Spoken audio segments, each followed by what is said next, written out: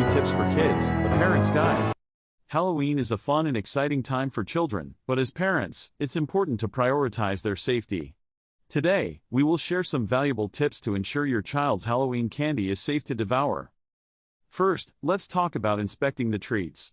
Before your child digs in, go through their candy and remove any open or damaged packages. Check for any signs of tampering, including torn wrappers or broken seals. It's better to be safe than sorry. Next, let's discuss the importance of reading labels. Take a close look at the ingredient list, especially if your child has any allergies or dietary restrictions. Look out for common allergens like nuts or gluten. Keep an eye out for expiration dates as well, as some treats may have passed their prime. Now, onto portion control. Halloween is a sweets overload, but that doesn't mean your child should eat it all at once. Encourage moderation and limit their daily candy intake. Teach them the importance of saving and savoring their treats over time. It's all about balance. Additionally, teach your child not to accept homemade or unwrapped treats from strangers. Stick to factory-sealed candies for safety reasons. Remind them to be cautious and only accept treats from trusted sources. Finally, let's talk about sharing the joy. Encourage your child to donate any excess or unwanted candy to a local charity or organization. It's a great way to teach them about giving back, while also reducing the amount of candy they consume. Remember, keeping your child safe during Halloween is a team effort. By following these simple tips, you can ensure a spooktacular and worry-free Halloween for your little ones. Thanks for watching, and don't forget to subscribe to our channel for more helpful tips. Happy Halloween!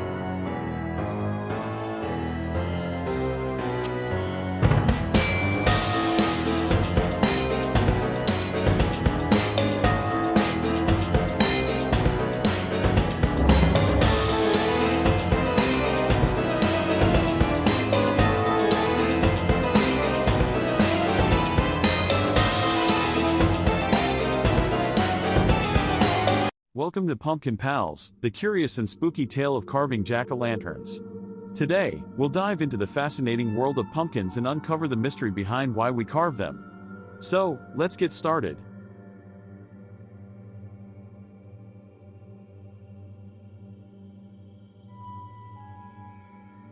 Did you know that carving pumpkins actually started centuries ago in Ireland? They used to carve scary faces into turnips or potatoes to ward off evil spirits. But when Irish immigrants came to America, they discovered the pumpkin, which was perfect for carving. Every year, on Halloween, we carve pumpkins into jack-o'-lanterns. But have you ever wondered why they are called jack-o'-lanterns? Legend has it, there was a man named Stingy Jack who made a deal with the devil and tricked him not once, but twice. Jack was doomed to wander the earth with only a burning coal inside a carved-out turnip. People started carving scary faces to scare away Jack and any other evil spirits. Nowadays, we carve all kinds of designs on our pumpkins. From spooky ghosts to friendly witches, the possibilities are endless. And the best part? Carving a pumpkin is super fun. You can scoop out the slimy insides and create your very own masterpiece.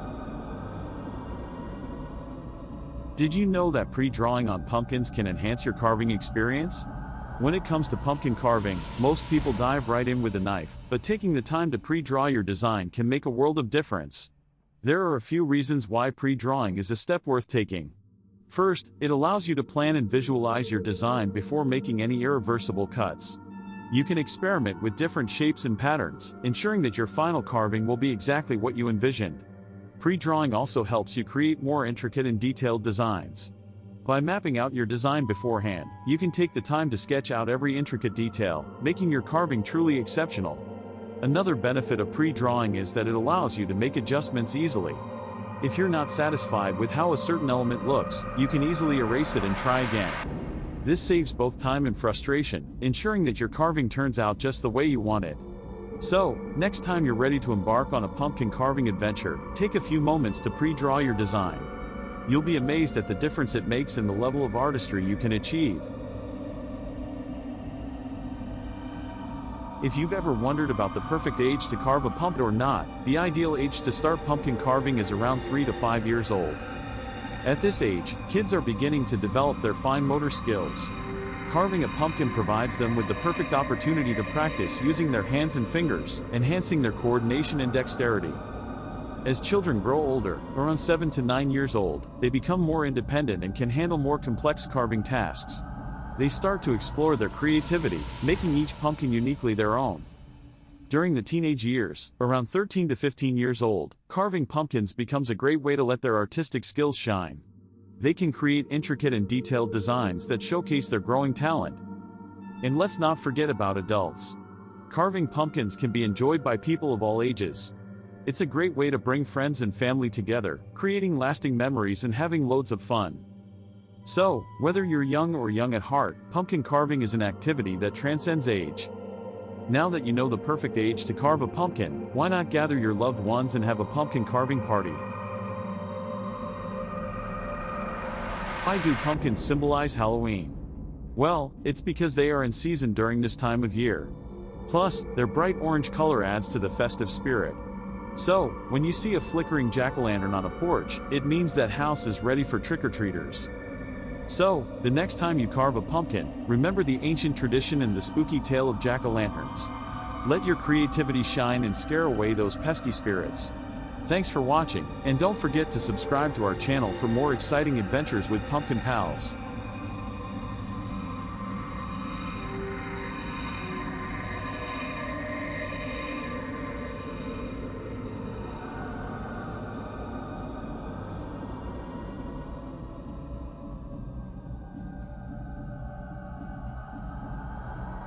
Welcome to our channel.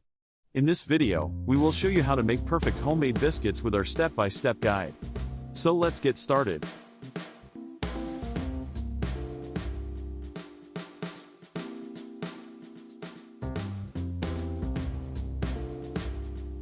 First, gather all the ingredients you'll need. You'll need 2 cups of all-purpose flour, 1 tablespoon of baking powder, half a teaspoon of salt, and 2/3 cup of cold unsalted butter. Don't forget 1 cup of milk too. Now, preheat your oven to 450 degrees Fahrenheit. In a large mixing bowl, whisk together the flour, baking powder, and salt until well combined. Cut the cold butter into small cubes and add them to the bowl. Using your fingertips or a pastry cutter, blend the butter into the flour mixture until it resembles coarse crumbs. This step is important for creating a flaky texture in your biscuits. Next, pour in the milk and stir everything together until a soft dough forms. Be careful not to overmix, you want the dough to just come together. On a lightly floured surface, turn out the dough and gently knead it a few times to bring it together. Pat the dough into a 1-inch thickness. Using a round biscuit cutter, press straight down into the dough to cut out the biscuits. Avoid twisting the cutter, as this can hinder their rise. Place the biscuits onto a baking sheet lined with parchment paper, leaving some space between each one. Now it's time to bake. Pop the baking sheet into the preheated oven and let the biscuits bake for about 12 to 15 minutes, or until they turn golden brown. Once they're ready, take the biscuits out of the oven and let them cool for a few minutes. And there you have it, delicious, homemade biscuits that are fluffy and buttery. They're perfect for any meal or occasion. Thanks for watching our video. We hope you enjoyed this step-by-step guide to making perfect homemade biscuits. If you found this helpful, don't forget to hit the subscribe button and stay tuned for more tasty recipes. Happy baking!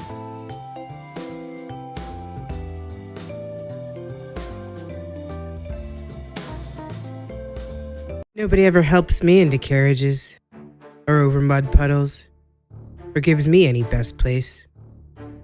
Ain't I a woman? Look at me. Look at my arm. I've plowed and planted and gathered into barns, and no man could heed me. Ain't I a woman? I could work as much and eat as much as a man when I could get it, and bear the lash as well. Ain't I a woman? I've borne 13 children and seen most of all sold off to slavery. And when I cried out my mother's grief, none but Jesus heard me. Ain't I a woman? Sojourner Truth, 1851, Women's Convention in Akron, Ohio. The history of black motherhood in the United States has been marked by separation. From the time of slavery, the American black woman has been viewed through the lens of the labor she can provide others. Her role as wife and mother minimalized by the expectations of her work outside the home. The legacy of these ideas formed during the infancy of this nation is still felt, even today, as Black women experience motherhood differently than their white counterparts, even in the first few hours after giving birth. Subjected to tropes such as the mammy, who in almost comical irony is characterized as the ultimate caretaker for white children, while simultaneously being neglectful to her own. Black women have for centuries seen their motherhood and their mothering called into question. The modern incarnation of the quote-unquote welfare queen characterizes the Black mother as a dishonest materialist who only has children in order to game the system for more money. The lasting impact of such inaccuracies has been devastating. During slavery, Black women were called upon to be wet nurses to the children of their white owners, often separated from their own children, sometimes permanently, just after giving birth. This practice continued even with emancipation, as many families, especially in the South, continued to employ Black women in domestic capacities. In the first decades of the 20th century, as economic opportunity began to expand for Black men, many Black women were for the first time in a position to make the choice to stay home and care for their own children. The dwindling supply of domestic labor didn't sit well with many employers, and laws were passed in many places requiring Black women to work even if they had other means of support. A 1918 article from Greensboro, South Carolina, is a prime example of one such ordinance. It read in entirety: Negro women to be put to work. Regardless of whether they want to or have to, able-bodied Negro women in Greenville who are not regularly employed are to be put to work, put in jail, or fined heavily. At its special meeting yesterday afternoon, City Council discussed the situation with regard to this class of loafers at some length, and it seemed that all members of the council were agreed that steps should be taken to compel them to engage in some useful occupation.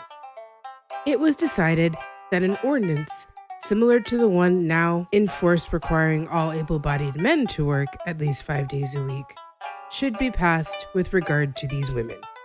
Such an ordinance will be prepared and voted on at the next regular meeting of the council. A number of complaints have come to members of the council of Negro women who are not at work and who refuse employment when it's offered to them. The result being that it is exceedingly difficult for families who need cooks and laundresses to get them. Wives of colored soldiers getting a monthly allowance from the government have a number of them declined to work on the ground that they can get along without working, according to reports. Others have flatly refused jobs without giving any reason whatever, while still others pretend that they are employed, when, as a matter of fact, they derive a living from illegitimate means. The proposed ordinance will require them all to carry a labor identification card, showing that they are regularly and usefully employed, and the labor inspectors and police will be charged with the duty of rigidly enforcing the law. To make this abundantly clear, in the 20th century, there were Black women whose husbands were gainfully employed, some even by the U.S. military, who were told that by law they could not stay home with their families because someone needed a maid. The same 20th century in which most adults alive today were born. This assault on Black motherhood would continue. The 1940s saw a rise in the more widespread use of baby formula, and companies were quick to market their product to Black families. The combination of negative historical associations with being wet nurses and the reality of many Black women having to return to work very soon after giving birth made Black women prime targets for these advertising campaigns. By the 1950s, organizations such as La Leche League were formed. Their messages and campaigns were largely designed to encourage white women to breastfeed, while once again marginalizing Black motherhood. Images of white women breastfeeding their children began to be normalized, while one would only find an image of a woman of color doing so in the pages of National Geographic or the like.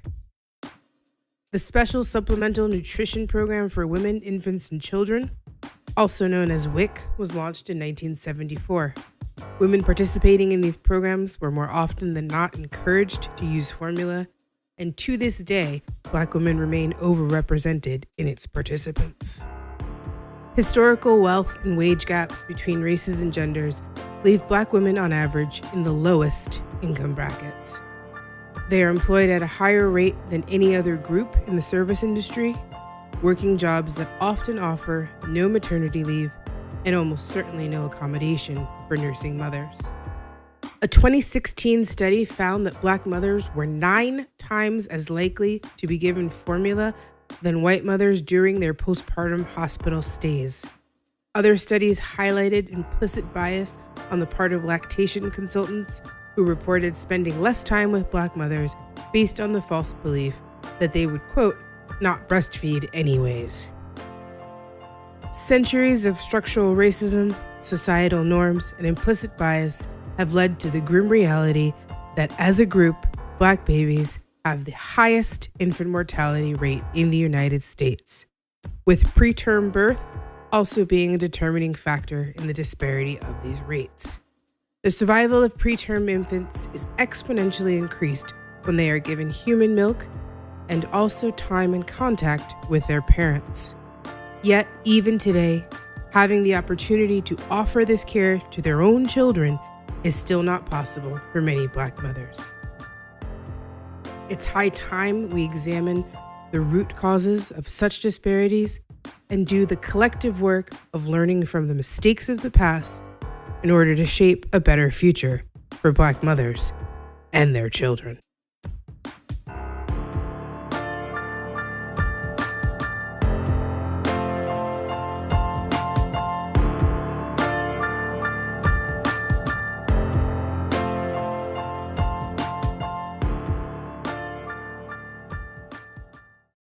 If there was anything I hated, it was investigating the organs of the female pelvis.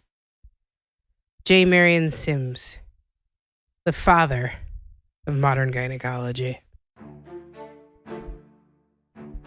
The legacy of the good Dr. Sims and the slave women he experimented on has been a topic of widespread discussion in recent years.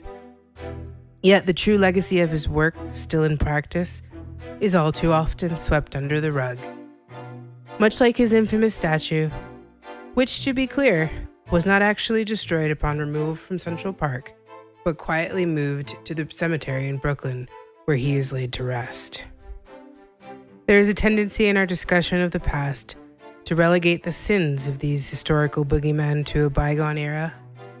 Both proponents and detractors of men like Sims all too often fail to recognize the lasting impact their work has had. It serves no purpose to tear down statues and demand namesakes be revoked if we fail to address their tangible legacy. Much has been written over the years about Sims's work. Efforts aimed either to praise or to malign often mention his own words as a mere afterthought. Historiography reeks of the disingenuine when it relies on anecdote and conjecture to make a point. The good doctor himself wrote, "I made this proposition to the owners of the Negroes. If you will give me Anarcha and Betsy for experiment, but my operations all failed, so far as a positive cure was concerned. This went on not for 1 year, but for 2 and 3 and even 4 years. I kept all these Negroes." 4 years. 4 years of experimentation, consented to by someone who considered you chattel worth only as much as the price your children would fetch them. Let it be made abundantly clear that we're talking about upwards of 20 different surgeries on these women. Anarcha, Lucy, and Betsy, lest we forget their names. Surgeries done without anesthesia, while on all fours, with curious doctors and students observing and participating. The pain and humiliation these women were subjected to is unconscionable. Sims's actions are all too often excused by saying the man was merely a, quote, product of his time. The problem with this excuse is that it belies the fact that in many ways, times haven't really changed. The 19th century birthed many of our most reputable fields of medicine, along with the journals that chronicled their so-called discoveries. It was a time in which medical training was cursory at best and often perfected in the form of apprenticeships or field experience. These journals influenced the practice and tools of the field much the way they do today. The works of such doctors as Philip Tiedemann and Samuel Cartwright, respected authorities of the era, are riddled with quote-unquote scientific evidence suggesting not only surface but actual physiological and anatomical differences between the races. Assumptions about the so-called Negro subjects of their studies suggest differences in everything from circulatory patterns, respiratory capacity, and even a dulled sensitivity to pain in some cases. We would assume that such absurdities would be relegated to a distant past, their assumptions long since disproven. And we would be wrong. A study published by the National Academy of Science in April of 2016 came to the following conclusion. Many white medical students and residents hold beliefs about biological differences between blacks and whites. These false beliefs are related to racial bias in pain perception. Participants who endorsed more of these beliefs reported that a black patient would feel less pain, and they, as a result, were less accurate in their treatment recommendations. Let's be abundantly clear about what is being said here, because it needs to be restated. In the year 2016, there were medical students and residents who still held long disproven myths about racial differences to be true, and it actually affected the way in which they treated patients. The gravity of the legacy of mistakes made during the infancy of modern medicine cannot continue to be ignored. Removing a statue or renaming a building merely pay lip service to very real and often fatal disparities in this country. It's not enough to wrestle with the demons of yesteryear if we ignore their very real legacy in today's world.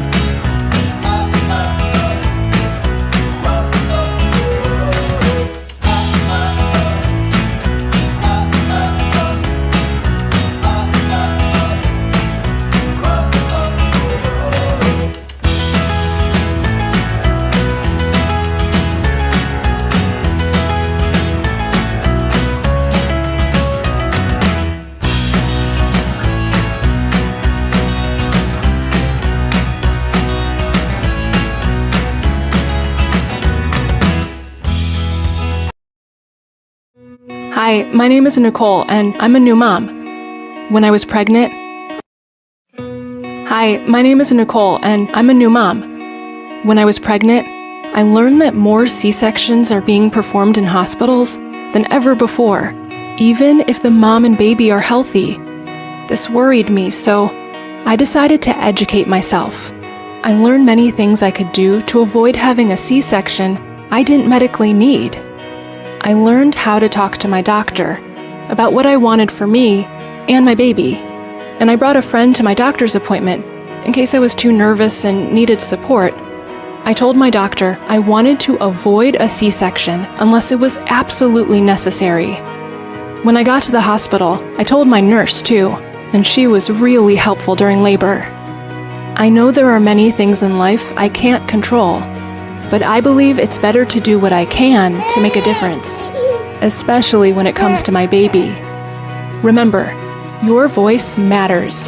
Educate yourself and start talking to your team today. If I can do it, so can you.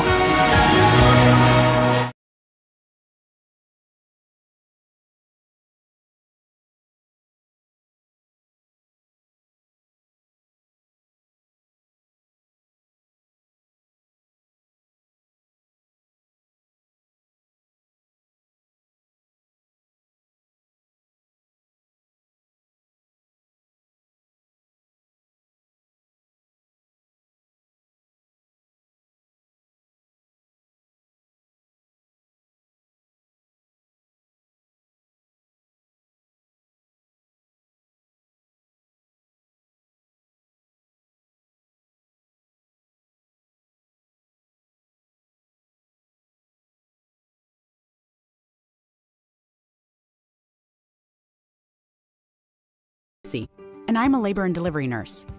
If you want to have a healthy birth, it helps to have a strong birth team.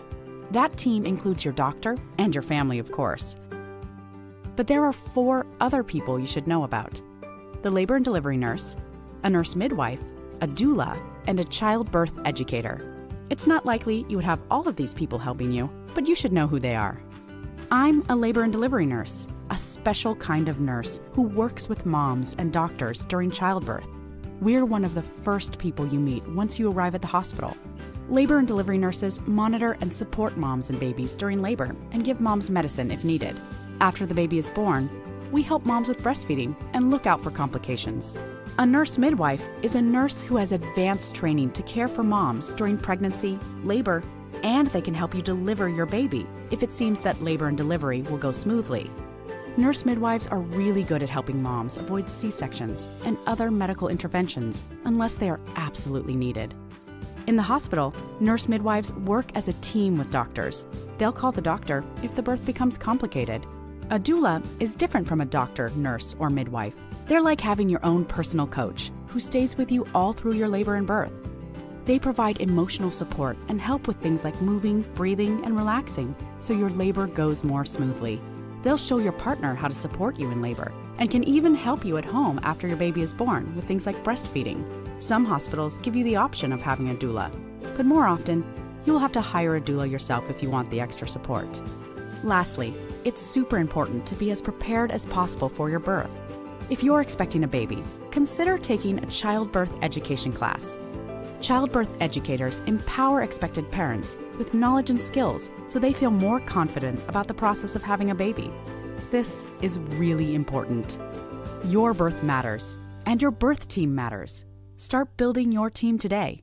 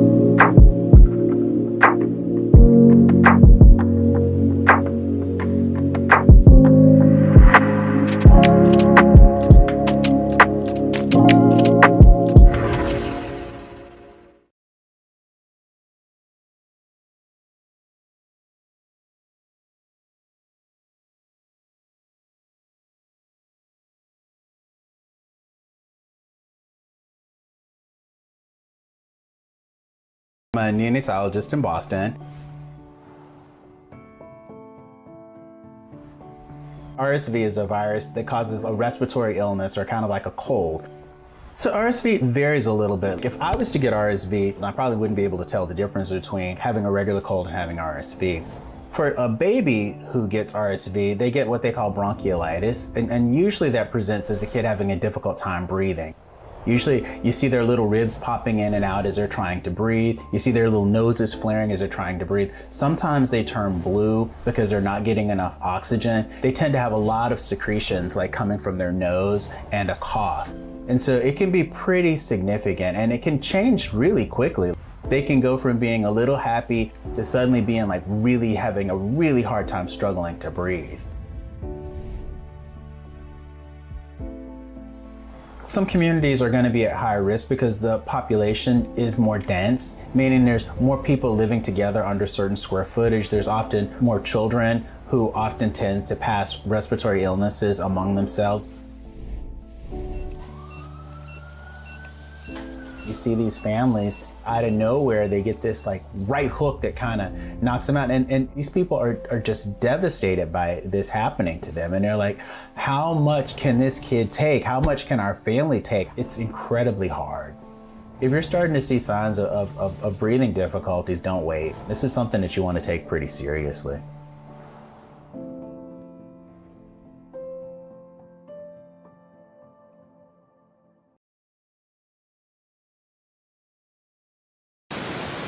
Hi, it's Jen. I just wanted to take a second and update you guys with what I've been working on this weekend. If you've been with Fortunate for a while, you might recall that we put together NICU kits shortly after the boys were home as a way to reach out to other families that were going through a similar journey that we experienced in the NICU. And we just put together a few things just to kind of make the NICU stay a little bit more homey and a more personal. If you don't mind, I'm going to show you a couple of things that we put together in the kit. I'm making one for our triplet family right now. So, my favorite thing in the kit probably is On the Night You Were Born by Nancy Tillman. It's a super book. Beautiful, beautiful illustrations, beautiful words. Just go out and buy it for the next baby shower you have. It's gorgeous.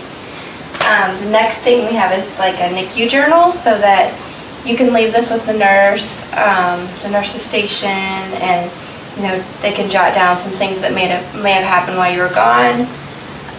It's a good way for you to kind of keep things straight as they're giving you a lot of medical terminology you might want to keep track of. We have our schedules for the multiples moms. It has a feeding schedule and how much, when do you change them, all that good stuff that you don't have the brain power for any longer.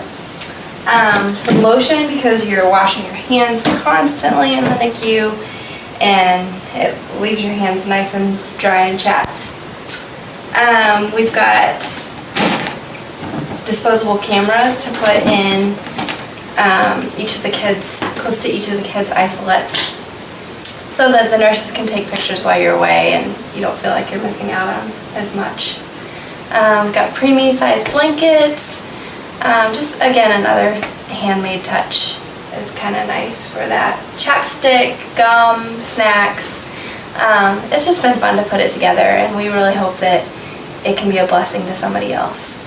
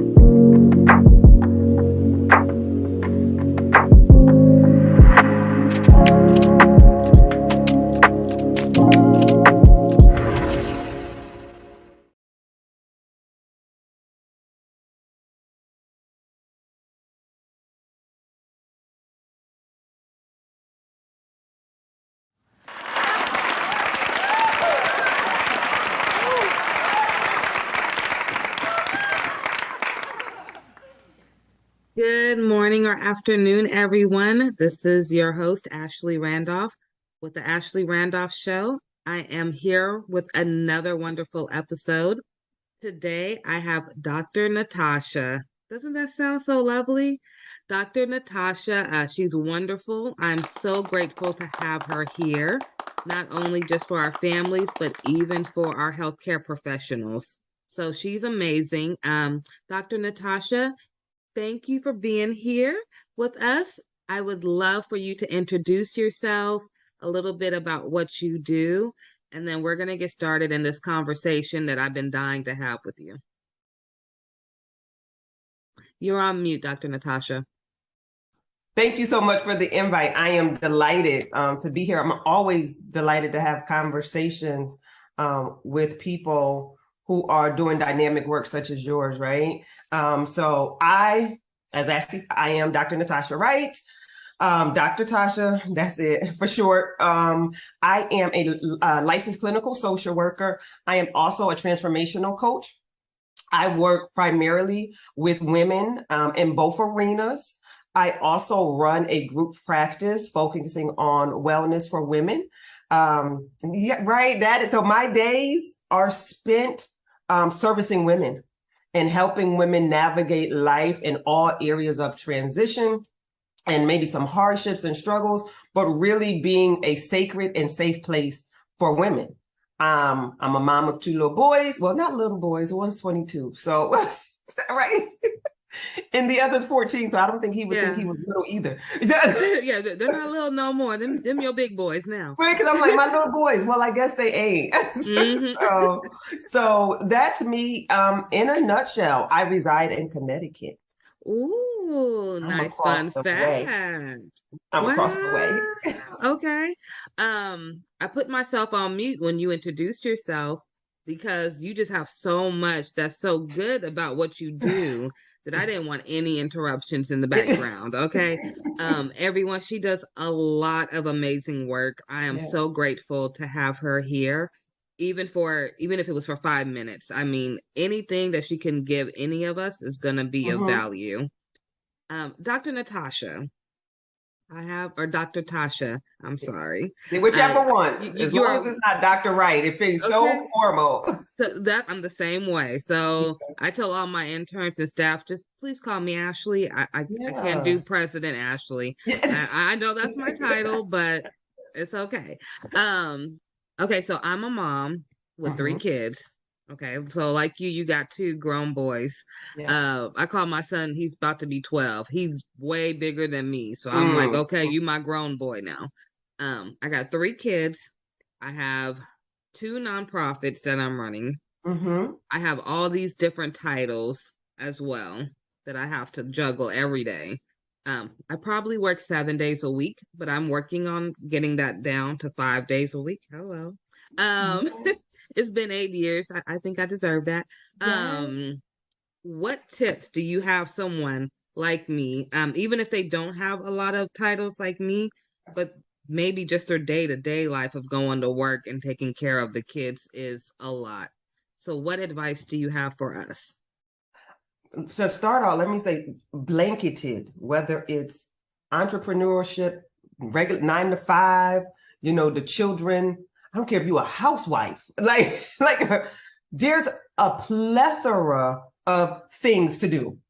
Yeah, absolutely. So almost context almost doesn't matter nowadays because there's always something going on. So the universal conversation that I'm having with women is the question that I originally or first start out with is, how are you? Not how's what you're doing, not how's the boys or how's the girls, how's the husband, how's the business, but how are you? And usually I get a pause because not a lot of women are being checked on. They're like, oh, I don't know. And I'm like, okay, so sit with it for a minute. I usually got time. Yeah. Or I get this almost auto response of, fine, I'm good. No, slow down. Let's ask again. And then once I ask, how are you? I pivot to, well, how's your heart? And that is a totally different question. And it forces people, women, to pause for a minute and examine what's going on in life. And I usually get a more authentic response. Because you can't when I ask how's your heart, it's not good, fine, great, how you? No, those are those automatic responses when we are in the hustle and someone asks you, how you doing? Good, I'm great, you good? All right, and then we're in passing. And so having women slow down. So what I want people to know is, women to know, is that I do believe that you can have it all. I'm a firm believer that you can have career, that you can have children, you can have hobbies, you can have dreams. It's just how we manage the time that we're given. So where I come in at is strategy, because I do believe that you can have it all. We are all given the same 24 hours and 1 day. Right. And I'm sure we all have dreams and hopes and desires, but what are we doing with them? Do they get lost in the hustle of life? So one tip is checking on yourself. How are you? That how's your heart question doesn't have to go from one woman to another. We can sit and reflect in our quiet time when we carve out quiet time and ask ourselves, Okay. how's your heart? But having that, stealing a moment to say, how am I doing? And then being real reflective. I'm having a rough week. It's been a rough month. It's been a rough quarter. Everything is extremely busy. I don't know if I'm going to the right or going to the left. That's data that we can use to say, I might need a better plan. I might need some systems put in place. Okay. Because there are times when we are doing everything that we should be doing and that we can be doing. We're probably just not doing it in a most strategic way. Absolutely. I agree with that. Yeah. So it's like, well, I can't drop anything. And sometimes you're absolutely right. Sometimes it is the job. It is the kids. It is if you have a spouse. All of these, if you're caring for aging parents, if you're caring for small babies, if you're caring for sick children, all of that. And you're like, well, what do I do now? I can't drop any of it. Right. And so I don't approach it as you have to drop it, but let's just look at it. And how do we get a better system or strategy to help manage it? Oh, that's good. That's interesting. Yeah. That's interesting. Yes. Strategy is everything, though.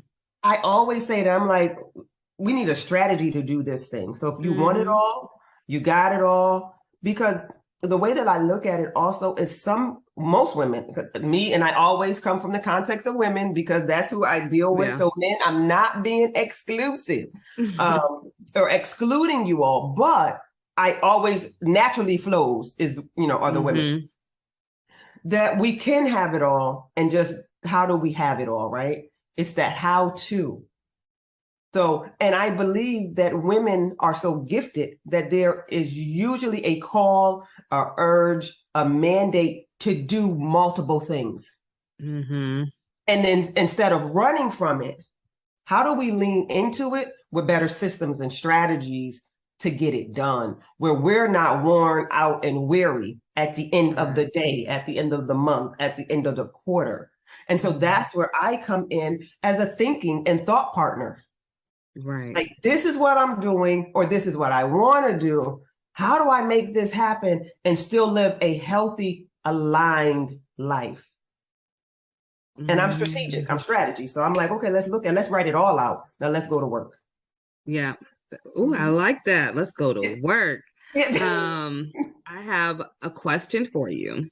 Okay. So with your expertise and knowledge, I have noticed that a lot of African American moms that I have in my nonprofit, a lot of them seem to veer towards negative, like social media sites or let's say reality TV that promotes negativity.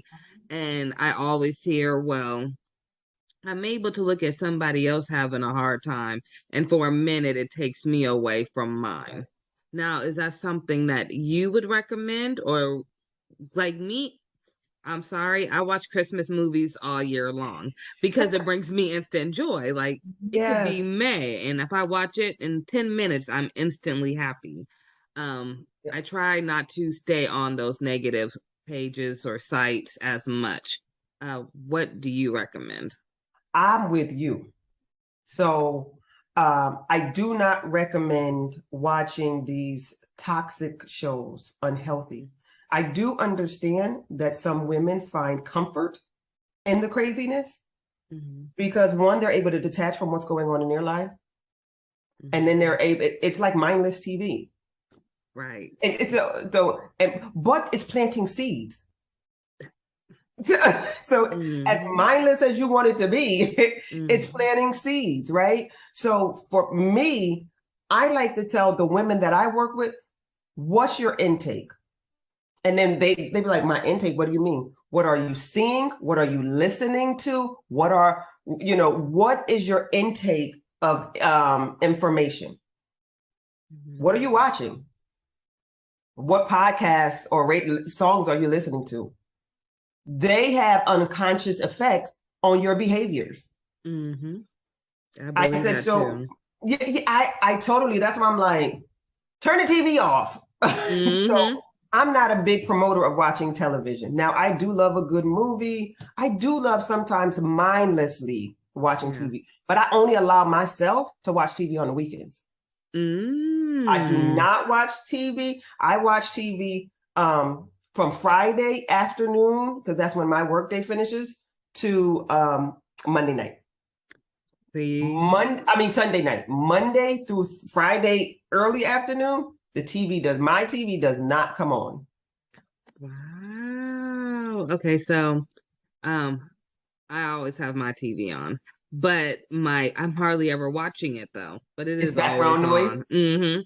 Now my kids, they're in school from 7:30 in the morning until 5:30 every day, Monday through Friday. They have a strict schedule to be home, to be in bed at 8 p.m. So when they come home, they do their routine, take a shower, start putting on your night clothes, homework, dinner. Then they get an hour of game time, usually right before bed. So they're not watching TV. By the time they turn on the TV to put it on cartoons, it's 8 o'clock. They're laying down for bed. By 8:30, they're knocked out sleep. So without them even noticing, they're not even watching TV as much as other kids are. But I do notice that other kids are teaching them things at school. For instance, my son, he's never seen. So I'm one of those real strict parents, and I love it. So I don't care what no one says. The TV guides, and you know how it says the ratings, TV 14. Oh yeah. Well, if you're not 14, I'm sorry, you're not watching it. So my son comes home and he'll be like, "Oh, Mom, Jason movie. I heard about Jason, or I heard, there's a movie called Saw or something." And I'm like, who's letting their kids watch this? You know what I mean? Yep. And, I tell them, one day you'll watch it, but you're not that age yet. But I do know that a lot of the outside world has an impact. So that's why I'm so into the parents about what they're watching too. Because sometimes the kids see what you're watching and you may not even be really paying attention, but they're picking up on everything that video is showing, or whatever they're listening to. Like you said, even simple podcasts, it's giving them visuals. They're hearing it, and however they want to, think about it, that's how they're going to think about it. Absolutely. And YouTube is big now amongst my son doesn't That's what watch I was thinking of, was YouTube. Yeah, my son doesn't watch a lot of TV per se. He watches YouTube. And so just think about watching YouTube on not the children's YouTube, but on regular YouTube, and the commercials that can come through. Right. And so they just plant seeds. And so I like to err on the side of caution. So I direct and I control what's going on in my ears or what I'm watching. So the limiting of TV is huge, because it takes up such a gap of time So you're like, I could be getting this done, but I'm gonna sit down and I'm not saying that, you know, these shows don't be good. They probably do. I don't even have cable. I ain't had cable in must be probably 12 years. I stream everything. So when I say that I watch TV, I watch Hulu and Netflix on the weekends. And I don't like series. If I have to watch a series, I may have to make sure that I have time to finish it. Because it'll drag into my week and it bothers me. Yep. So I'm the if same I don't have way. time to finish a series, I need a movie that's less than 2 hours. I'm in and out and I'm moving on to the next thing, because a good series will be on my mind all week and I'm distracted. So that's I said, what we do and being strategic with the time that we're given. And so I give practical tools on really how to order your day, to order your week, to order your month, and how to really get things done. Okay, now I like how you say that. So how can someone be a part of what you're doing? So for me, go right to my website. There is a discovery form up there. You can go right there. I offer VIP days. So I'm for the busy person. I don't have no long program because I work with busy people. I work with ambitious, busy, motivated, but slightly overwhelmed people. And overwhelm is not a negative thing. It could be like things are going, I have to do all of this and I just don't know how to do it. And so I'm a VIP strategist. So I'm a strategist. I strategize. I come to my clients or my clients come to me. We meet to make sure that we're just a really good fit. And then we begin to look at life. And so there's a discovery form on my website, drnatashawrightconsulting.com. And it's a quick questionnaire. Pop into my calendar. And then we begin to talk about what it would look like to partner together. Do you want clarity? Do you want a plan? Because I come to find out that people have dreams and goals, but they don't have a plan. They can't execute.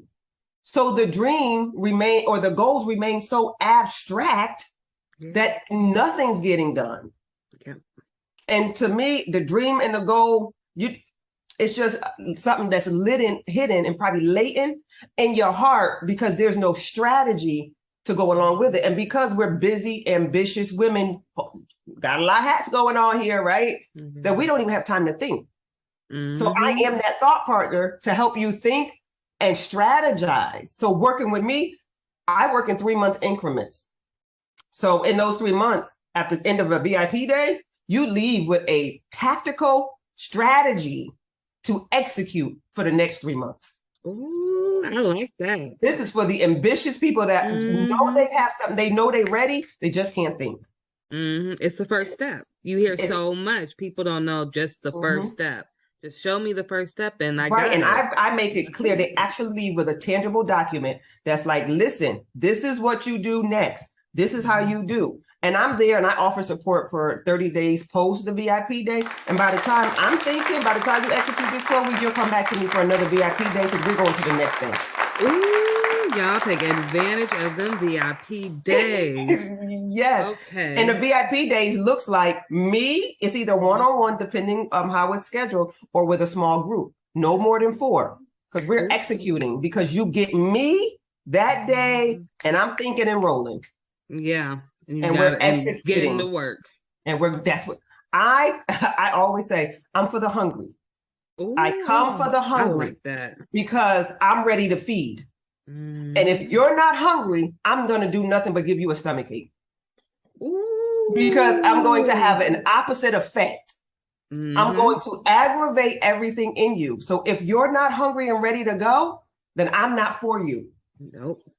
Because I'm just going to aggravate you. Yeah. Just like VIP. You come prepared or you're not coming in VIP. I'm sorry. That's it. Right. So that's my life and my strategy and how I get women from point A to point B and ultimately to Z. Step by step. Step by step. 3-month program. drnatashawrightconsulting.com. Do you have any Instagram or Facebook? I do. Instagram, it is IAM_Dr. Natasha W. And Facebook is Dr. Natasha Wright Coach and Consultant. Do you have any books or anything? Or are you thinking of writing? I do have ebooks that were coming out for the VIP day. So I walk through the workbooks. I'm producing 2 workbooks. Part of this is I have 2 VIP days. One's for business and one's for life. So there's a life edition. Ooh. That's the walking through life. What are we doing? How do we get this life together? And then another is a business edition. I kind of want to start a business. I don't know where. Let's get through some of this thought work. How do we clear the path so I can do this business? One last there's question. 2 different. So you said business days, and you said you have business and you have one for life. Yes, I do. Would the business one also work for NICU nurses? Because we have a lot of healthcare professionals in the medical field listening in too as well. So would this work for doctors and NICU nurses and social workers? Because that's your your little background. So it does, because it's a day to help you get to strategize how to launch, strategize how to even get through the thoughts of what am I going to do? So remember, it's very tactical. And so afterwards, after they're up and running, then they probably go off to a business coach for the intricacies of the business. But I'm that thought partner that's cutting it out, saying, what is the mind doing? How do we get out of our mind? Here's your first step. Here's your second step. Here's your third step. Yeah. I'm so happy that you created this program. I am so happy that you're African American, first of all, okay? And your voice is powerful. I'm glad of all the work you're doing. I hope everyone takes advantage of these VIP days. Yes, come on, let's get this together. Yes. And if you ever have any days you want me to promote on our GLO Preemies website, wonderful. Send it to me, the flyer. We'll promote it for you. And we're going to have you back. For sure. Listen, I'm here. I love talking about strategizing and getting from point A to point B and getting clear. Yeah, to me, it's money talk to me. If you get your life together, everything else kind of flows. Right. So it's like wedding bells. Like, how can you not love to strategize? So I told you I'm on a tight schedule. So I keep everything around me in a schedule and to the time. Right to the T. So I appreciate you, and I always appreciate your little talks that we have. They're always so meaningful. And I hope you all look at her website. I will post it below. Thank you for being here, and we will see you again, I am sure. Absolutely. Thank you for having me. This has been wonderful. Thank you. Okay, everyone. That is concluding today's episode with Dr. Natasha. She is amazing. Please, please, please go follow her, like and share and subscribe to her pages, and go look at her website. And we will have her again shortly, okay? Thank you, Dr. Natasha. Bye-bye.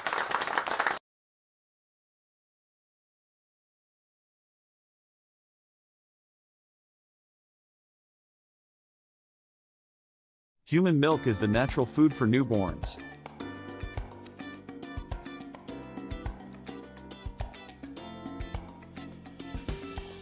It provides them with all the necessary nutrients to develop and grow strong.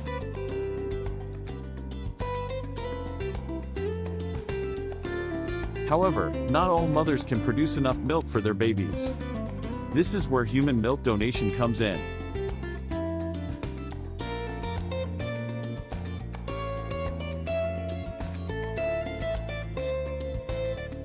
By donating breast milk, women can help provide premature babies and sick infants with the nutrients they need to thrive.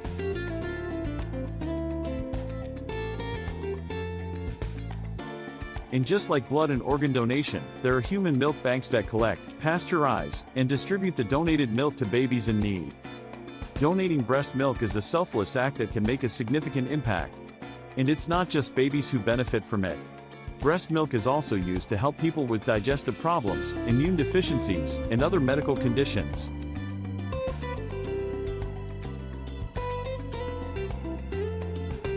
So, if you are a new mother with more milk than your baby needs, consider donating it to a human milk bank. Your milk can help save lives and make a difference in the world. Thank you for watching this video. If you want to support the cause, please subscribe to our channel and share this video with your friends and family. Milk and that. Welcome everyone to today's webinar entitled Marijuana and Breast Milk. This is hosted by the Maternal Substance Exposure Database, which we call MADEX, through CPQCC. If you have any questions for myself or for our speaker, please send that over in the chat. There's also a Q&A function that we're asking you to use, so that use the chat maybe for technical issues that you're having. As I've mentioned before, if you're just joining us, there is a link on the screen. You can type that in bit.ly/THC and breast milk, and that will take you to a really short survey that we're asking attendees to complete. We'll share the survey results with you later, so we promise it'll be interesting the more people that do it. But if you can go ahead and fill that out, we would greatly appreciate it. Here's a brief overview of what we're hoping to talk about today. So we'll do a welcome, a presentation that'll be about 30-35 minutes. We'll share those survey results and then have time for live Q&A. So as you're listening, if you have a question, please feel free to submit that in the Q&A box. The Maternal Substance Exposure Database, that's the group that's hosting this webinar today, is an optional and free database that's part of the California Perinatal Quality Care Collaborative. You might be familiar with us, CPQCC. A lot of you are from California. So we collect data on all maternal substance exposures. So those include, but aren't just limited to, opioids. And by doing that, we aim to improve healthcare for exposed newborns by focusing on treatment and length of stay in the hospital. And while the database is designed to capture information on infants who have been exposed to opioids, many of our members also use it to collect data on infants who have been exposed to other substances as well. So about 23% of our infant records in MADEX report maternal exposure to marijuana. We would assume that the rate for this data is much higher, since a lot of our MADEX centers do primarily use the database for opioid exposed infants. So this is an example of the MADEX report site, where if you join MADEX, which again is free and optional, you can compare your hospital to other MADEX participating hospitals. So we have 32 right now across California and over 500 infant records that have been entered to date. This data is used to drive improvements in the care provided to exposed infants. This is done through a range of reports designed to help you identify areas of high and low performance, monitor the effects of improvement interventions, and conduct research that advances the quality of care. MADEX is available and free to all CPQCC centers, but you do have to request access. So if you'd like more information on MADEX, send us a message in the Q&A or in the chat with your email. You can also submit your email in the evaluation survey for today's webinar. So again, this is, I'll say this one more time. So please take a minute to answer the following survey. You can type this in, THC and breast milk. The slides will be available afterwards as a PDF for download, and I'll send around that link. We are really excited today to welcome Dr. Christine Bixby as our speaker today. She is board certified in pediatrics and neonatal perinatal medicine. She completed both her pediatric residency and neonatal perinatal medicine fellowship at Harbor UCLA Medical Center. She attended medical school at the University of California, Davis, and she is a practicing neonatologist at Chalk Children's Hospital. She is an international board certified lactation consultant in IBCLC and the lactation medical director at Chalk Children's Hospital, where she focuses on breast milk handling and breastfeeding support in the NICU. She is a strong advocate for breastfeeding in Orange County through the Orange County Perinatal Committee and the Orange County Breastfeeding Coalition. She has published and speaks frequently on best practices in breast milk handling and optimizing breast milk production and breastfeeding in the NICU. Welcome, and I will turn it over to you, Dr. Bixby. Hello. Thank you very much for inviting me to speak. It is my privilege to get to talk to you about cannabis and breast milk. Let's hash it out. And I will do my best to minimize the number of dad jokes, but I had to put that one in there. It is quite the appropriate day. As you note on the bottom right corner, Cannabis 420. It is the most sacred and celebrated day for marijuana. And so it is very appropriate that we are talking about it today. Next. So my disclosures are limited. I am faculty for the Small Baby Care Specialist Program from Engage, Grow, Thrive, where I shockingly talk about optimizing milk supply in the NICU, the benefits of human milk in the NICU, and how to handle human milk in the hospital setting. I'm also a consultant for Willow breast pumps as well. Next slide, please. So here's our big question, and it's the question I get asked as an MD IBCLC all the time is it okay for a woman who tested positive for THC to breastfeed or express milk for her baby in the NICU? And I think the easiest way to answer it is it's complicated, and I'm going to walk you through it. This question kept coming up a lot.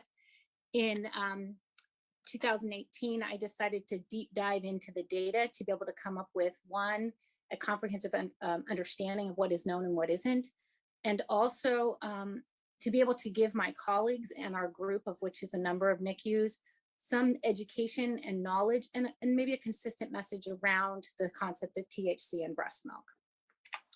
So to answer the question, you get two more questions. So next slide, please. One, and this is for any substance that crosses or that you're seeing a breastfeeding mother use, is does it cross from the mom into the breast milk? And if it does cross, is there harm to the infant?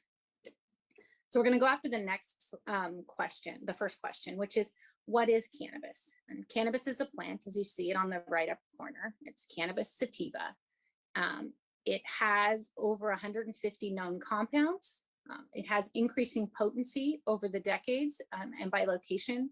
Of note, between 1995 and 2014, the potency or percentage of THC has increased from 4 to about 12%. There are some products that are made in Washington State with flower products greater than 20% of it being THC, and with their extracts having greater than 60% of THC. And we'll get into what THC is in a little bit. There are various forms of consumption, the good old-fashioned cigarette or joint, using a water pipe or a bong, my aunt and uncle's marijuana brownies, the more common and newer versions of vaping, and then this new thing to me called dabbing, which is where they pour butane over the plant and you get a sticky precipitate out that you can then smoke that allows you to have a much higher concentrate of THC with a very rapid onset. Important to note that with consumption, if you're smoking, you're going to have rapid onset as it goes through the lungs into the plasma, versus consumption of brownies or gummy bears, that's going to take over 30% or 30 minutes, and your oral bioavailability is fairly low. Other thing to note about cannabis, there are other additional unknowns as the growing of the product is not technically regulated.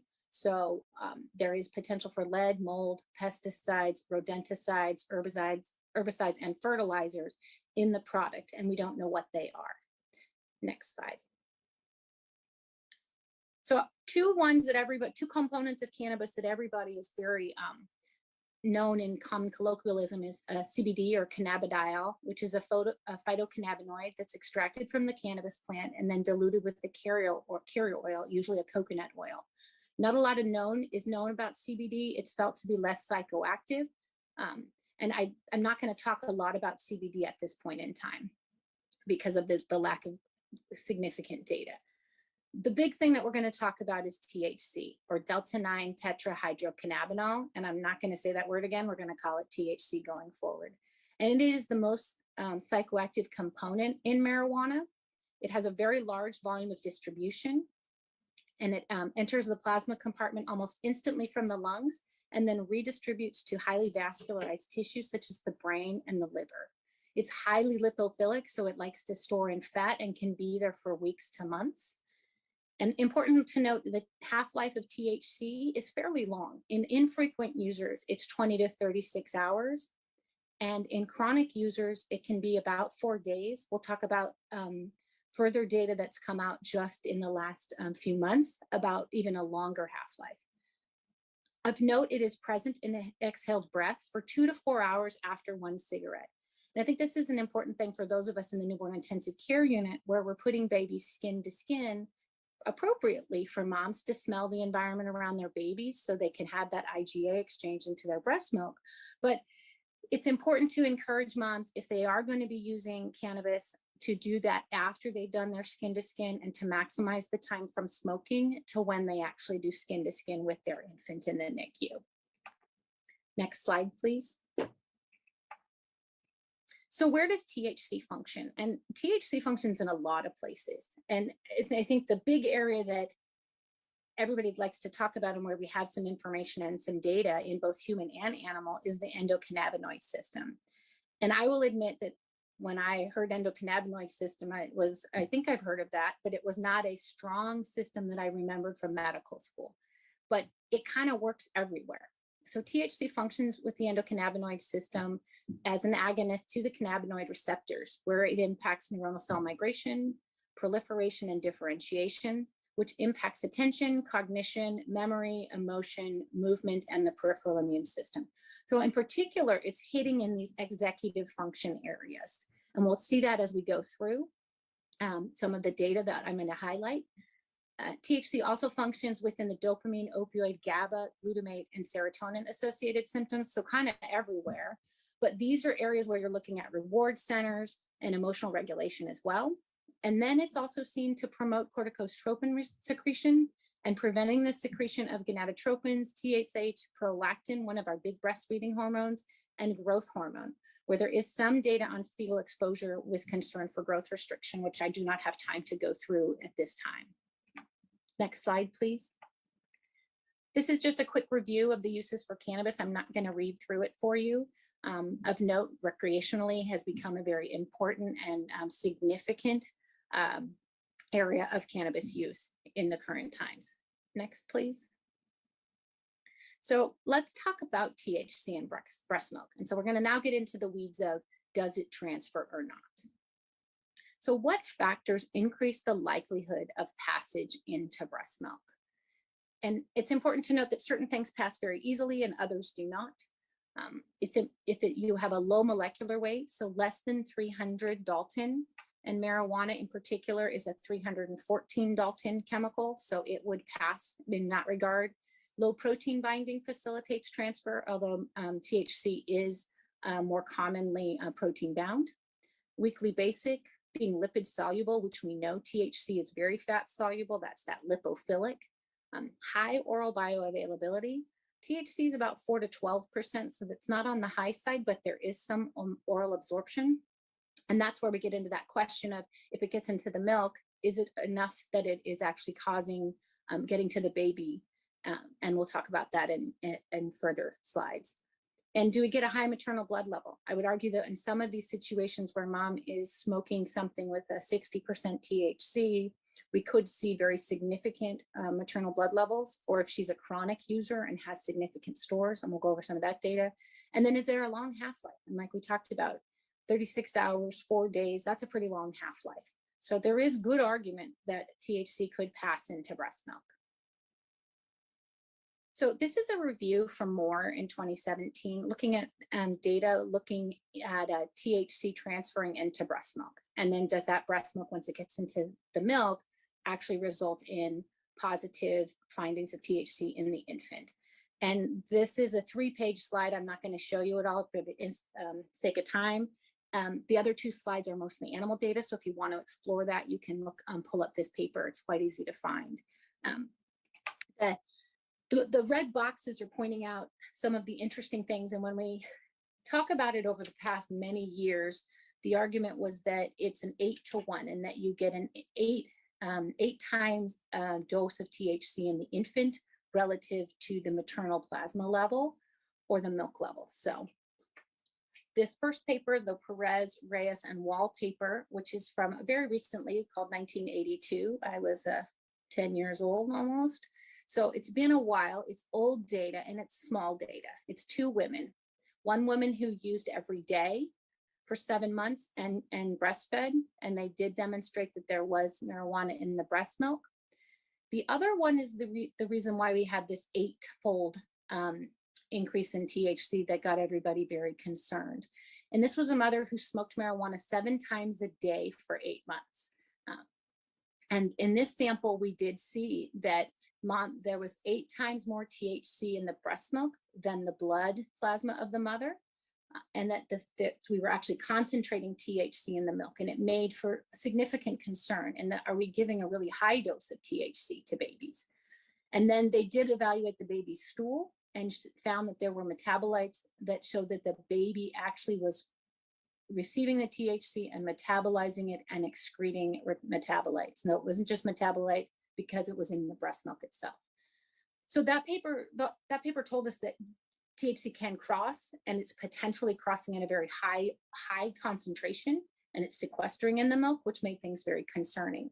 The Ahmad and Ahmad paper from 1990 was an interesting study of buffaloes that apparently ate marijuana about 5 to 10% of their diet, and then looking at if the children who drank that buffalo milk, did they have THC in their breast, in their urine samples, and 29% of those children do.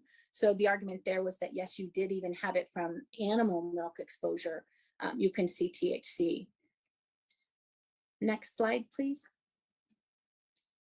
So the good news is we have more recent data that conveniently came out. The first time I did this deep dive was in 2018, and very kindly, the 2 studies, the Hale and the Mommy's Milk studies, came out right when I was looking at the data. And they were, we've known about the Colorado study for a while. And Thomas Hale, who is a pharmacist and is kind of the resource for what is safe in breastfeeding when it comes to medications and substance exposure, he had started enrollment on a study in Colorado after marijuana was legalized. And we were all so excited about this study and hoping it was going to give us so much information. And it was kind of a letdown in some regards because they were only able to enroll 8 mothers, even though it was an anonymous study, and only 5 of those mothers actually completed the questionnaire. But this study was, the women abstained from using marijuana, then went to a very specific dispensary and picked up a very specific marijuana that they knew the dose of THC, and had them pump, smoke, and then pump over interval periods of time to see if there was THC in the breast milk. There is no serum data for this study. And the RID, which is the relative infant dose, which is the daily infant dose in milligrams per kilogram of infant weight over maternal dose, which is milligrams per kilogram of maternal weight times 100. In general, the relative infant dose, or RID, if it's less than 10%, when you're looking at medications, it's felt to be safe. I will note that even though he did see this 2.5%, it was based on 150 cc's or milligrams per kilo or milliliters per kilogram per day of intake. And he has not updated his recommendation on his resource to put in a defined RID. I think he is appropriately recognizing the numbers are too low to make a definitive statement. He did note that the THC dose peaked at an hour and then slowly decreased until the end of collection. So the takeaway from the Hale study is that THC does get into breast milk. As we move on to the Mommy's Milk study, which was done through the group at UC San Diego, they looked at 50 women with 54 samples, and they had mothers recall their exposures for the 14 days prior to milk collection. So this is just recollection. And then they tested the milk samples. And the big finding from this paper was that THC was detectable up to 6 days after the last reported use. And then as I'm re-upping this study, it's very kind again, new papers have come out, and the Moss study out of Oregon just came out this year. And that looked at 20 different women who provided samples at the 2-week and 2-month pediatric tests or visits and were known to be using marijuana. They were found to be increasing their use between the 2-week and 2-month pediatric visit. And all but one had at least one cannabinoid in their milk. And there was the presence of CBD, even though there was no report of use of CBD. So I think we're getting a compelling statement that an idea that even though the numbers are small, we're getting a consistent data now that says, yes, it's not just these 2 women, but we've got a lot more that's saying, yes, THC does transfer into the milk. Next slide, please. This slide, I think this is an interesting concept because this is the one where what happens if we abstain? So this is a study looking at, and just published, but this is the Weimar paper, and it was just published March of this year. And it looks at women who were frequent users, greater than 2 times per week prior to delivery, who then abstained from using cannabis postpartum. And then they donated their milk and blood 2 to 5 times per week for 6 to 7 weeks. I feel like this is a really labor-intensive study.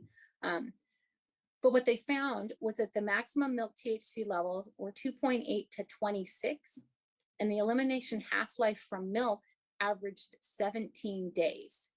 And I think the important thing when you look at the graphic on the right is that the bottom axis is time in days from delivery and abstention.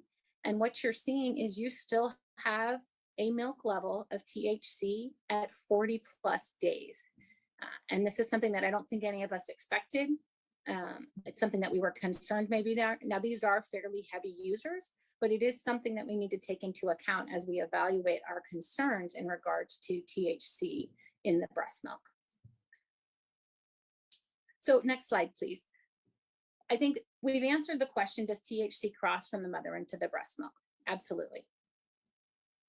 Now it's time to go, okay, if it crosses, does it get to the baby? We think it does. There is some amount of oral bioavailability, but does it cause harm to the baby?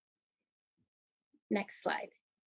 And I think inherent to the fact that cannabis has been illegal and folks haven't really wanted to be like, yeah, I'm breastfeeding and smoking, because there is that inherent risk, legal risk, plus people's particular bias or response, there's not a lot of data, and there's not a lot of let me jump into a study and be a part of it, which is what we saw in the Hale study. In all of those studies, just looking at milk transfers, you're not able to recruit huge numbers. So we kind of have to look in other places.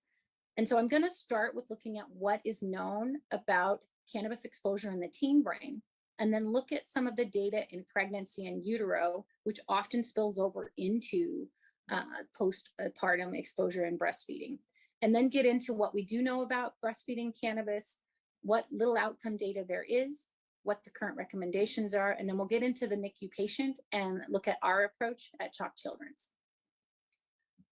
So before I get into the weeds of outcome, it is important to note that there is no reliable biologic sampling method to quantify the amount of marijuana use. I can't get a level like you can with alcohol and say, oh, this person's drank a lot, or this person has drank a little. We really have to go based on self-report. And self-report is inherently biased. Some want to report more use than they actually are to have that perception of them. Others don't want to report their use at all. The other issue with data in regards to THC and marijuana use is there are often confounders. There's often polysubstance abuse with tobacco, alcohol, and other illicit drugs. So the likelihood of a pure study with no exposure to other agents, I think, is exceptionally low. Next slide. So what do we know about the teen brain, and why do I want to talk about the teen brain? And the rationale for the teen brain is really that there is still changes going on and maturation of axonal tracts and networks in the teen brain. So we have a developing brain. And so does THC affect that brain? And in telling folks I was doing this talk, I said, oh, I was going to talk about teens. And in my mind, when I think about teen and marijuana use, I think of Spicoli from Fast Times at Ridgemont High, which then they all look at me like I don't know what I'm talking about, because apparently I've become old. So let me walk you through some of the things that we found that kind of go inconsistent with that meme type of that person in that movie. And that is that we do see short-term declines in attention, executive function, and memory. With regular use, they noted an 8-point decline in IQ when you evaluated a teen marijuana user at the age of 38, and that would persist even if they stopped using. Chronic use in the teen years, you can see reduced brain volume in memory centers like the hippocampus and amygdala. And that is also seen in the chronic adult brain, where you see decreased volumes in the amygdala, hippocampus, and parahippocampus.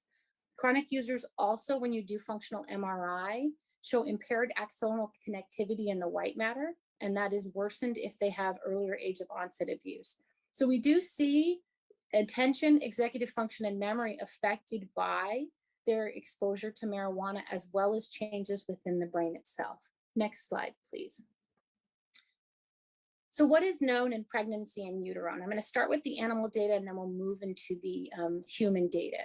And this is a summary by Navarrete looking at preclinical findings for perinatal cannabis exposure. So this is both pregnancy and breastfeeding, which is generally what we're going to find. If you're using marijuana during pregnancy, I was impressed to see this new paper from Wymore, because it's often hard to find someone who thought that it was okay to use marijuana during pregnancy and that they did not want to continue post-delivery. So they go through in this graphic, kind of summarizes things, since we don't have time to get really heavily into the weeds. There are specific neurobiological alterations that I'm not going to read all of those out, but they result in behavioral alterations that you can see on this of the right-hand side, which is motor impairment, cognitive deficits, decreased social interaction, increased vulnerability to reinforcing and motivational effects of drugs of abuse. And that's what you're looking at with your dopamine receptors and your similar receptors that we talked about where THC functions.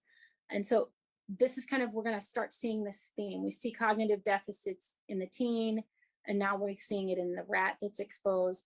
And now we'll go ahead and move on to the pregnancy as well. And so what do we know about pregnancy and marijuana use? 36% use at some point in pregnancy. Use declines over gestation. And if they're using at term, then they are likely a chronic or dependent user. 48 to 60% will continue using through pregnancy as they feel that tobacco is a safer alternative, or that is safer than tobacco. Of past users at between 2007 and 2012, 16% of pregnant responders were using daily, and 18% met the criteria for abuse or dependence. Next slide. So I'm going to talk to you about the big three prospective trials: the Ottawa Prenatal Prospective Study, or the OPPS, the Maternal Health Practices and Child Development Project, or MHPCD, and the Generation R study. And when we look at this next slide, it's a lovely table that kind of summarizes, and I don't have the time to go through all the data, but I'm going to hit the high points real quick. The OPPS is a study that was done in Ottawa, started enrollment in 1978 in a primarily middle-class Caucasian population. MHPCD began enrollment in 1982 in a largely African-American population in a low socioeconomic status in Pittsburgh. And then Generation R is our new study in 2001, which is from Holland, which is a multi-ethnic cohort, but they do have a slightly higher socioeconomic status. I think just based on the years of enrollment, we can state that the amount of THC in product that they were exposed to is going to be a lot higher in the 2001 versus the Ottawa and Pittsburgh studies. As we go down the graphic, the polysubstance abuse is notable to be across the board present. So we're going to have confounded data no matter what.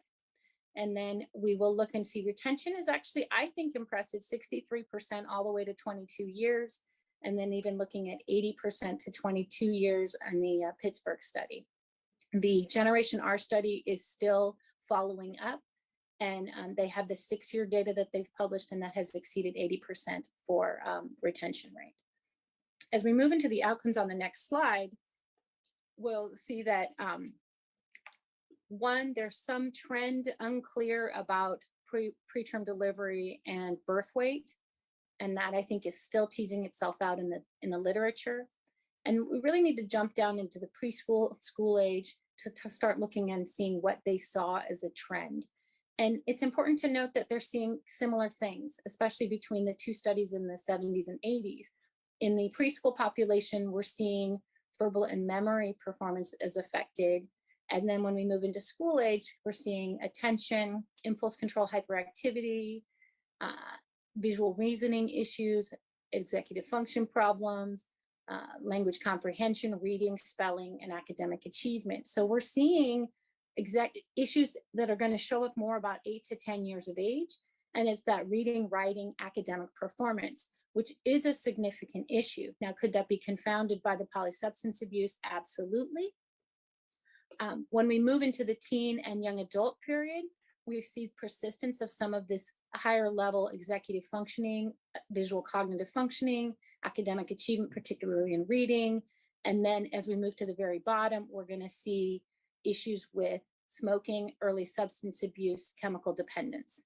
When we look at Generation R, we're still really early into the data, and they do note that between 6 to 8 years, they saw altered brain morphology in the frontal cortex.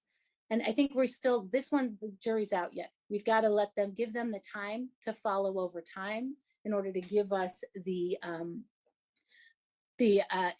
actual good data that I'm hoping they will give us from this study. Next slide, please. So now I'm going to actually look at breastfeeding and cannabis, because I've looked at the teen, we've talked about the pregnant, and then subsequent potential breastfeeding exposure there. But what do we know specifically about cannabis and breastfeeding? So as we saw in the Wymore paper, maternal use does increase in the first 6 months postpartum.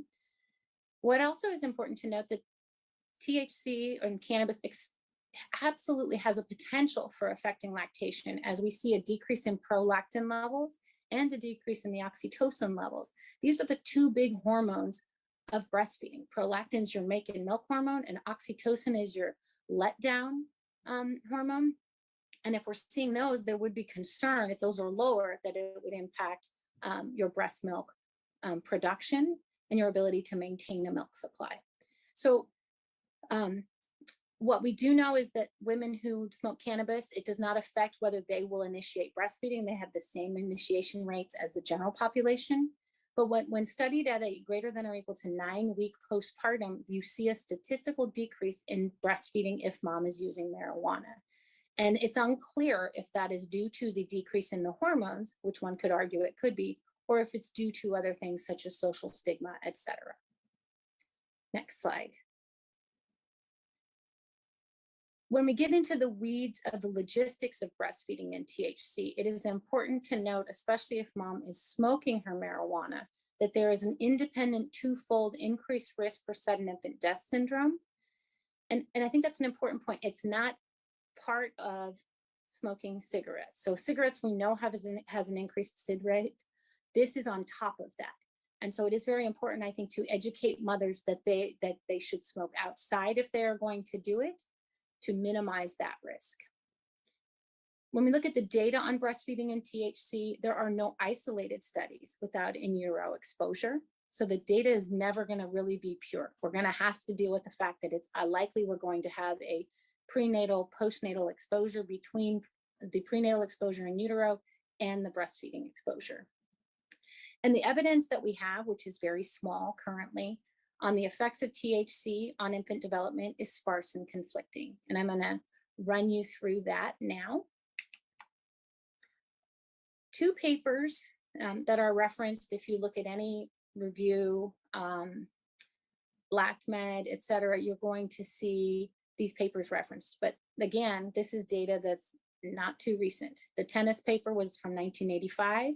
It looked at women who were using marijuana while breastfeeding and compared them to controls. There was no comment on whether marijuana use was occurring during pregnancy or not. They assessed the babies at 1 year with the Bailey scales of infant development. And for those who don't recognize the term Bailey scales of infant development, that is a assessment of an infant done about 6 months on onward until about 2 to 3. We use it in the high-risk infant follow-up clinic to assess fine motor and gross motor development, as well as psychosocial development as well. So it's one of the tools that we use consistently to evaluate infant development. In the tennis paper, they saw no difference in motor and mental development. When we moved down to the Astley and Little paper 5 years later, they had a little bit larger cohort of 68 babies in each group. Both groups, mothers used marijuana during pregnancy. The exposed group continued to use marijuana after in the first and the third month of postpartum while breastfeeding.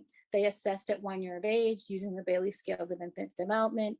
They noted that at higher exposure, you saw a lower psychosocial developmental index, and as well as you saw a decreased motor developmental interest on the Bailey as well. So there's no difference, there's difference. And it's small data, so it's hard to really hang your hat on it. And it really hasn't been able to be reproduced, partly because I think it's very hard to recruit into this patient population. Next slide, please. So I don't have the time to run through all the animal data, but I'm going to give you the statements from 2 organizations about long-term concerns about effects on the infant. The Academy of Breastfeeding Medicine, which is an organization of physicians who support and advocate breastfeeding, in their review, noted that the number of studies that have found concerning evidence, both human and animal, outnumber the studies that have concluded no effect. A conservative approach is suggested until evidence can strongly support otherwise. The AAP, or American Academy of Pediatrics, in their clinical report, noted that their current understanding of the ECS, or endocannabinoid system, and its role in the development of neural circuitry in early fetal life also provides theoretical justification for the potential of marijuana substances, particularly THC, to affect neurodevelopment. So there's concern. Next slide, please. So what are the current recommendations? And I'll start with Hale. He's the guy out of Texas with the Infant Risk Center, or Mommy's Meds, or Milk and Medications. And he has the rating scale of L1 through L5. I'm imagining that many of you are recognize that scale. And L1 means that there is no risk, or there's perceived to be no risk, and there is some data potentially that is supporting its use. L5 would argue that there's significant risk and you should not use that substance while breastfeeding. L4 is often considered one that you shouldn't use while breastfeeding as well. So he's saying limited data, possibly hazardous. I've underlined this statement he added recently in the last few years. And it says, well, this data poses numerous limitations and does not directly examine the benefits of breast milk versus risk of exposure to marijuana and milk. Cannabis use in breastfeeding mothers should be discouraged at this time. And I think his point is valid in that there's a benefit to breast milk. We know that long paper from 2012 from the AAP with the graph that shows all the different percentages of improvement in milk in outcome when you're exposed to maternal milk. But then there's a risk to marijuana that we don't know. And we don't, I worry that it's going to be hard to find this pure data where we're really able to analyze the benefits of breast milk and the risk of exposure to marijuana. Next slide. So the recommendations are to avoid further use from the ABM, AAP encourages to abstain, the CDC encourages to abstain, and the ACOG, marijuana use is discouraged. So where do we go from here?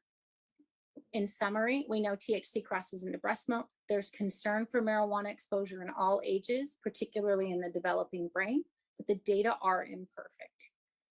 Realistically, excellent data sets are not likely coming, at least in the near future. And we're looking at if we think impact is of executive function, we have to wait until these babies reach an age where they're actually utilizing executive function, which is going to be closer to 8 to 10 years, and then seeing what that looks like in fallout. And then one must recruit. So it's kind of similar to the Generation R. They recruited in 2001. We still don't have great data on how if there is impact on executive function. And our recommendations aren't particularly helpful from the organizations. Discourage, abstain. It's not a definitive moment where it tells us what to do, particularly in regards to the preterm population. Next slide, please. So again, we're back to the question, is it okay for a mom who tested positive for THC to breastfeed or express milk for her baby in the NICU? And I think the answer is it's complicated, but how do we approach it? Next slide. So there's none of the data and none of the recommendations really discuss the preterm or the NICU patient population.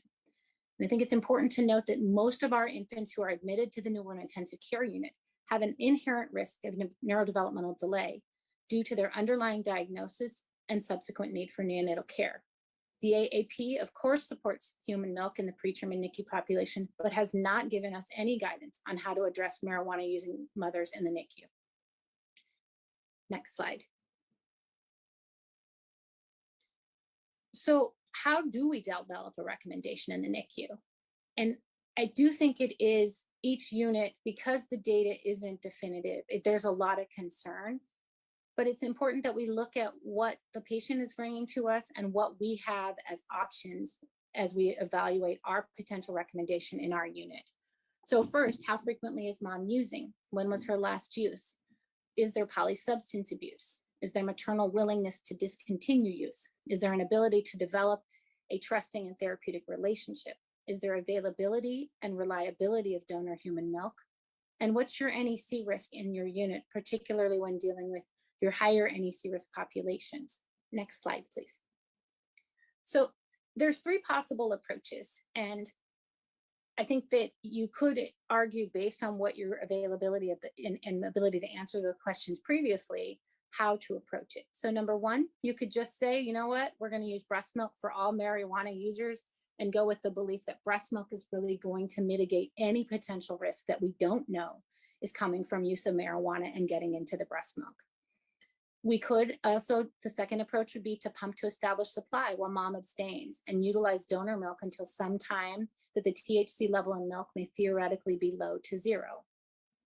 And then finally, you could say, you know what, mom's used marijuana, we're not going to use her milk at all, and we'll just use donor milk because we have such easy access, and we really feel that the risk of marijuana is significant, and we don't think it supersedes the benefit of what is concerned, what we gain from being exposed to mother's own milk. Next slide, please. So I'm not giving you an answer, unfortunately. I'm going to give you our answer at the Children's Hospital of Orange County, which is our chalk stoplight approach. And I'll walk you through that. Next slide, please. So where are we and what are we? Chalk is a 334-bed tertiary freestanding children's hospital with a 104-bed level 4 NICU in Orange, California. We have a robust and liberal donor milk policy. We will give donor milk to anybody in our NICU. A part of that is because we are very successful in establishing milk supplies in our mothers, and so it is a small portion of our population that doesn't have mother's milk in large volume, and so it's often a bridge, but it's available to all comers. And then we also have a strong lactation team where we are able to support moms and engage with them in establishing milk using a pump. Next slide. So our approach is multidisciplinary. The nurse, the doctor, the LC, the dietitian, and the social worker are all engaged and involved in this process. We identify a THC positive mother, and she is evaluated by the lactation consultant. This interaction is respectful and without judgment. Mom is educated on concerns surrounding marijuana exposure and possible risk to the infant, particularly in the NICU patient. And then we identify mom's lactation goal. Does she want to breastfeed? And then we ask, when was her last use? Was it less than or greater than 2 to 3 weeks prior to delivery? And does she plan to continue or stop her marijuana use? Next slide. So our approach, the easy ones, if mom plans to continue to use, we prefer to use donor milk, as the unknowns we feel is too risky to use in our NICU population. And we will use donor milk throughout the NICU stay and transition to formula prior to discharge. If mom's use is greater than 2 to 3 weeks prior to delivery and she plans to continue to abstain, we will use her milk immediately.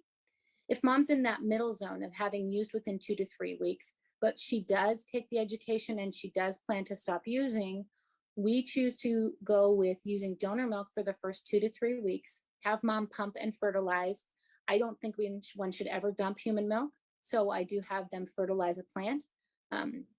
No maternal milk will be collected in our centralized nutrition lab where we do milk handling. Our diet order will be only for donor milk, with the date to reassess in that diet order, so we can see if we can start using at that time. Mom is educated by the lactation consultant on how to establish a milk supply using pumping, hands-on pumping, frequent skin-to-skin, and regular pumping. At 2 to 3 weeks, the lactation consultant will check in with mom, and we'll see if she's continued to abstain. Her transition, if she says she has, we will transition to use her milk. We get to change the diet order, and the nutrition lab begins to accept milk. If her, that's it, sorry, excuse me, next slide. So that's our approach. It's an approach. Is it perfect? No. We've had challenges in that we've had issues with team member buy-in. Part of it was education. This slide deck was initially built to roll out and educate my colleagues on why we had significant concern. Defining roles was another challenge, as we had to make it so that people could, who was responsible for picking the date? How did we communicate that date? And then when did we go forward with changing the plan, and how do we communicate that plan? And then what are the exceptions?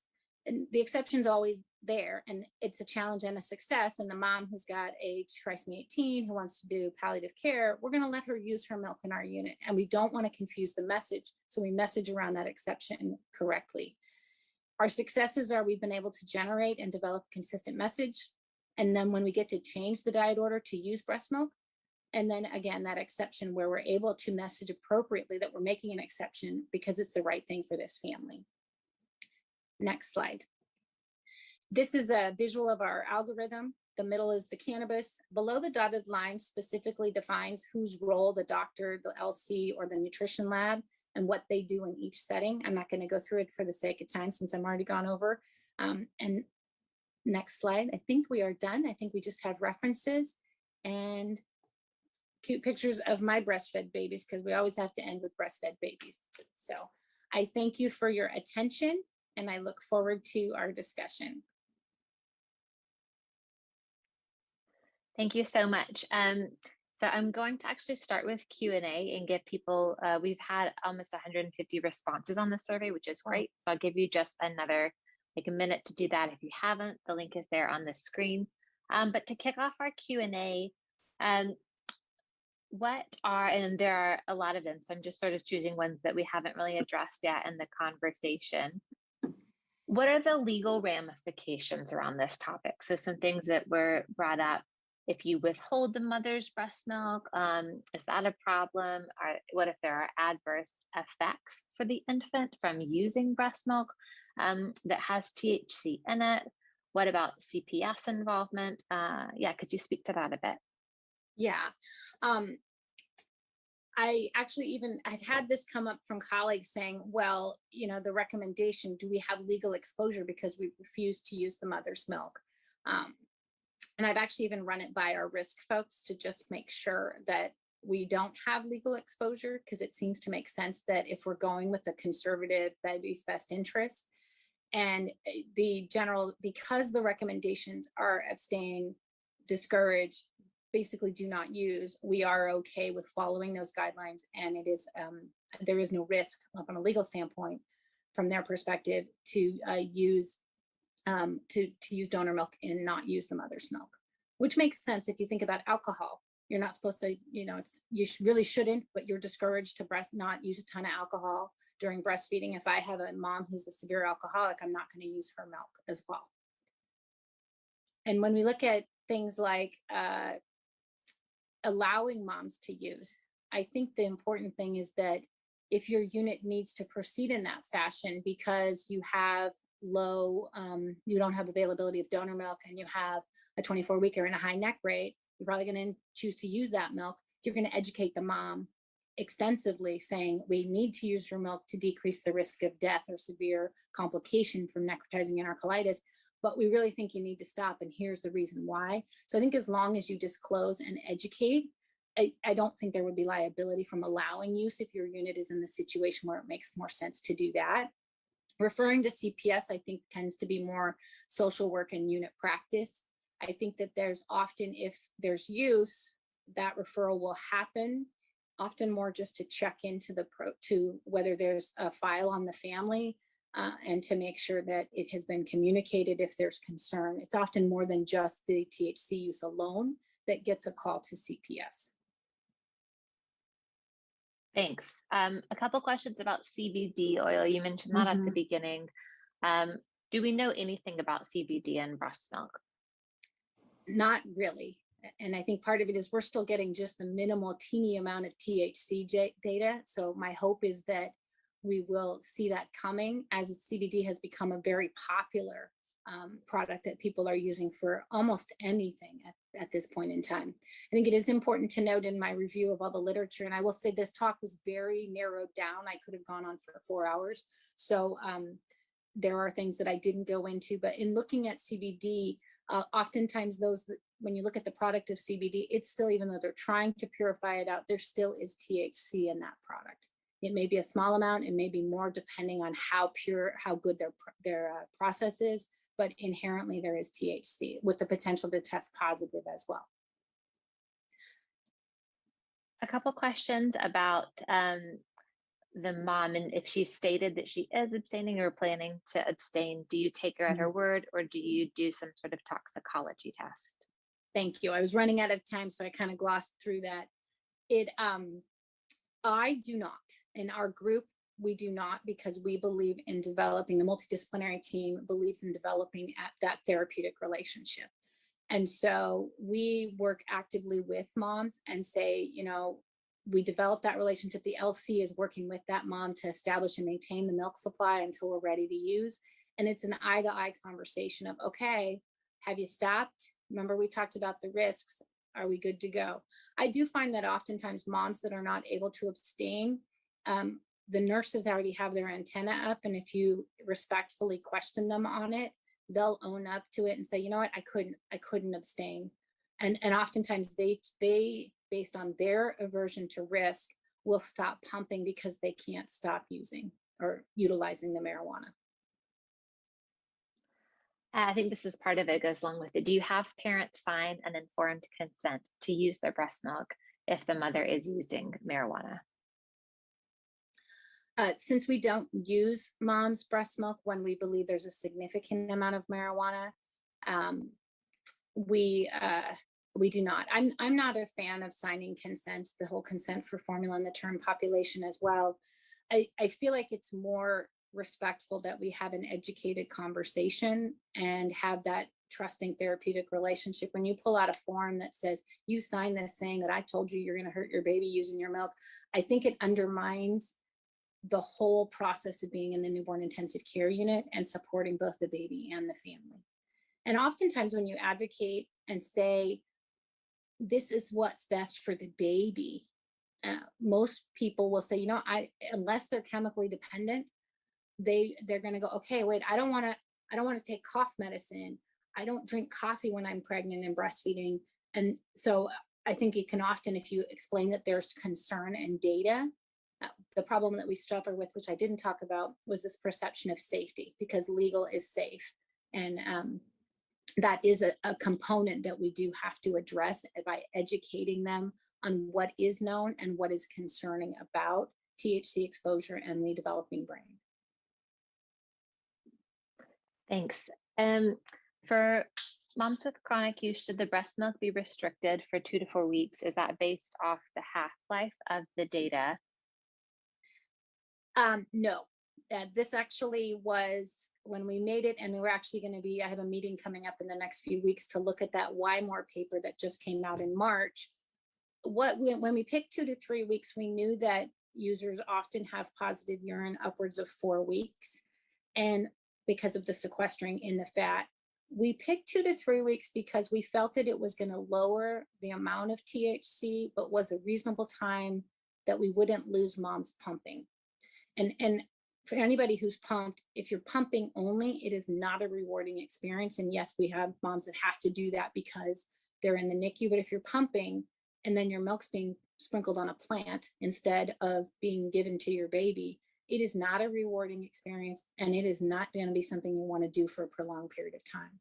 So part of why we picked 2 to 3 weeks is we felt that it would allow for a decrease in the amount of THC in the milk. We didn't have any notion that we would have 0 THC. We were mitigating risk in saying we could decrease the dose by something. According to that Why More paper, we're probably about at a half-life. So we've halved the amount of THC in the milk. So it's not based on it being gone. It's based on saying, how can I balance the likelihood of successfully maintaining a milk supply and not losing mom because we're going out too long versus trying to mitigate the amount of THC in the milk. And like I said, this isn't imperfect. There's no perfect answer because we don't have the data. Thanks. A lot of questions about for a newborn nursery or for a well baby nursery, not the NICU. What approach would you recommend? What if you don't have donor human milk available? Yeah, the term population is different. And it's one that I am highly unsatisfied with my options because they're going to go home. They're going to go home fast. So they need to be fed, and they're going home into an environment that may be having THC smoke. And there you're looking at, wow, I'm going to have a potential increased risk for sudden infant death. And so breast milk is probably the best approach. I believe that mothers should be extensively educated in the nursery and really given the understanding of, okay, there's risk to your baby, and taking it into you're advocating, we're doing the right thing for the child, and really educating on, hey, in your pregnancy, what did you, and I think the approach needs to be, in your pregnancy, what things did you not do because you were concerned about it potentially affecting the baby? And then when you educate them about the marijuana and say, we believe you should not breastfeed when you're using marijuana and would ask you to stop, but we do know there are benefits of breast milk. So in my experience, I don't develop those policies, but the approach is to educate and allow to breastfeed, when to establish milk supply, and knowing that the benefit of milk there may be more helpful than the exposure, especially if you can get mom to stop. And you would just tolerate the fact that there would be exposure until that dose is out of the milk. Thank you so much. We have so many questions coming in, but I do want to make sure we have the time. So this is out of 168 responses. So I'll just go over this and then I'll turn it over to Bob to give us a wrap up. So what is your role in the hospital? Obviously, it's really varied. Lots of, looks like RNs and MDs and lactation consultants are the top. Does your NICU have written guidelines regarding breastfeeding or the provision of breast milk? It's really split here. You can see yes is about 40%, no 30, I don't know is 30. Does your hospital test for THC? Pretty much yes. In both the infant and maternal toxicology screens. If a mother admits to current THC use or has a positive toxicology test and no other drugs, would you allow her to breastfeed or provide breast milk to her term infant? The top answers depends on a case-by-case basis at 38% and then 31% yes. And then same question for the preterm population. Depends or no actually went out here at 33% as well. And then at your hospital, is it usual procedure to consult with CPS when a mother has a tox screen that's positive for THC but no other drugs? Yes is listed at 38 and no is at 38. So we're almost at a tie there. So we just wanted to share that to provide a little bit of context about the audience on this call and what your fellow healthcare providers are doing and practicing. So Bob, I will turn it over to you. Thank you, Caroline, and this is Bob Castro. I'm the NICU Medical Director at Salinas Valley Memorial Hospital and one of the maternal exposure or MADEX co-chair. Thank you, Christine. That was a wonderful presentation. It's great to hear from a fellow colleague who also has trained at Harvard UCLA. You remember that, Christine? Also glad to hear that you were only 8 years old in the 1980s and appreciate the Ridgemont High reference. Thank you to all participants for completing also the pre-webinar survey. Please remember, we are still hoping that your center, if it's not already participating, will participate in the statewide MADEX database. My and other centers who are participating have learned so much on how we can better care for infant exposed to substances in utero. We have started focusing on opiates, but as one of the MADEX co-chairs, along with Lisa Chai, Angela Wong, and Pam Aaron Johnson, we are discussing expanding the database in the future to include other substances exposures, including marijuana and amphetamines. But this can be done already at your specific center. So please reach out. We would love to hear from you. You will receive a link to an evaluation survey for today's webinar. Take a minute and complete it so that we'll know what you appreciated and what you would like to see in the future. Thank you for prioritizing and participating today. And a special thank you to Caroline, Tony Nolan, along with their CPQCC colleagues for all of their services making the Maddox database a progressive success. So thank you, everybody. Caroline? That's all, folks. Thank you so much. The slides, I don't think I showed this, the slides can be available here. They'll also be sent around in a follow-up email link. So be on the lookout for that. Thank you, everyone. This is Ashley Randolph, the host of the Ashley Randolph podcast show right here on Glo Preemies podcast. I am so happy today to have Bridget Baker with me. And hey, Bridget, thank you for being here.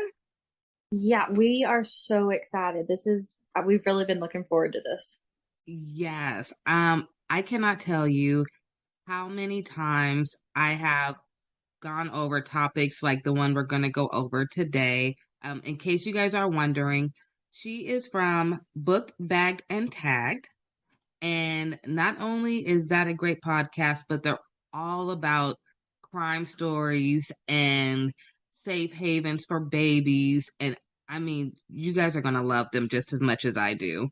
Oh, thank you. Bridget, do you want to tell everyone a little bit about you and your husband? Because you guys are a duo, which is like so perfect to me. And your podcast. So we started the podcast, honestly, we wanted something that we could do together as a hobby. And we have both always been very into the whole true crime world and the different cases of it. I'm always been very intrigued with the psychology behind all of these people in these cases and kind of like why they do what they do. And with true crime being such a hobby with both of us, we've used it as a teaching tool, if you will. Like our three kids, they know what to do and how to do it if they're ever somewhere and something happens, and we've got them like trained on how to react, just from different cases that we went over. And with each case, we try to give out resources, like different things with babies. We've talked about safe havens, or when we have a domestic violence case, we always let everybody know the different resources around us that they can have. Now, that is interesting. Something that you said just made my eye twitch a little bit. You said that you use the stories to help educate your children. I do.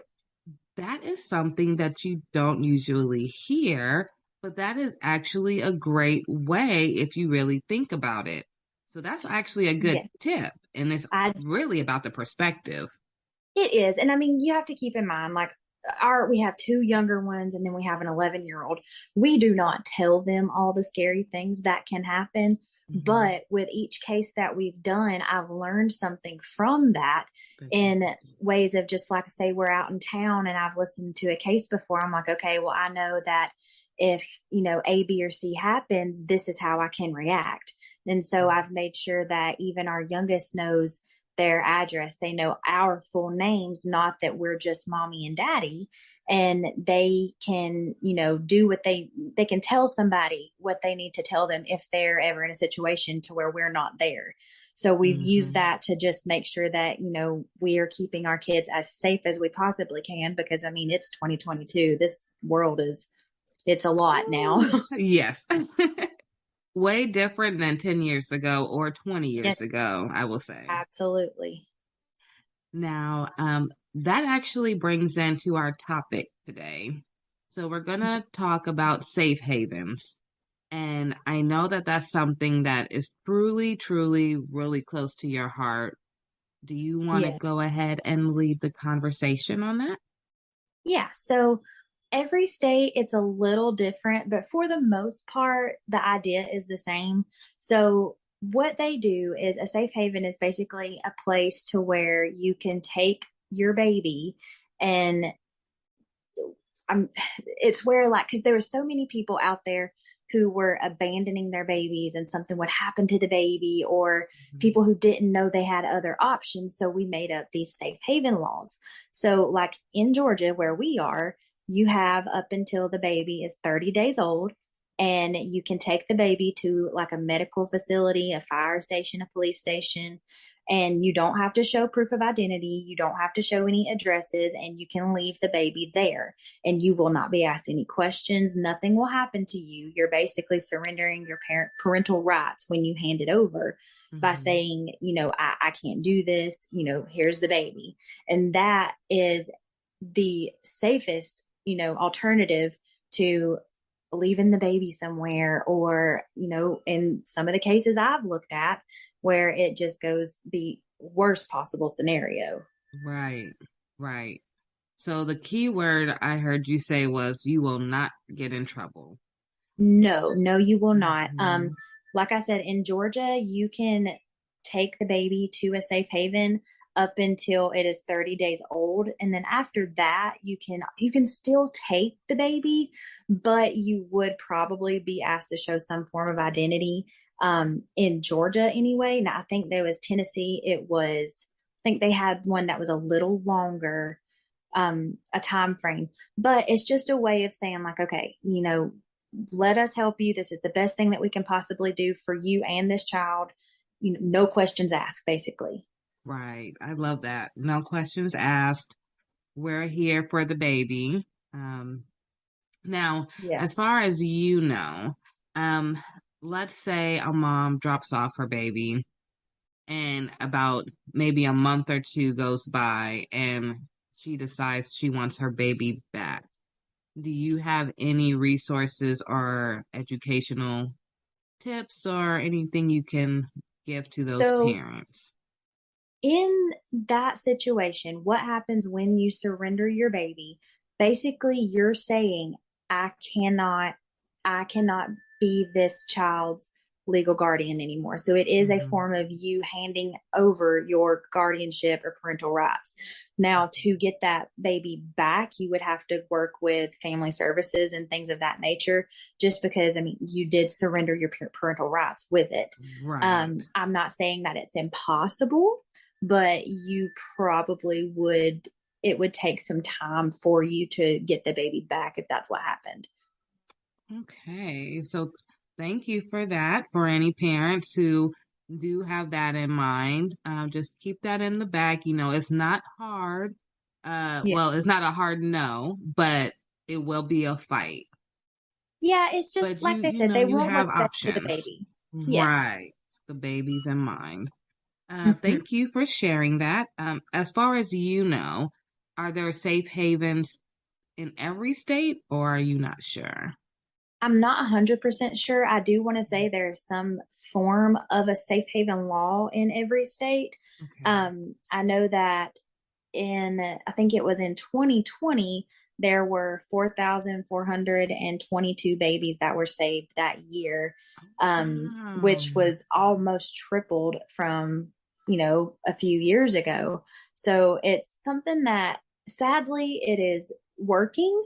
And I say sadly because that is a very hard situation, but I would rather a baby be surrendered and find a loving home and family than the baby struggling and also the mom, Right. And I agree with you. If mom's already struggling, I love the fact that they have options. So if they're not comfortable going to the hospital, you can go to the fire department. You can go to different places. So, where you feel most comfortable and who you can trust the most, you have options. Options are always good. Do you happen to know of any stories of safe havens? I do know that. So it's not technically a safe haven story, but it is one where the law enforcement and the fire station people, they just kind of went above and beyond with it. And the footage from this will just make your heart feel. Actually here in Georgia, I want to say it was 2020. We, not far from us up in Forsyth County, we had there was a family who had been on vacation and they came home. It was pretty late at night and they were walking in the house and they heard something. And at first they thought it was a coyote or just, something like an animal, because your first thought in the pitch black outside is not that there is a baby. Right. Well, they investigated and they found a baby in a plastic bag that looked like it had been tossed off the side of the road. And, they immediately just kind of jump into action, and they named her, I think the hospital named her baby India. You can look it up. It's such a heartwarming story. She's now adopted and in such an amazing family. But the part of this whole story, you can look it up on YouTube, and it's the baby India body cam footage. Mm-hmm. And I don't think I saw one woman in the whole video, but the way that these police officers, the man that found her, the EMS that was on the scene, the tenderness and the loving care that they took with this baby was the absolute sweetest thing I've ever saw. It will melt your heart listening to these grown men do their absolute best that they can for this child in that moment. Oh, wow. Okay. I'm going to make sure to put that link at the bottom of our episode for baby India. That sounds really sweet and a good example. Yes. And see, the thing, I called up and I spoke with some police officers. The case is still ongoing, so they could not give me a whole lot of information, but I don't think they were ever able to find baby India's actual birth mother or what had happened. There's now, being in the area, of course, we have heard tons of rumors of who it could be, but I don't think they ever very definitively found out who it was. Wow. Yeah. That's a touching story. It is. It is so nice to see like how good she's doing now, because the way that the community came together in that time, they posted a picture of the baby on social media, and basically they were trying to find anything out, like, who could this baby possibly belong to? And the amount of people who were offering to foster her until they could find something more permanent, it was overwhelming. It was so sweet to see all these people just giving anything and everything they could for this child. We need more of that. We do, especially in a world like we live in today. Yes, that's a real village. That's a really, really good village for that baby. Yes. How old do you think baby India is now? I want to say she is 3 years old. Oh my goodness. Yeah, I'm pretty sure. Yeah. Now that's a good story. I can't wait to watch the video of baby India, and I hope that one day she makes a video at maybe 18 or 25. That would be cool to see, as an update with all. Maybe the staff may not be around, but maybe the same, like fire department or the doctors, hospital. That would be so cool. Testimony. Yeah. Yeah, that's a huge testimony for sure. It really is. Is there anything else that you wanted to cover about safe havens, which is very, very important, especially this being NICU Awareness Month? Yes. And preemies come out pretty early, and I have been in the NICU where I have seen parents who had their baby preemie. I seen this once. They had twins, and the parents never came back. Oh, and so the godmother, she was coming in to see the babies, and she was there like she was the mom. And I remember the nurses always asking, where's mom and dad? And she was saying, I don't know. So I don't know what happened after, because my kids did leave, or my son left before the twins left. But it always stuck in the back of my mind, did godmom have to take the babies? Because I never saw the parents, and it was like 2 weeks. So, that's the story that always stuck with me. So I'm glad that you brought up the safe haven topic, and I know that they do have it here in California. So if they did leave the children at the hospital, like you said, they have that right, I think here it's the same 30 days, if not longer. I'll have to double check. But the parents have that right. So thank you for bringing that up. I do want to talk to you about one more topic. Okay. I have to ask you, where is Irene? What is going on with her case? I know her family made a website called whereisirene.com. Yes. I've been following it closely, and initially, this is why I reached out to you, because this story was so mind-boggling to me that I had to get you on board. Yes. What is your thoughts with Irene? Where is she? Where do you think she may be?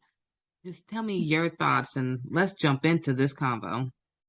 So she was last seen alive during a video call with her parents, and that was back on February 24th. So she ended up not being reported missing until March 20th. And there has been so many like different stories come out about this that I've heard, different theories, Mm-hmm. They seen her fiance using a debit card to purchase items that were, it was like a boots and shovel and Mm-hmm. things of that nature. And obviously, when you see that, your mind goes to one very scary place. Right. So they have, he is identified as a person of interest, but I think there was also, according to documents, he had been accused of transferring over like $3,000 out of her bank account and ended up charging $600 on her debit card after he had told the authorities that she packed her bags and left. Mm-hmm. So very sadly, I hate to assume this, but with him buying the things that he was buying, and it looks like he's using her Visa card and he hit the $3,100 limit on it with 80 different transactions back to back. Like that really, to me, all points to one thing. And sadly, it makes me feel like she may have already passed away and it's being hidden, or, and again, I hate to say that, but it's just in so many cases I have looked at it's one of those things when someone shows you who they are, believe them, them. Yes. Yes. You know what story just came into my mind as you were describing what's going on? Remember the young couple, the white couple that it was a young girl and her boyfriend or fiance. Gabby Petito. Yes. That was what, last year? Or was that even this year? No. That was it was last summer. Yeah, and it's like such night and day. Yes. Still a couple. He had used her card. He was doing weird things that included his parents. Mm-hmm. And then look at how it ended. It gives me the same vibes without the same publicity, because everyone was talking about that case. And you know what's odd to me is that case absolutely blew up. Mm-hmm. But there were, I want to say, a handful. I can see 3 different people in my head right now. I just don't know their names, but that is my point, of people who went missing in the same area within the last 5 years, and nobody knew their name. Not one person. Wow. Yes. And it was like almost identical stories of them being in that area. They went missing and you don't know anything. Now, that is nothing bad to say toward Gabby Petito. It just happened to be the one that did blow up. And I think honestly, I think the biggest part of why her case blew up is it was the time that it blew up, because during the time that this all happened, a lot of people are still in the middle of quarantine. A lot of people were still at home. And of course, everybody knows during all of this COVID, TikTok blew up. Like TikTok was all anybody could do. And I think that is the biggest reason her case blew up, is because it got onto TikTok and everybody on TikTok, it like spread wildfire. You're right, because it went from TikTok to Instagram to Facebook to Twitter. It was CNN, then it went everywhere. But you're Yes. right. I did start seeing it on TikTok first. Yes. And everybody was sharing their theories about it. And then, of course, like we were all following it. And then it's just like it kept going and going. And then everybody had their own theory about it. And it just like conspiracy theories came out behind it. And now I think they're actually doing a Lifetime movie about her. I knew it. I knew it would come. Oh, yeah. I always said that. As soon as they found him, they said it was his body. Okay, now I'm gonna ask you this, and then I know we're off the topic, Irene. I promise you, honey, we're coming back to you. When they found what they said was his body, or was it his bones or something? Yeah, it was remains. Do you believe really in your heart that that was really him, or do you think they were just trying to close this massive case that just got way too big? I don't think it was him. Now, I said the same thing.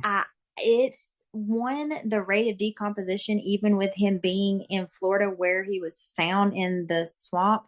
I do not think they would have actually found anything. He was in Florida in the swamp. That's just somewhere. Hello.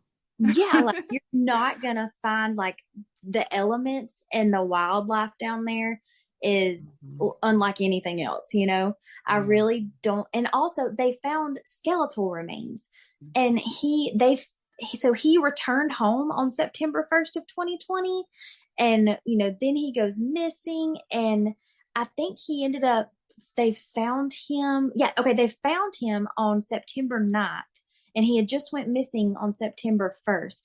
There's no way all they found was skeletal remains. That at the rate of decomposition, even though being out in that hot Florida weather would, exacerbate all of that, it's not going to be just skeletal remains. That's what I said too. I said there's no way. No, not at all. But now, the case disappeared just that fast. But I just knew that no, there's something still not right. No, I agree 100% with what you said at first, it being something that it got too out of hand and they had to shut it down. Yes. I think, he definitely killed her. He ran home to his parents, and whether it be them or whoever helped him try to get away from all this. I don't think what they found was Brian. Yes. I don't. Ironically, I kind of feel like it was a coincidence, like a wacky coincidence. I know they found some of his items, they said, in the area. Yes. And I believe that he did go through that area possibly, and he may have dropped something. Absolutely. It just happened to coincidentally be where somebody's remains were, unless they planted it there. But and didn't they say they had found like a notebook of him confessing to everything? And I believe that's what I was referring to, because I remember them saying it was like a book or something, and it happened to be in the area. And I'm like, that's just too close. And I just couldn't figure out, like if an alligator or crocodile or something was to eat him. I assumed they would drag him somewhere. So it was just weird that it would be right there in that swamp, right there. And there is wildlife in the Everglades and all that where he was found, that there are animals that would and can very possibly swallow him whole. Yes. So I just don't think it was. I just think it was very convenient how it was found and how it was just presented. And I 100% agree. I'm glad I'm on track. See, I told you, we were talking before this, you guys, and I said I've always had a second life, if you would say, where I've always been into crime stories and following, things that happen and the facts and what makes sense and what doesn't make sense. But I've never talked about it really except to my dad. So this is really fun for me. Like this episode right here, the whole episode is like pure joy. So bringing it back to Irene, I see the same thing because the cops didn't arrest him, and then he got away. I really feel like he got away. Yeah. Now I know the guy in Irene's case, her boyfriend, he went to jail and bonded out. Yes. Even though all this evidence, just like Gabby Petito's boyfriend, all their evidence is like almost similar. Both use Oh bank yeah. accounts. Both, they're He staying with deleted them. her email. Yes. Mm-hmm. And then there was a fake text messages, they believe, that came to the family. I think it was right after they last talked to her. And then that Yeah. reminded me so much. Like right now, I'm thinking of, I think Gabby Petito, like they were saying her Instagram wasn't the same caption and writing that she would use. And so Yeah. it's like things to throw people off. And it's like, how can you let someone else walk away? Especially for Irene, because Yeah. she was going to be a nurse, I know, and Yeah. She was. she was I only mean, it's just 32. one of. Yeah, and it's just like this is like you said, it's almost identical, and it's like, are we really going to do this again? Yeah, and it's like I hate to say it, but it's like a slap in the face. Like, yeah, we know what happened the first time, but this time it's not as big. So we'll just let the facts roll out however they come out, and if they ever come out.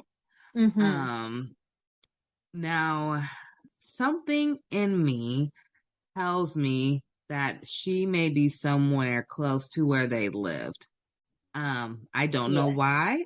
I don't have no evidence to prove it. But I always go back to, and you may know this story. I'm gonna call you my crime partner now. In Sacramento, I want to say like 20 years ago, or maybe even longer than that, there was a lady, and I'm from Sacramento. There Okay. was a lady who lived downtown, and she had a house, and she was having people come in who had like SSI checks and government checks. Dorothea Puente. Yes. And she Yes. killed them all and got all their checks. And I almost have like the same mindset for him. Like he used her and then he obviously took her money and Mm-hmm. then nobody knows where she is. And I almost feel like she has to be somewhere by that house. She has to be. Yes.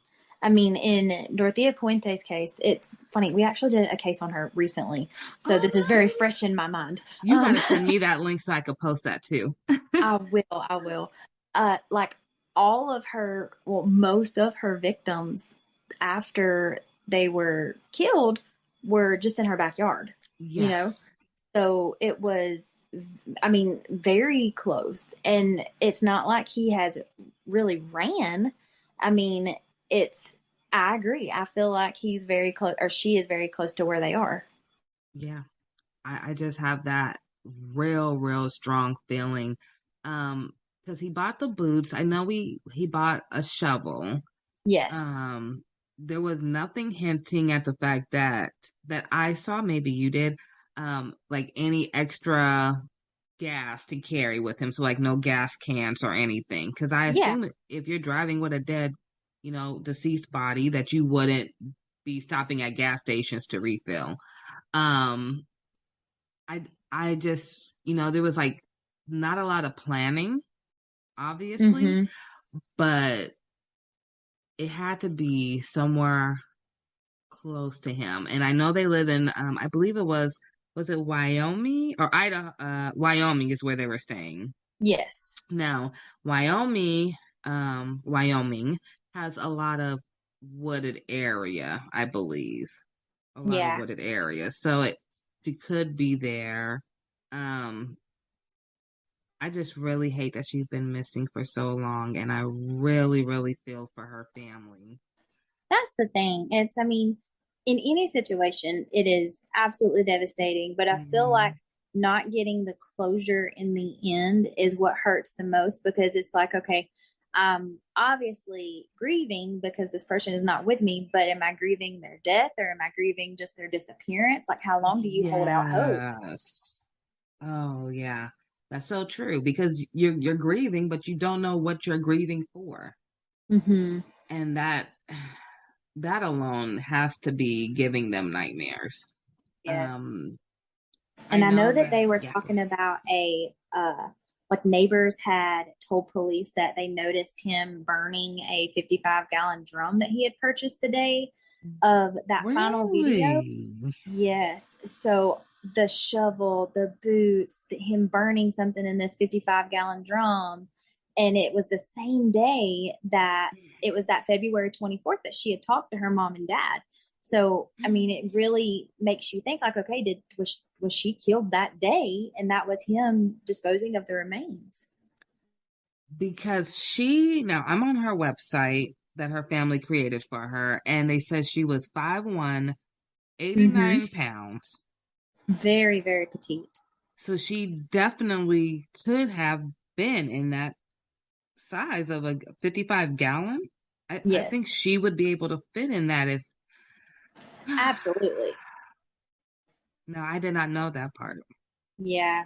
And that's just what's devastating about it is there's really not much in this case that gives you hope other than just, praying that it turns out well. But it's just such a sad situation because, she hadn't been in America very long from what I believe. I think her family was from Kenya. Is that right?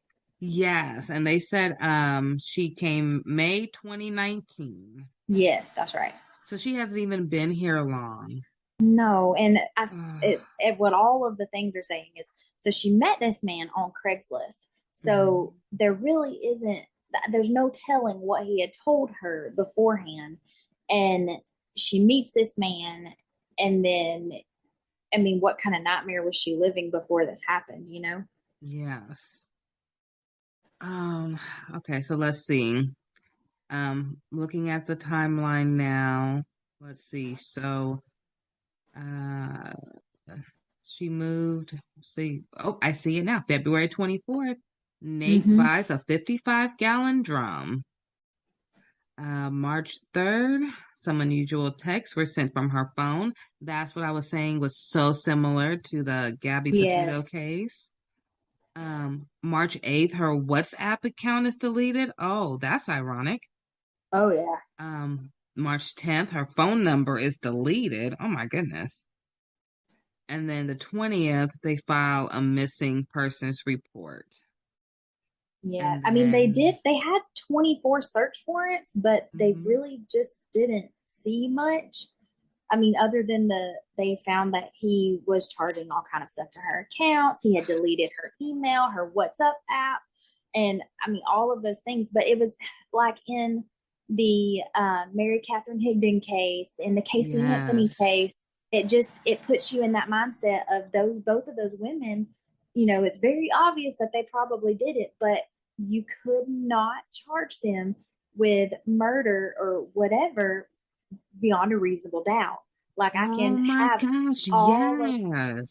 can have all of my theories all day long. And like the Casey Anthony case, like we know, but I cannot prove beyond a reasonable doubt that she did that. Just like it puts you with him, unless you have like very definitive, concrete, evidence. That's where the jury has that gray area in which it would be awful to be a juror on a case like this because you're kind of put in a situation of like really life or death. Because a lot of times, it's either a death sentence or life in prison. And it's, if you make the wrong choice, you have somebody's life in your hand. So they take it, which you should take it very seriously either way, but you know what I'm saying? And it's just one of those things. That's why those women got off, because beyond a reasonable doubt, they could not prove that they did that. And that's what's so infuriating with cases like that. It's like, you know that what happened, but you just can't definitively prove it. Now, you almost gave me tears right now because I totally forgot about the Casey Anthony case. Casey Anthony was the one who was in Florida and she killed her little girl. But Lacey Peterson, that is probably one case that I have followed or I've watched and held so closely for years. Her husband, Scott Peterson, murdered her on December 24th, and she was 7 months pregnant with baby Connor. And that case shatters my heart because, and I mean, I know I don't want to get too gruesome because I mean, on my podcast, it's a true crime. You know what you're getting when you come there. So I don't want to get too much, but the way that they found them and a woman's body is just absolutely amazing. And the things that it can do and the way that it protects the child, even when you don't think it is, a mother's body is just absolutely amazing. And when they found Connor, the level of decomposition on Connor versus Lacey's body was astronomical because her body had protected him and he stayed in utero for a very long time. So he was at a different decomposition rate than she was. And I will never forget when they found the baby body. No. I just remember like so vividly, like the whole case. Yes, Lacey Peterson. And because it happened so close here. So of course, it was like all day on our news, 24/7, the whole thing. And I remember even being at a young age, I remember him just walking around acting like he cared, acting like he really didn't know where she was. Yeah. And then the whole time he had an affair and he had a whole nother life going on. And I remember looking like, this was like the first time I realized that people had, to me, split personalities before I knew it was called split personalities. And I was like, how can you live two double lives and then sit there with a straight face to the cameras, to her family, to your family, and say, I don't know what happened? So the Lacey Peterson case is actually what the book Gone Girl was kind of mirrored after. Now, if you've read Gone Girl or if you've watched the movie, the ending is different. I will say it, Lacey is obviously the victim in the true crime case, the real case, but you just got to watch Gone Girl to understand what I'm trying to say. But I don't want to give away the ending, but it really it put it in perspective a little bit better when you're watching everything that's going on. And of course, in my mind, I was constantly thinking about Lacey and Scott. And I'm just like, the narcissistic, like, behavior behind the entire case, throughout the whole case, that Scott was like, I'm not going to get caught. They're not going to look into me. Or the fact that he could turn on those tears at the drop of a hat. I was like, there had to be more going on at home than Lacey had said anything to anybody for it to take a complete 180 turn. You know what I'm saying? And it's just I so actually said that now that I'm older and I work a lot with families and families with babies, most of the time it's arguments that went too far. Yes. And so when I look at Lacey Peterson, which I hope did not happen with Irene's case, somebody usually gets fed up. And so maybe Lacey found the pictures of the affair, or, there was something, because it was getting close to Christmas.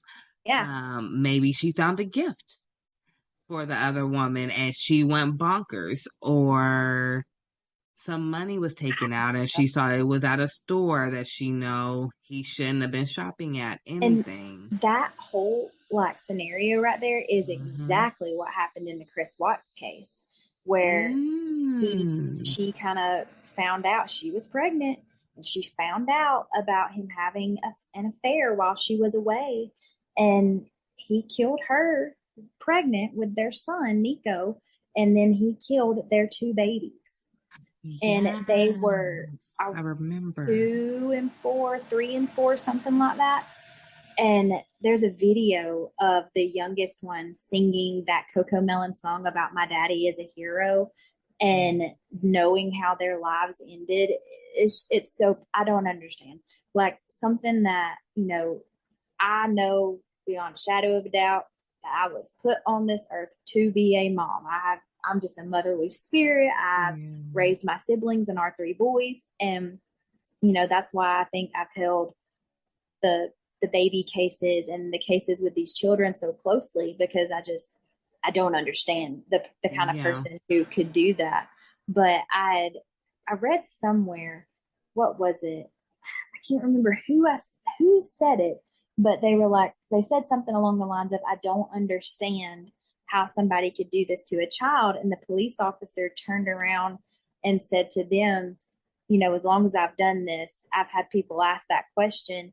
And the second you can answer that question is the second you turn into that person. So I stopped asking myself that question. And I'm like, yeah, there's some things that you just can't explain. And it's better to stop trying to ask the question and just be the one that gives the resources and has the hand held out for whoever needs the help. So these babies don't have to keep suffering through the lives behind the curtains and behind doors that their parents are hiding. Now, that was a good way to bring both topics together. I must say that. See, I told you guys she has a good podcast. You guys have to watch it. Thank you. I am just so happy that, you know, I was able to bring some awareness to Irene Gakwa story. Beautiful Black woman. I hope that this helps people look for her. If anyone has any information out there, please contact the Gillette Police Department. And you can also contact the National Missing and Identified Person System. And I'll make sure to post the links below. Bridget, I wanted to say thank you again for our wonderful episode. You are more than welcome anytime. I mean, we can talk about these stories all day long. I would love to have you back. I would love to start doing a series with you. Absolutely. Even if it's once a month. I know you have your own things going, but we'll talk more. And this was really, really powerful. You brought us safe havens and information and even a good story. And then we spread awareness about not only Irene, but we talked about Lacey Peterson. We even brought up the name Casey again, Casey Anthony, so people remember, you know. We talked about Gabby Petito. So there's all these spaces. So we all have to come together to help one another. If you do see a sign of any type of stress, you know, there's a common trend now that says, you know, if a couple is arguing, stay out of it because they'll be the one getting back together and they won't be talking to you. But then you also don't want to end up with a situation like what we have in front of us. Exactly. And you have to remember, like, domestic violence, it is not always black and white. There's a lot of gray in there. But at the end of the day, you have to say, you know, do you want that person maybe a little angry with you that you stepped in, or do you want to get the phone call that you never want to get? Exactly. Another good resource is the Crime Stoppers USA. And it's just like, it's a 1-800 number. You can add the link for that, of course, but they are always taking any tips or anything out there for any cases. Yeah, thank you for that. Please use these resources, guys, if you need to. Crime Stoppers is amazing. I do know that. And hopefully we can find Irene. I do have one more question for you before we leave here today. And I hope we don't come back on another episode. And I said, oh my God, you were right. The 55-gallon barrel that they found. Yes. From now we know you're not exactly, you know, forensics or anything, but from what you have went through with your stories and background, if she was in there, do you think they would be able to possibly find some DNA on that barrel proving that she was there? They can. It's absolutely possible that they could. It just really depends on what condition that the barrel is in now. Like blood and different things like it depends on the surface. Like with cotton or, fibers of that nature, it's near impossible to get anything out of because of what it is. But as far as like a barrel, you can bleach that, you can clean that, but then that changes it would show something completely different that they could kind of detect if there was bleach in there or not. Mm-hmm. But I would say that it would be very, very hard to keep absolutely everything off of that, or to clean everything off of that. So I think that you very well could still find something in there. Well, thank you, Bridget, for answering that. Before I let you go, I had that burning question. No, it's okay. Before I let you go, do you want to tell everyone where they can find you and your husband? And yeah, go ahead. So we are on Instagram. It's Booked, Bagged, and Tagged, and we post like after every episode that we do, we'll post like pictures of like who the victims were and things like that. I'm a visual learner. I have to see faces after I listen to a case. Yeah. And we also have a Facebook group, and it's the same name, Booked, Bagged, and Tagged. And in there, we do a lot of polls and things. Like after each case, it's like, okay, what do you think? And stuff like that. We're on every major platform as far as podcasts go. Apple Music, Spotify, Amazon, Google, things like that. So it's pretty easy to find us. Well, thank you, Bridget. I hope you guys get 1 million subscribers after this. That would be amazing. This was a wonderful episode, and I will make sure that we talk again very soon. Absolutely. All right. Thank you.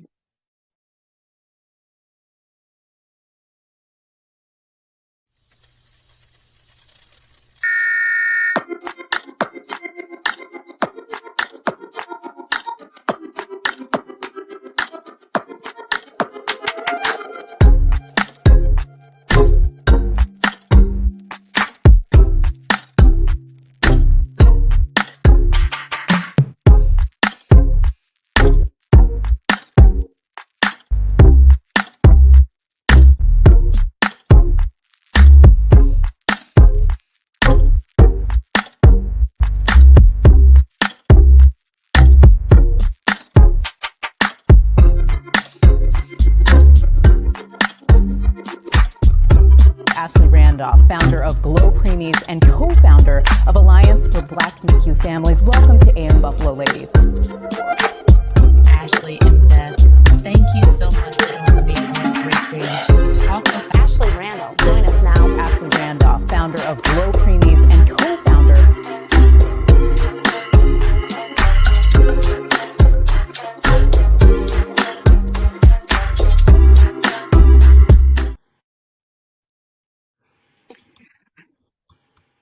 Good afternoon, everyone. Thank you for a new episode of the Ashley Randolph podcast show.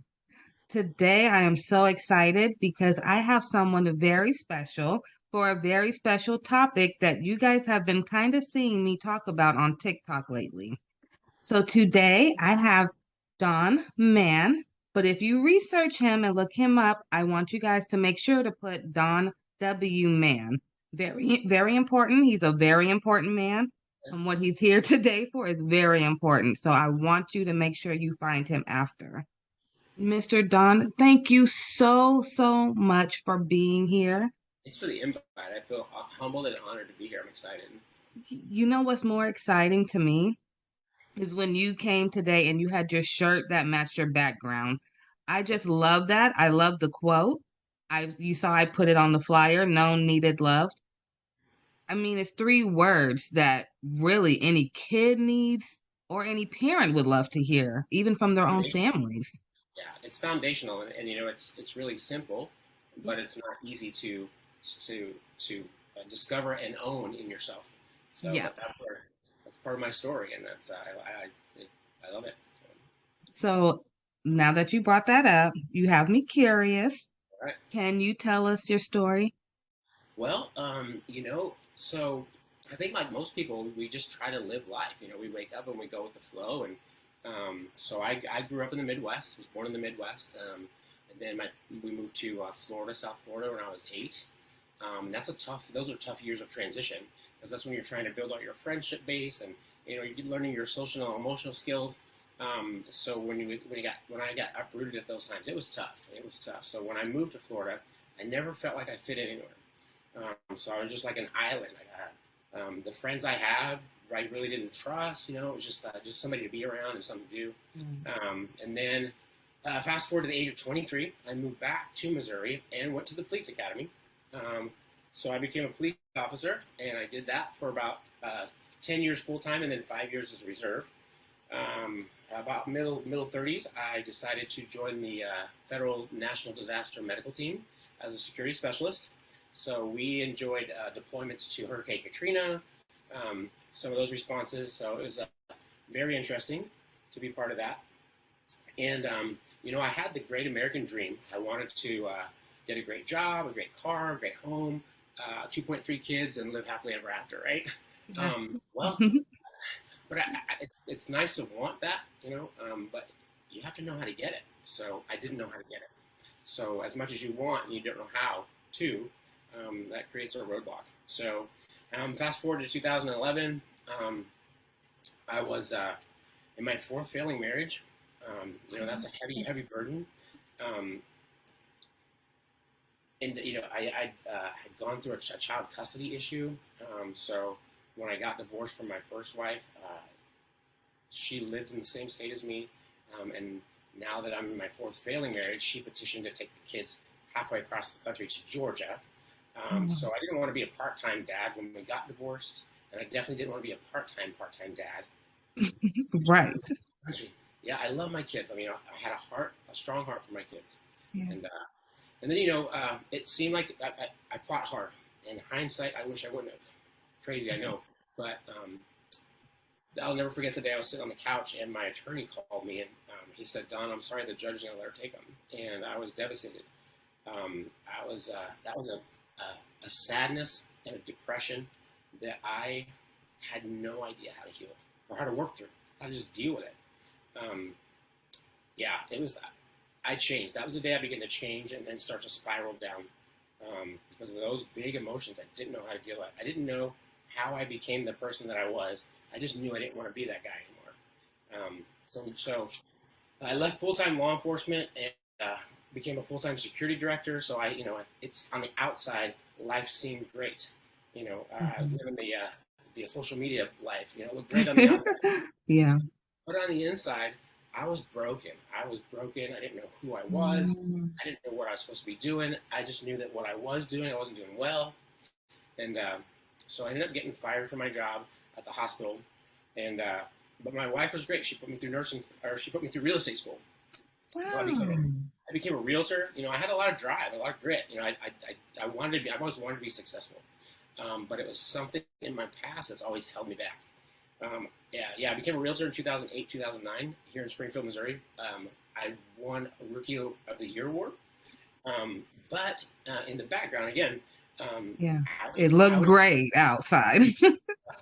I began to drink because those big emotions that I didn't know how to deal with. Alcohol is a great emotional number, negative emotions. But the problem with that is it also numbs out all the good times in your life too. And it often comes with legal battles. And so that's kind of what happened to me is, and the crazy thing is so my ex-wife ended up sending the kids back because it didn't work out with her. So in March of 2011, I had all my family there.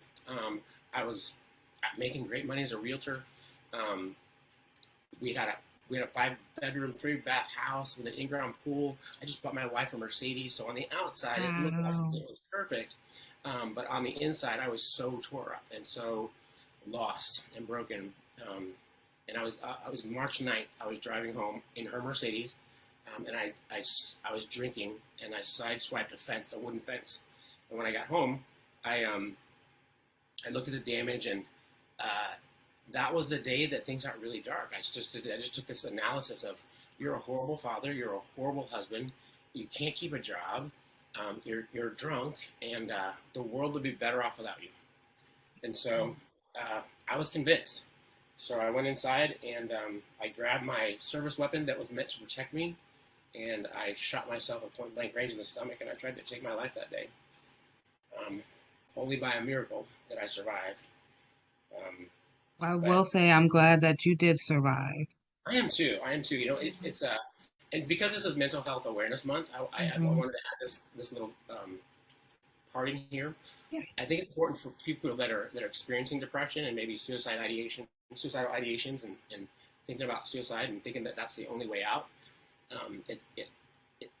What happened to me is I knew in one moment that I wanted to die, but the moment I pulled the trigger, I knew I wanted to live so bad. Like I never wanted to live so more. I think it's helpful if people if you think about that. Like, yeah.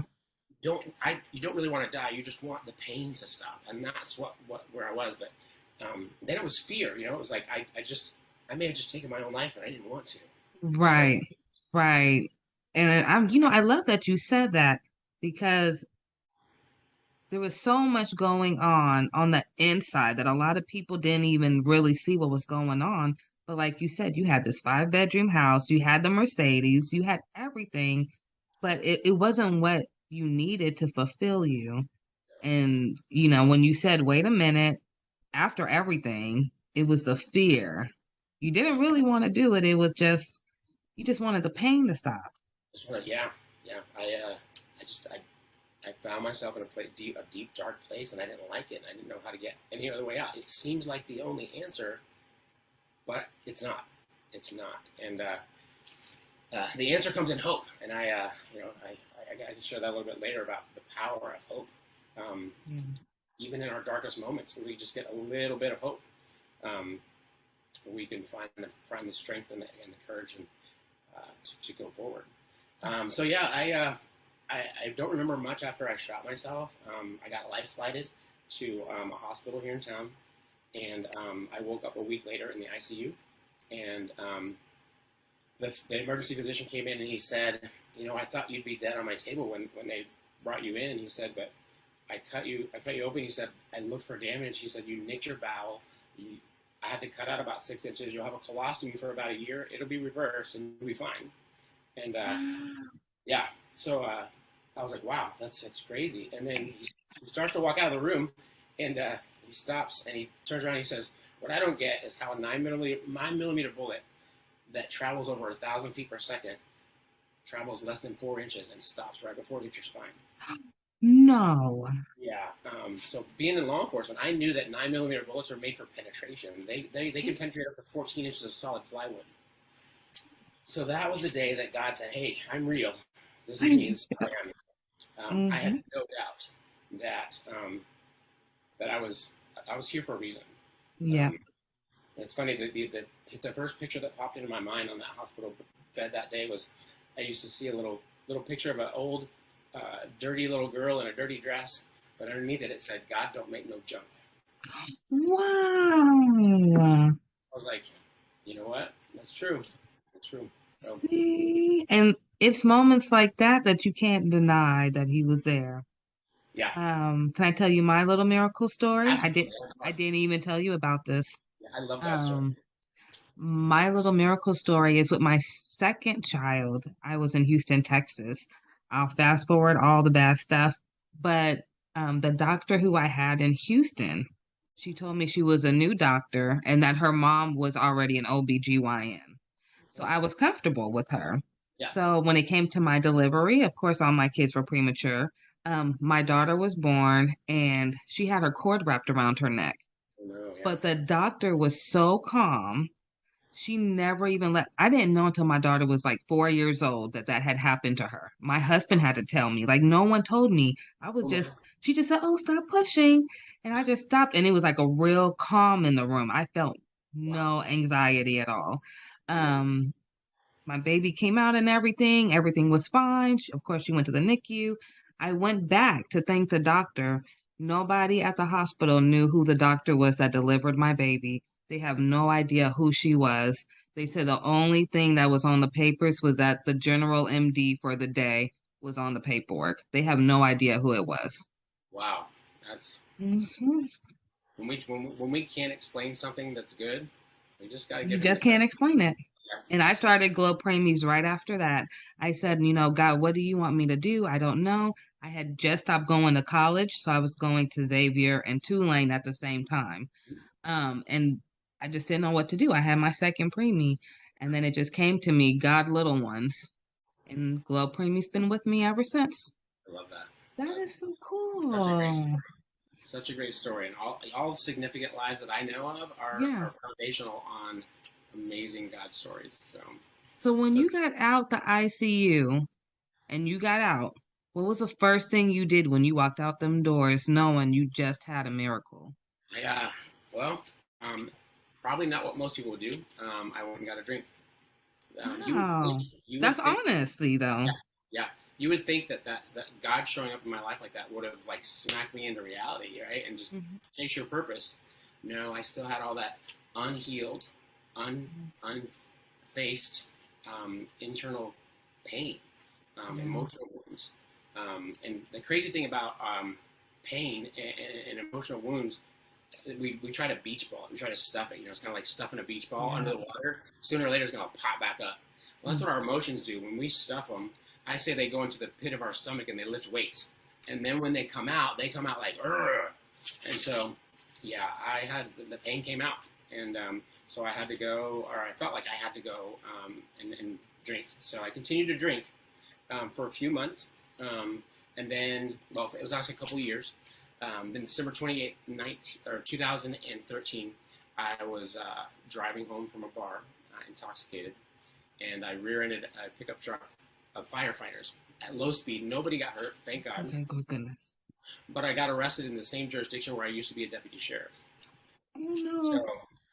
So the thing about being arrested in the same jurisdiction where you work is all the people that are in jail know you. And, yeah. Even worse. So I got put into protective custody, which means I was locked down in my own cell by myself for 23 hours a day. I would get out 1 hour a day to take a shower and to hear all the other inmates scream death threats at me. But it was usually like 2 or 3 o'clock in the morning. I couldn't call my kids. I couldn't call my family. So it magnified the isolation. So I was in jail for about 7 months because I burned all my bridges with the alcohol abuse and just my life was turmoil. So I was in jail for about 7 months, and it was pretty lonely, just me and my own thoughts in that jail cell. I'd never been a reader. I didn't like to read. I've always been a disciplined reader. Like, I'll read a book in school if I have to get a grade off of it, but I'm not going to sit at home on a Sunday afternoon and just read a book, right? Yeah, it's not your forte. Yeah, not then. I do it now because I appreciate it. But anyway, you've seen the movies where the guy comes around with the book cart? Yeah. Yeah. So it's real. They do that. So I was in my cell, and the guy comes around and he asked me. He says, "Do you want a book?" And I said, "Give me the smallest one you got." So he hands me this little. He just picks a random book. He hands me this little white book, about 300 pages, and it's called The Shack. I don't know if you know the movie or the book, but The Shack is a book written by a Christian author. He wrote it. It's fiction, and he wrote it to his grandkids just as a gift. Well, anyway, the story, I don't have to spoil it for everybody, but it came out a while back. It came out a while back. Anyway, in the story, a father takes his 2 teenage kids and a 4-year-old on a camping trip. Well, the 4-year-old gets kidnapped, raped, and murdered. Pretty harsh. And of course, the father blames himself, and the children blame themselves. And anyway, fast forward to the middle of the movie, and back up a little bit. So he ends up having this whimsical journey where he meets God, Jesus, and the Holy Spirit. And in the middle of the book, he's talking to an angel in heaven. He's in a cave talking to an angel. And she said, his name is Mac. And she says, "Mac, you have 2 kids left. Which one are you going to save? One can go to heaven and one has to go to hell. Which one are you going to save?" And he says, they're both my children. I can't choose. I love them both. And she says, "No, you have to choose. You have to send one to heaven and one to hell." And he starts to break down and cry, and he says, "I can't choose. I love them both." And she says, "Neither can God." So what she was saying was that the guy that did that to his daughter, he loved him to God. God loved him too. And that was beautiful. And then something clicked for me that day. God showed up in the hospital room that day when he saved my life. He decided to show up in that jail cell too that day, because I thought, wait a minute, hold on. Everything just stopped. I'm like, you mean to tell me that with all of my mistakes, all of my mess ups, my unfabulous life. I mean, I'm in jail. You mean to tell me that God loves me as much as he loves the pastor behind the pulpit? That's crazy. That's big love. That's crazy. I want to know that, right? Yeah. So I dropped the book on my bunk and I said, God, this is your life anyway. Take it and do what you will. And that was the day I fully surrendered. And life has been, you know, I didn't get zapped and like get released and life happened. You know, I actually stayed in jail for another couple of months. But here's the crazy. I love this part of the God story. So my brother, because of our past, he's always been a self-proclaimed atheist, right? Oh, okay.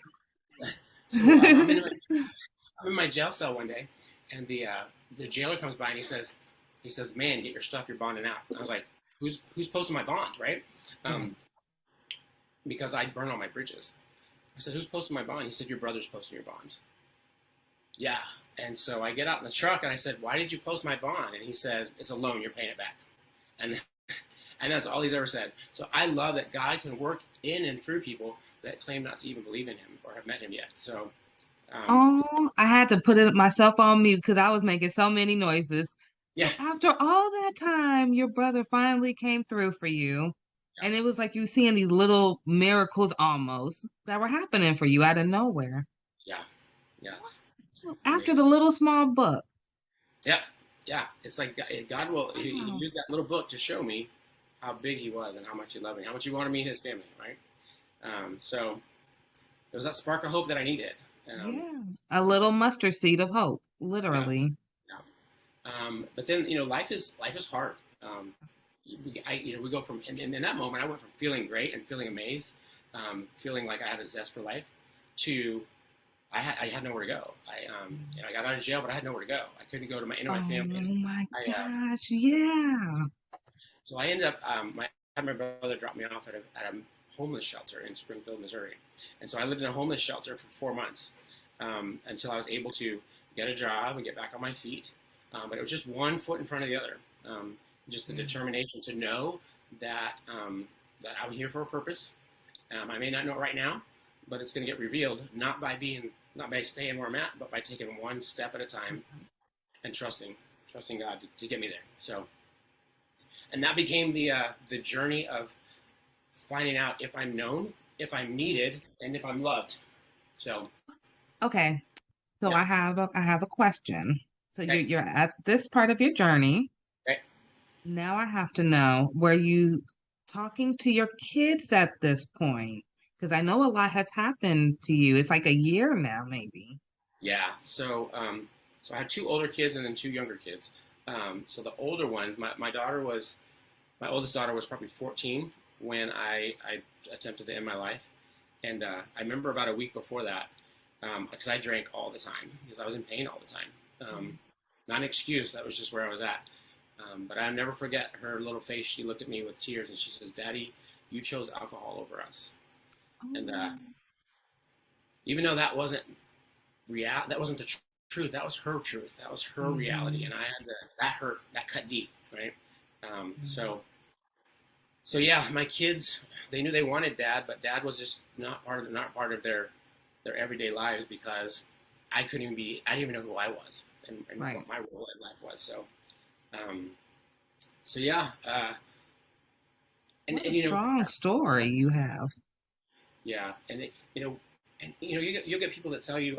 So when I got out and I started making better choices, they're like, "Well, you don't need permission to go be their father. Go be their father." Well, that's insensitive because I made some poor choices. I can't just rush back into their lives because I'd made some choices that left some scars on them. So yeah, and that's when I learned one of the biggest qualities. And one of your questions you're going to ask later, one of the biggest qualities I think a parent can ever teach their kids is a good one. So yeah, humility. Humility is perfect. Humility. It's so inclusive. Like it comes with it has collateral other characteristics that set your children up for success with the characteristics. So. Oh, okay. So I guess we have to hurry up because now I want to get to the good tips. Okay, so we know your kids, they really do want Dad. So I'm so glad you said that because that's what I wanted to hear. So I know dad still has room to come in, but like you said, it doesn't just happen overnight. You can't just wake up one day and say, okay, I'm perfect dad, and they don't expect you to just walk out the door one more time because they've seen it so many times. So, and it's a reality. And I do hear a lot of families that have that. Either the parents saw the same thing you said growing up or the kids. So, very, very relatable. I'm glad you brought that up. I was asked on a recent podcast, they said, well, how did you restore your relationship with your kids or your other relationships? And I said, well, I didn't. And here's why. Because when you think about restoration is repairing the whole thing. We don't have all the parts. I don't have all the parts. They have some, I have some. So what is the goal in reconciliation? The goal is no regrets. So I had to take those steps to do what I needed to do to apologize, ask for forgiveness, admit my wrongs, my mistakes, and then that's where I had to leave it. No regrets. I did what I could do, right? And then that creates that safe space for restoration. That has to come from both sides. So. And wow, you need to go into counseling. That was actually great tip right there. And I think that works even for relationships too, just for a husband and wife or, sister and brother, all relationships. So it has to work both ways. Just communication is key. So thank you for that extra tip. I told you, everyone, he's very good. If you want to see him afterwards, remember, it's Don W. Mann. You're going to want to look him up. Okay. So I'm going to ask you what's your favorite quote, but I'm going to assume it's what you are wearing. Actually, no, believe it or not. Okay. I thought about this one pretty hard. So this is foundational on I always say the comeback is greater than the setback. And so this is my foundation on the comeback. But my favorite quote that spoke deep into me when I was in the dark, deepest despair it's a Bible verse. It's Genesis 50:20. And it says, you meant it for evil, but God meant it for good, to do what it's doing now, the saving of many lives. And when I look at that on my life, it's like, wow. That's it. That's it. So, I feel like that was my life too. Oh my goodness. Look at that. Yeah. Wow. Genesis 50:22, right? Genesis 50:20. 50:20. Oh my goodness. I'm going to look that up. I may print that out and post it in my house as a reminder. That was beautiful. Thank you for sharing that. That's a wonderful quote. Really, really is. Okay, so we're going to go to the next question. What are the best resources that have helped you along the way? So when I think of resources, I think of when I burned all my bridges, when I made those poor choices, and basically I was an undesirable person to be around, right? Mm-hmm. And when you're undesirable, you don't have access to very many resources. So number one was my faith community, my faith-based community, because I'll never forget the day that I walked back into church. And you think that everybody knows your story and everybody knows the junkiest things you did, and they're going to look at you and they're going to talk to you about it. But that's not the case. In my experience, that wasn't the case. I walked into church and they said, Don, we're glad you're back. So glad you're here. So good to see you. And it was that non-judgment that allowed me to breathe, relax, and walk into that journey of healing. So my faith-based community, and then piggybacking off that is that they created a safe place for me to figure out who I am, right? Okay. Because if we don't know who we are, we don't know where we're supposed to go. I always say that the more you tell somebody who they are, the less you have to tell them what to do. Because if you know who you are, you know what you're supposed to do.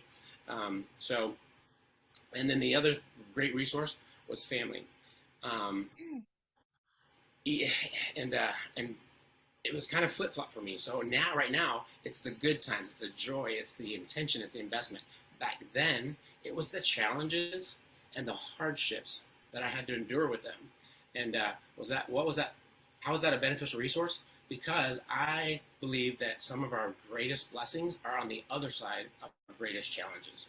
And we have to go through them to receive that stuff. And So yeah, I look forward to challenges and hardships, and kids that talk back to you, and kids that want to argue about bedtime. I'm like, yes, learning This is the time to go. Okay, so you kind of just reversed it. What most people stress about, you're embracing it. Bring it on. Yeah, I was if I failed at something, or if I made a mistake, or if I cried, like all those things were wrong, like they were bad, and actually they're all good if you think about it. What's guaranteed in life? Everybody's gonna do fail.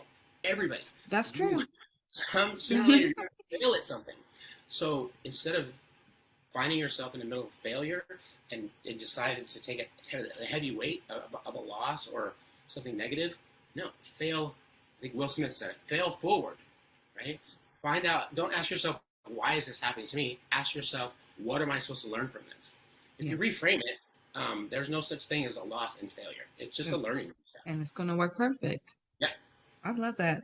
Kind of the same tips that I give my son and my daughter. So just reworded a little differently. So that's amazing right there. So yeah, I love those resources, especially the family one, because I know that you said earlier, there was a lot of tension between everyone, and now they're your best resources. So I love that. Always depend on your family. It may be some hard moments. Nobody said there won't be, but there will always be something brighter at the end. Okay, so I do have a couple of questions. So I know that you love talking about bullies. Yeah. And our youth. So I actually had a son that I had to change him schools twice last year. Straight A student, National Junior Honor Society, smart kid, skipped a grade. The school that he originally was, he was getting bullied by the older kids. I believe because he was younger and he do wear glasses. Yeah. So then we switched him to a different school. And then last year he's a new kid. So it was a whole different type of bully, and he had to prove, who he was. Yeah. So many parents have went through that, especially after COVID. Yeah.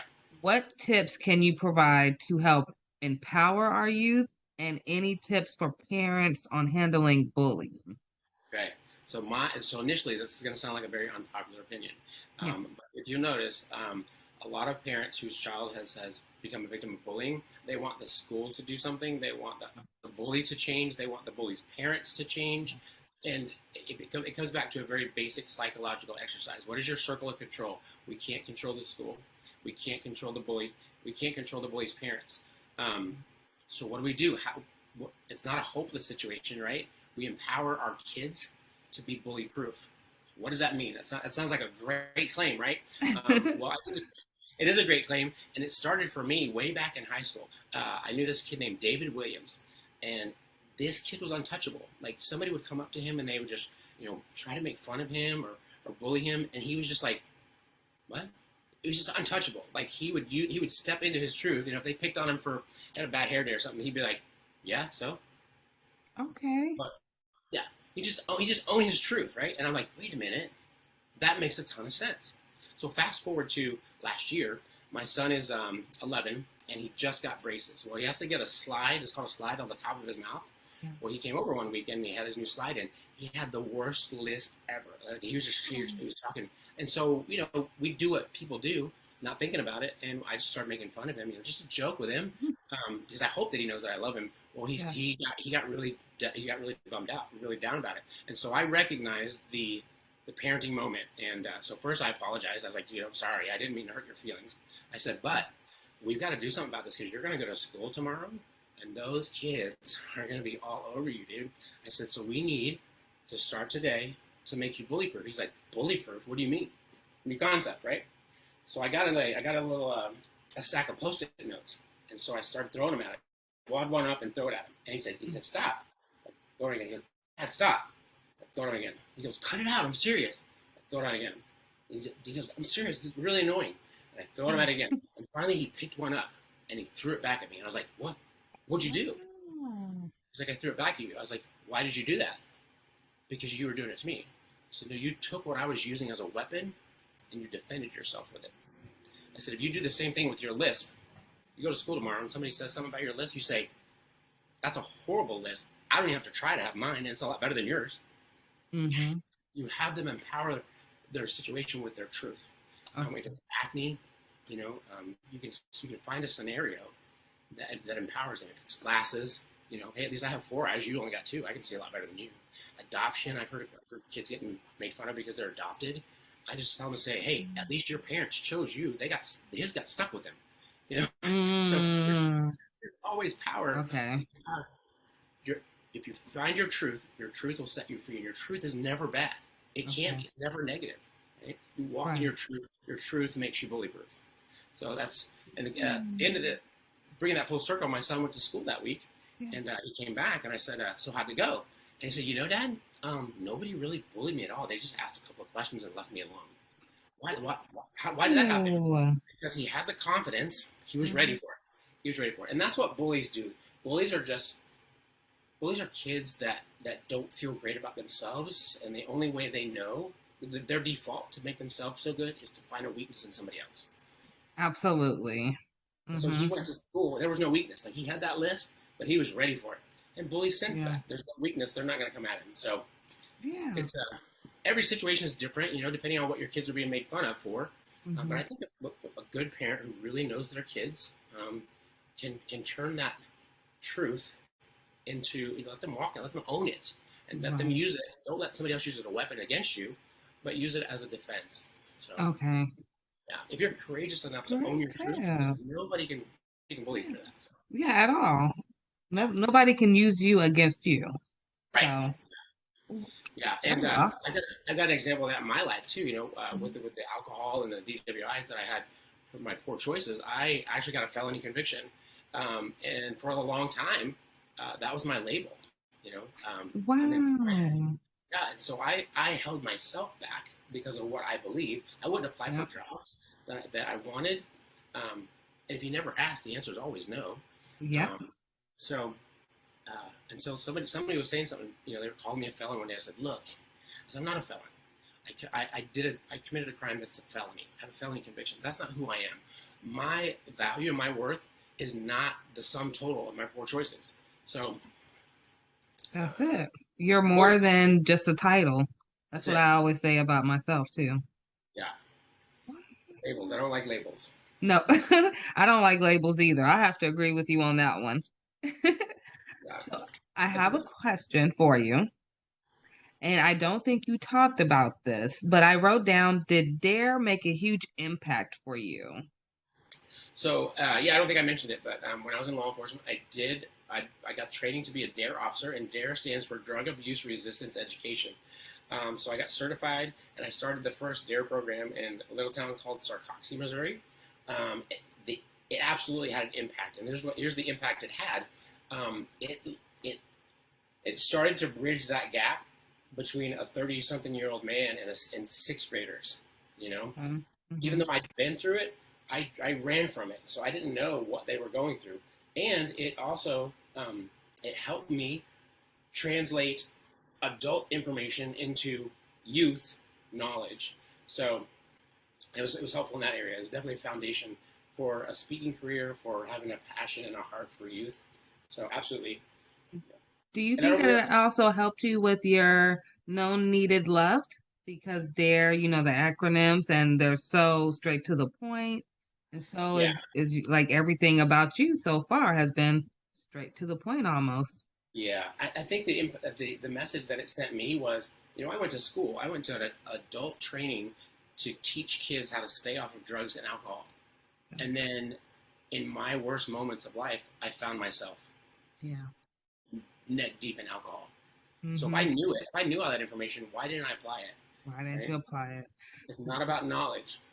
You know what's interesting?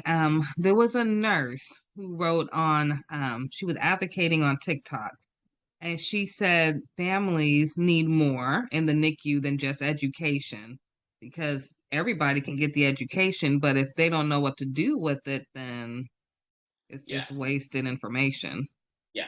Books on a shelf don't make you a smart person. Right. You can take in all the knowledge. It's knowing when to apply it, Right. the difference between knowledge and wisdom is, knowledge is knowing that tomatoes are fruit. Wisdom is knowing not to put it in a fruit salad. So absolutely. You gotta know. yeah, you gotta know. And I think it also, the other side of that is you can have knowledge, but if you don't feel like you're in a safe space to apply it, it's not coming out. Definitely not. Definitely not. So you did give us some tips earlier. Did you want to review the tips that you wanted to give to parents to help with their children? Or did you want to add on? So this is what I was talking about before. So how do you help your kids, right? The first thing we can do as parents, right? And I'm coming from a guy who made a lot of poor choices as a poor parent. I'm not saying I'm like the greatest parent in the world, because I'm not now, and I definitely wasn't.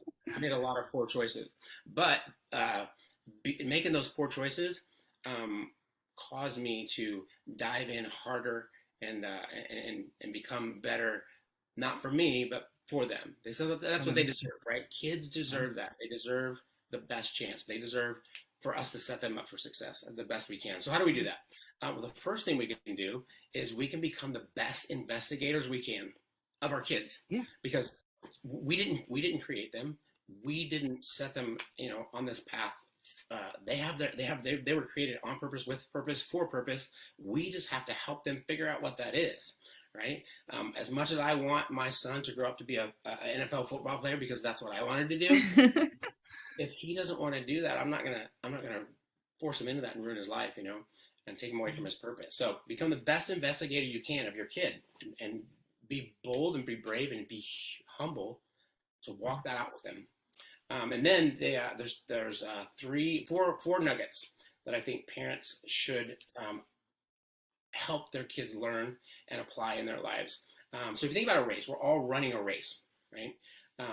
It's our job. So if you think about a relay race, whose responsibility is it to pass the baton and to make sure that the baton is passed at the right time, perfectly, right? It's always the runner that's giving off the baton, because the runner that's taken off, like, they just got their arm, they're not even looking, right? So the parents, we're passing the baton. It's our responsibility to pass the baton well so that they can win their race. And so how do we do that? 4 nuggets. The first one is gratitude. If you teach your kid to be grateful for even the smallest things, even the smallest amount of things, being grateful, it just changes their perspective. It allows them to connect. We're all wired for connection. So grateful. The second thing is forgiveness. If we teach them that forgiveness doesn't approve what was done, it just releases the expectation that it could be any different. And people think, at first glance, forgiveness looks like it's weak, but actually, if you choose to forgive, you're retaking control of yourself in that situation. So it's actually empowering to teach them to forgive. And then the third one is gratitude, forgiveness, empathy. Oh, I love empathy. Yay, I love empathy too. Empathy. So I just had a discussion with my kids last night. They're like, sympathy. And I said, well, they said empathy, and then they explained it. And I said, well, no, what you're describing is sympathy. So the difference between sympathy and empathy is you look at it like this. They said, well, you walk in somebody else's shoes. That's empathy. I said, no, that's sympathy. Having empathy is taking off your shoes before you put their shoes on to walk them out. I like to use the lens. We grow up and we have life experiences, so we look through life through a lens. It's our lens. Well, everybody's like that. Empathy is stepping out from behind your lens and then stepping behind their lens to understand what they're going through. If you teach your kids empathy, it helps them be grateful. It helps them forgive, right? It helps them understand why people make the choices they do. And then the last one, I love it, and I mentioned it before, it's humility, right? If you teach your kids to be humble, when we think about it, to be humble, you have to be grateful, you have to forgive, and you have to have empathy. So if you could just teach if you can't do all 4, you got a busy life, just focus on humility, and not just teach them. Remember, we're not just giving them the knowledge, we're demonstrating it. And this was tough for me. I remember I was going to school, and my son was 6 at the time, And he used to always come and interject himself in conversations with like these big lies. Like he would make up some story to include himself in our conversation because he wanted to feel known and needed and loved. Yeah. And I would get so mad because he's lying, and I knew it was a lie. Everybody else knew it was a lie, and so I felt embarrassed. Well, then I was going to nursing school at the time, actually. Then went to school later that week. We learned about Erickson's stages of development, and at 6 years old, they have what's called magical thinking, and they're not lying. He just wants to be included. He's not trying to lie because he's trying to be conniving and manipulative. He just wants to be included, and so that I felt guilty. I'm like, oh man, Dad failed, right? So I went home that night and I said, hey, buddy, I would never thought I would have to apologize to a 6-year-old, right? I said, hey, buddy, you know how Dad, accused you of lying, and I said, well, I learned in nursing school, but you're not lying to do wrong. You're lying because you just want to be included. I said, so I'm sorry I did that.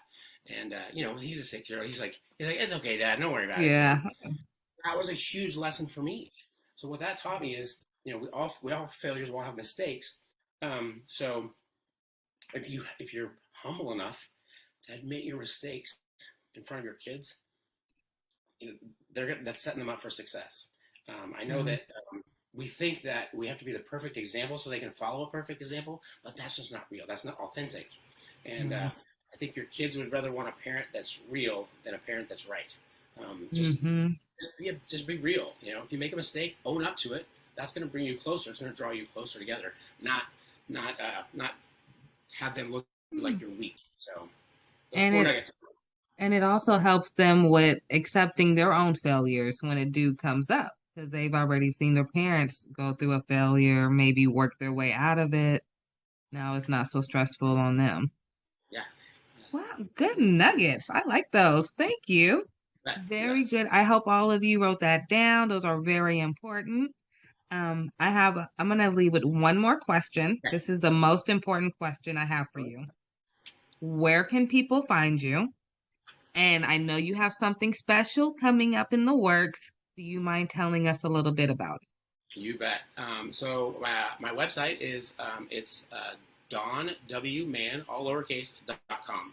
So if you just go to www.donwman.com, that's where you'll find me. I've got resources. You can contact me. I've got a contact sheet on there. I just have a passion. So my life's goal is to impact as many youth as possible, because right now suicide is the second leading cause of death between the ages of 10 and 24. I think it's tragic that children choose to take their own lives because of big emotions. So that's where you can find me, and a lot of resources on there. We'd love to hear from people. Love to hear stories. I love stories. Everybody has stories. Yeah, you love stories too. Good. So you guys don't just send me stories. Send him stories too. He loves stories. Yeah. And so I am in the process of writing a book. I've had so many people say, Don, your story is so crazy. You should write a book. So I'm going to write a book and hopefully finish it by the end of this year. And then there's editing and publishing. And so, but yeah, it's going to be called Known, Needed, Loved, God's Story Through My Life. So I am so blessed to be able to give my kids a second chance for the father that they almost lost. So What a story. What a story. And when the book comes out, please let us know. We'll share it on all our websites. We thank you so much. I'm a huge advocate for mental health, usually for postpartum moms, but it can go with the youth and the dad as well. So I thank you for being here. I thank you for sharing your story. I appreciate the invite. So honored. Thank you. I appreciate it. You're welcome. And please come back and please let us know when the book comes out. We'll make sure to include everything in the description for you, okay? Thank you so much, Ashley. I appreciate it. You're welcome. Thank you, everyone. See you next time.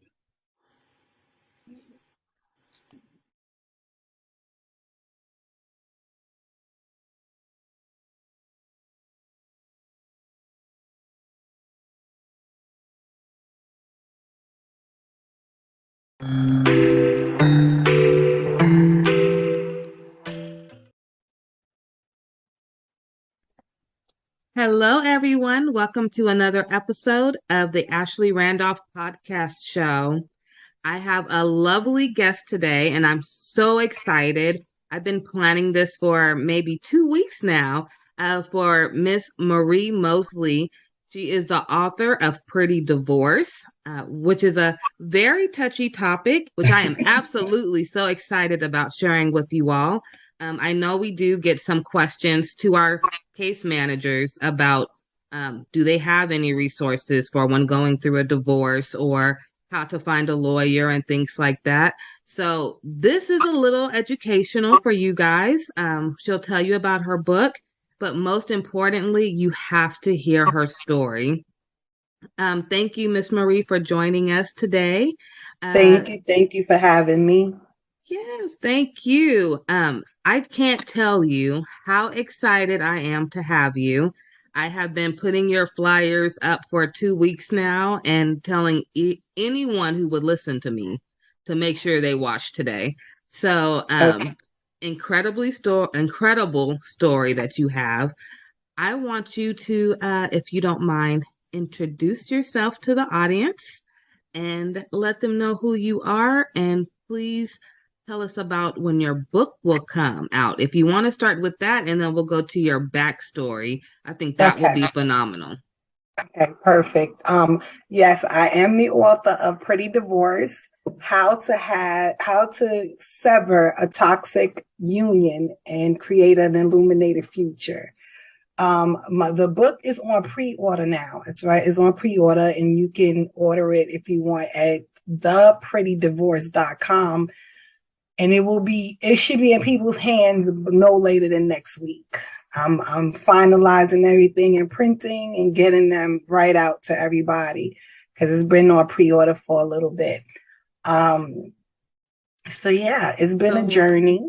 Right in time for the holidays. Yeah. Oh, yes. I actually wanted it to be out this summer, but I do trust in God's timing. So I think maybe the timing is perfect. I think it's perfect. And I'll do another little hint. So I'm very business savvy. So my business mind instantly said, okay, holiday sales are like the highest time that you're going to have the most profit. And then it also told me that this is also one of the times when people who are going through a divorce get really sad because it's maybe the first holiday season that they're not together. And what a great book to give to someone who's sad and down and say, honey, it's a pretty divorce. Absolutely. That face up. So I think it's wonderful. Timing is everything. I do believe in divine timing. So I think you're going to do a wonderful job. If you need any ideas for gift wrapping them books, I already have some too. So oh my God, I appreciate you. Thank you. I appreciate you and just the strength to write this book. You had to have so much incredible strength to even look at what you went through to come out of that, because I'm sure you had a lot of emotion. You sit there, because I had to write a book for the NICU and my experiences, and it was one of my most traumatic experiences. I had 3 preemies. Okay. All 3 was horrible. So to sit there and write that was almost like journaling my experience. And there were some moments I forgot about. So I can only imagine how hard it was for you, and to still call it pretty divorce. I mean, yes. You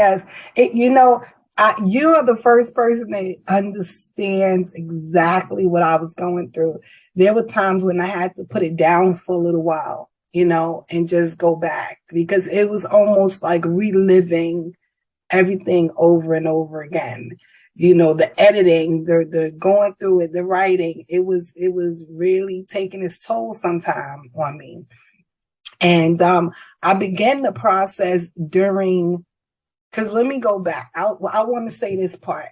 At first, I really did lose my identity in this marriage.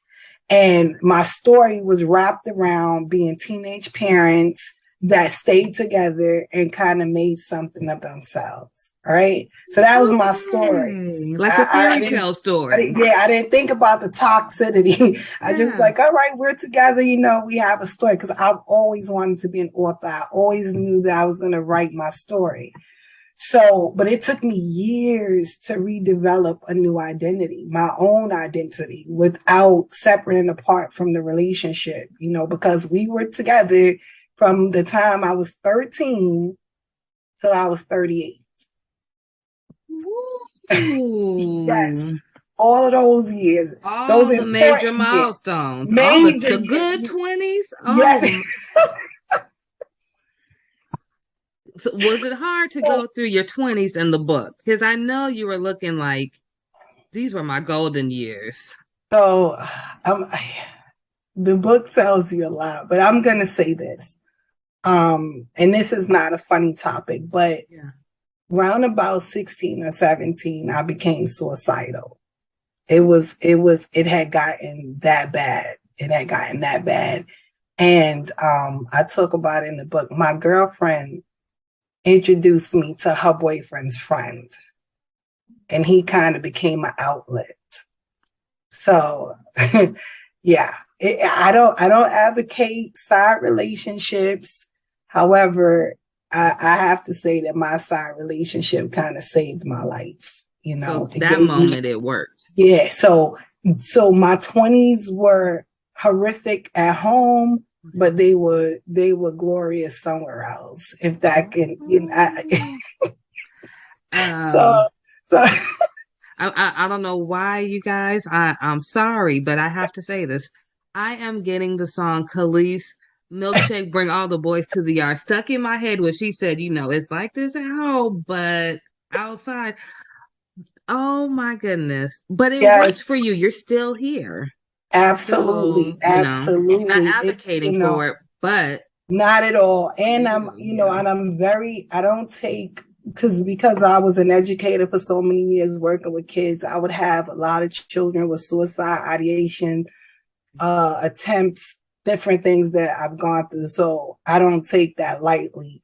But as a teenager, you know, becoming a mother at 14, you know, I was a good student. I was a really, really, really good student. I started to fail in school. Like all of the things that made me who I was beginning to change. And it's like I deviated from the plan and I was spiraling out. So, so it became a little bit rough for me around that age. But finding another outlet, you know, albeit it was a side relationship, it really did help me. It helped. He helped me a lot. You know what I mean? Like I'm married to a different man right now. my girlfriends, some of my girlfriends, they were like, wait a minute, what? Like you're not with him anymore. How are you not going to be with this guy? Because that's how it was forever. Yeah, we really, really fit. But you know, things happen, and I'm in a new relationship. He's in a new relationship, but I definitely know for a fact that we both still have a really high regard for one another. You know, him and his family were my solace. They were my peace, you know, so I can never forget that. Like I can never forget them, you know, and what's awesome is my husband now, he knows all about it because him and I were best friends. So he got to know and understand how crazy I was about this guy and how indebted I was and how, you know, I hold him in a really high regard and stuff. So, and he's okay with it. He's an alpha. He's an alpha and he's confident. So okay, absolutely. Yeah, so he's not intimidated by it or anything. So I can talk about it. He knows about it. So, but that's a good thing too, because he knows what he's coming into. Mm-hmm. You know, I hear a lot about baggage and people coming into new relationships with extra baggage.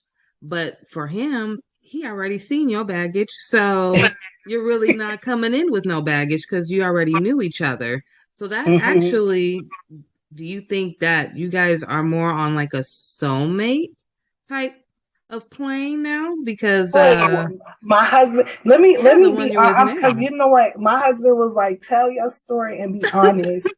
I really felt like the other guy was my soulmate. I really, really did. And there's some amazing stories about our journey that I'm even thinking about putting into a book. Like, I used to be able to feel his pain. Like, if something happened to him, I would know, you know? And so when I think about my soulmate, I don't know. My husband right now, me and him I guess because we were best friends or something, we fit. It's crazy to me. You know what I mean? Because some women wait their whole lifetime to feel what I felt with the other guy and even what I feel with my husband. You know what I mean? Like, my husband is my dude. He's my, my ace queen. You know what I mean? Yeah. So it's so I never compare the two of them, but they both were like gifts to me. That's how I feel, honestly. You know what I'm saying? And I wouldn't give my husband up for anything, like, for anything, because he's really been there for me, for my children. Like, that's their father. You know what I mean? That's their father. And so his place in my life and what he means to me is tremendous. So it doesn't compare to the other one. It's different, but both of them were beneficial to my life. You know what I mean? I can't in all honesty take anything away from the other person. You know what I mean? Because it's like getting two different jewels, and it's like they're both beautiful in their own way. Absolutely. And it's fine for that. You know what I mean? It doesn't have to be one part or the of your other. crown. Absolutely. And so my husband is just like, he's my life now. And he knows that I wouldn't deviate from that for anything. You know what I mean? I can still give honor to the other person without being disrespectful to him. It doesn't take, because he's that guy. You know what I mean? He really is. He's awesome. He's one of them people. He has his own children biologically, and then he has my children. And anybody, even me, I look at him with all of them, and you can't tell which one's a which. That's how savvy he is and how much love he has to give, that he's willing to spread it. You know what I mean? He's willing to spread it. And so, but yeah, we both have a really good understanding. A lot of people think that you shouldn't talk about your past relationships, but we were best friends, so we told each other everything. Everything. Yeah, I feel this way, and this person did this, and I feel this way about that. And then we ended up together. So, and we didn't let it get in the way of what we felt for each other. Yeah. So yeah, but that's, So listening to you sound so confident. Thank you.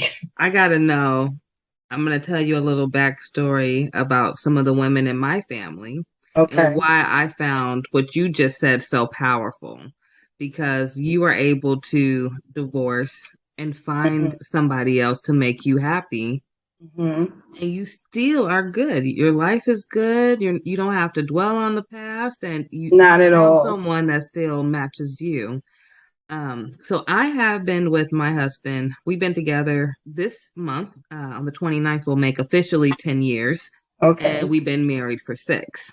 A lot of the women in my family are not married. Okay. They have all got married and divorced. Okay. And divorced is where they stayed. Okay. So to me, growing up, it was almost looking to these women. They were all powerful, independent women, but it was like, why did you stop on your love life after divorce? Like, they didn't feel they were worthy enough. But then I hear you come, and I'm like, okay, well, it sounds like she knows she worthy enough, and she went and got her man. So, it's an eye opener. So, for those who are out there listening to or watching, if you have a background like me where the family that you have, they get divorced and stopped, here's a story that tells you can continue to move on. And so it's powerful. I think that one thing, my background in psychology and counseling and things, it really helped me going to school, right? I learned a lot about relationships and human behavior. And I was hell-bent on not bringing my baggage with me. Like, I wanted no parts of it. It had to go. I didn't want it to go into a new relationship. I didn't want it to go to the store. I didn't want it to go to work. Like, this is done. It was a bag of garbage to me. It wasn't like luggage to keep carrying around. It was something to discard, right? And I also did not want my husband to pay for what someone else did to me. I think that's completely unfair. I also talk about it in the book. Anytime someone did something to me, I dealt with them. And this has been me since I was a little girl. I dealt with that person personally. I didn't carry it outside to dump it on people that did not deserve it or give it to, or, they had nothing to do with my pain and my suffering. So, and there's a lot of women that ask me that, like, how did you do it? Because it is a process. It's a process of learning to trust somebody again. It's a process of you allowing somebody to really love you, and believe that that's what their intentions are. So my process, I took some time off. I did. I wasn't, because a lot of us, where we make mistakes is jumping in and out of relationships, back and forth. Like, we get the revolving door and we never take our time to really heal, process what happened, reflect on what happened. What did I do wrong? Because everybody's not perfect. You didn't do everything right. What did I allow myself to be involved in? What do I not want to be involved in? And you used the key word earlier about journaling. It's really important for women to start writing down what's going on. I have 5 million notebooks. Okay, so I do too. All over the place in this house, but they're good because you get to get your feelings out. You get to act, and you also said something before we started. We talked about girlfriends, right? Yeah. Girlfriends are good.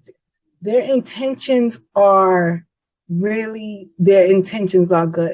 But most of the time when you talk to your girlfriends, if women want to admit it, it turns into a male bashing session. And we just go, Absolutely. On it, and hearing this one from 10 years ago, he did this. Those you're muted at. That's those, Absolutely. Those conversations are not productive. They're not productive, and they keep us stagnated. They keep us bitter. They keep us resentful. And those are recipes for never really going on because now you're not really open. You're not open to having love come to you. Yeah. And you're not willing to give love because somebody already trampled all over it. Yeah. But that saying about the $1 bill or a $10 bill, you can crush it up, smash it, kick it all around, and you drag it through the dirt. When you open it and take it to the store, it's still worth $10. Still $10. So if we can understand that our value is not diminished because of the stuff we've gone through. And life does go on after whatever his name is. It's okay. You don't let one monkey stop your show. You keep the show going. You have to, because if not, they win. I don't like to reduce it to that, but the truth is they win. Yeah. They left you a shell of a woman, while they're out enjoying their life with whomever, and you're sitting around and you've not really find yourself, and that's only if you want to have another relationship. Some people go through so much they don't want to be bothered anymore. Yeah. But even in those places, I think that if they went through some healing and, you know, mindset changes and self-development, you know, reinvent yourself, you know, turn things around, it can work for them. They don't have to be alone. I don't think that we're designed to be alone. I agree. I don't think we are either. We Definitely are not. I think we were designed for companionship, you know, and to have someone that genuinely loves us in our lives. And because one man didn't appreciate it and didn't understand the treasure that he had, that's his problem and his loss. And you have to shift your mindset.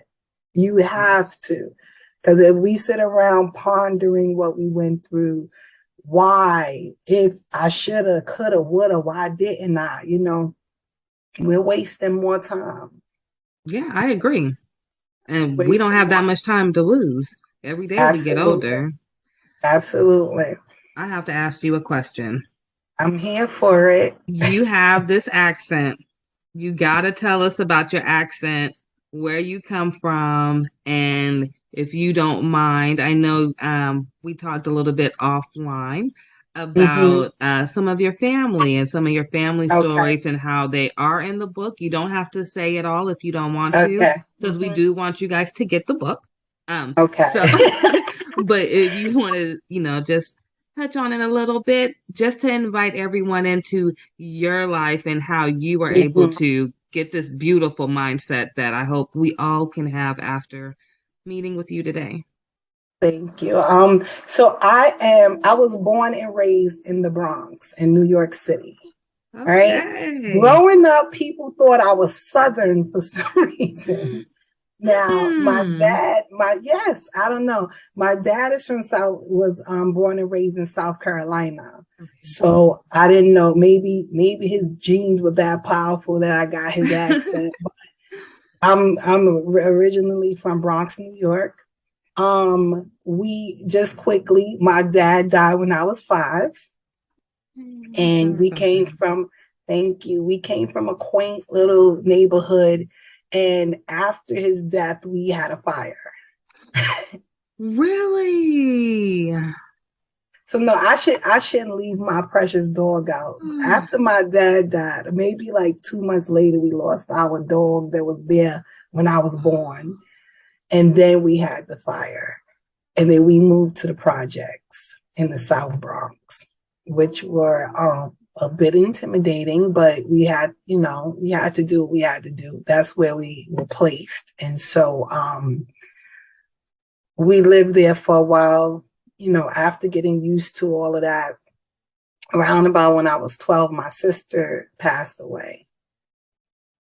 And I don't want to say, well, my sisters, both of them are my favorite siblings. I'm going to say, you know, my brothers, I got my oldest brother that I'm like in love with, my oldest brother. But my sisters were my sisters. You know, they never treated me like a pesky little kid. I was like their life, anything, you know, like, what do you want to do? Take me shopping, doing my hair, everything. So I love my sisters. But my middle sister, she was 22 years old and she had a preemie. Yes, she had a baby. She was born 1 pound and 7 ounces. Ooh, little warrior. Yes. And she fought through that. She came home on Valentine's Day of 1983. She was born in 82. Oh wow. Okay. Yeah. So a long NICU stay. And my sister, they gave my sister the wrong medication. Oh no. For an allergic reaction.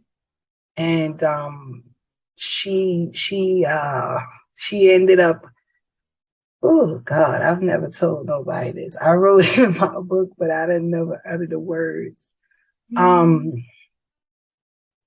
Well, you're in a safe place, so know that. Yeah, I know, but it's still difficult. It's still hard every time, I know. Oh, God, so she ended up because she was hallucinating from this medication, and she and the baby went out the window. Oh no. Yeah. And I'm so sorry. it's That's been why a you're minute, such but a fighter. Man. So the baby passed away that day, and then my sister was in the hospital for 2 months. And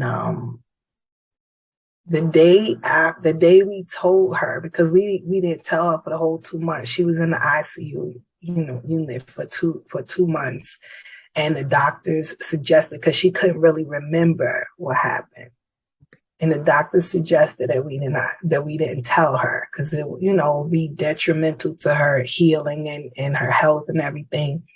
And once she got herself together and she was in the regular room and she was asking, like, now I'm out of the ICU, I can see the baby. I need to see the baby. They got a psychologist, my mom, the clergy, we all were in there, and we all told her what happened. And she was gone the next day.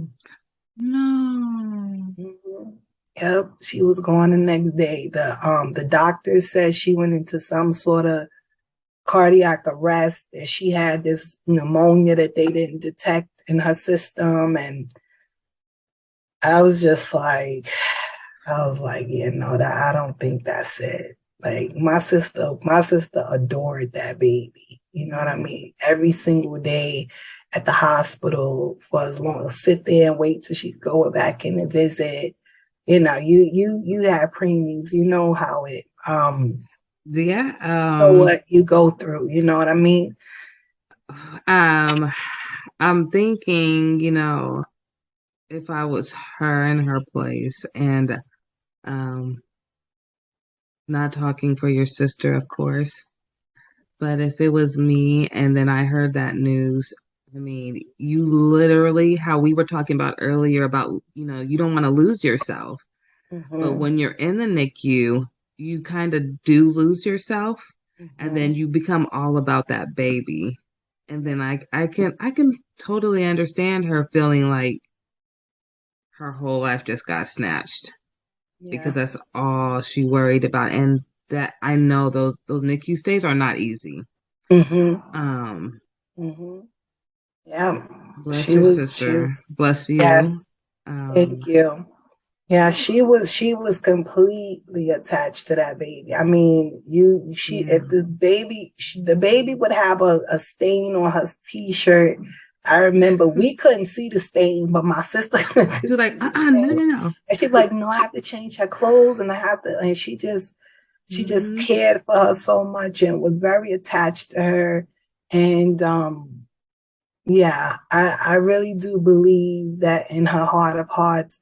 I know people don't, we don't know how life works. We don't know how people do what they do, but I just believe that she let go of this life because the fact that my niece wasn't here, and I think the thought of her seemed like having something to do with it.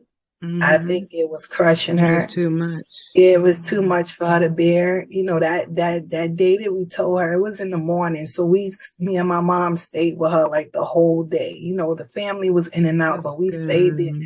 And I can't count how many times she just kept saying, I'm sorry. She didn't cry.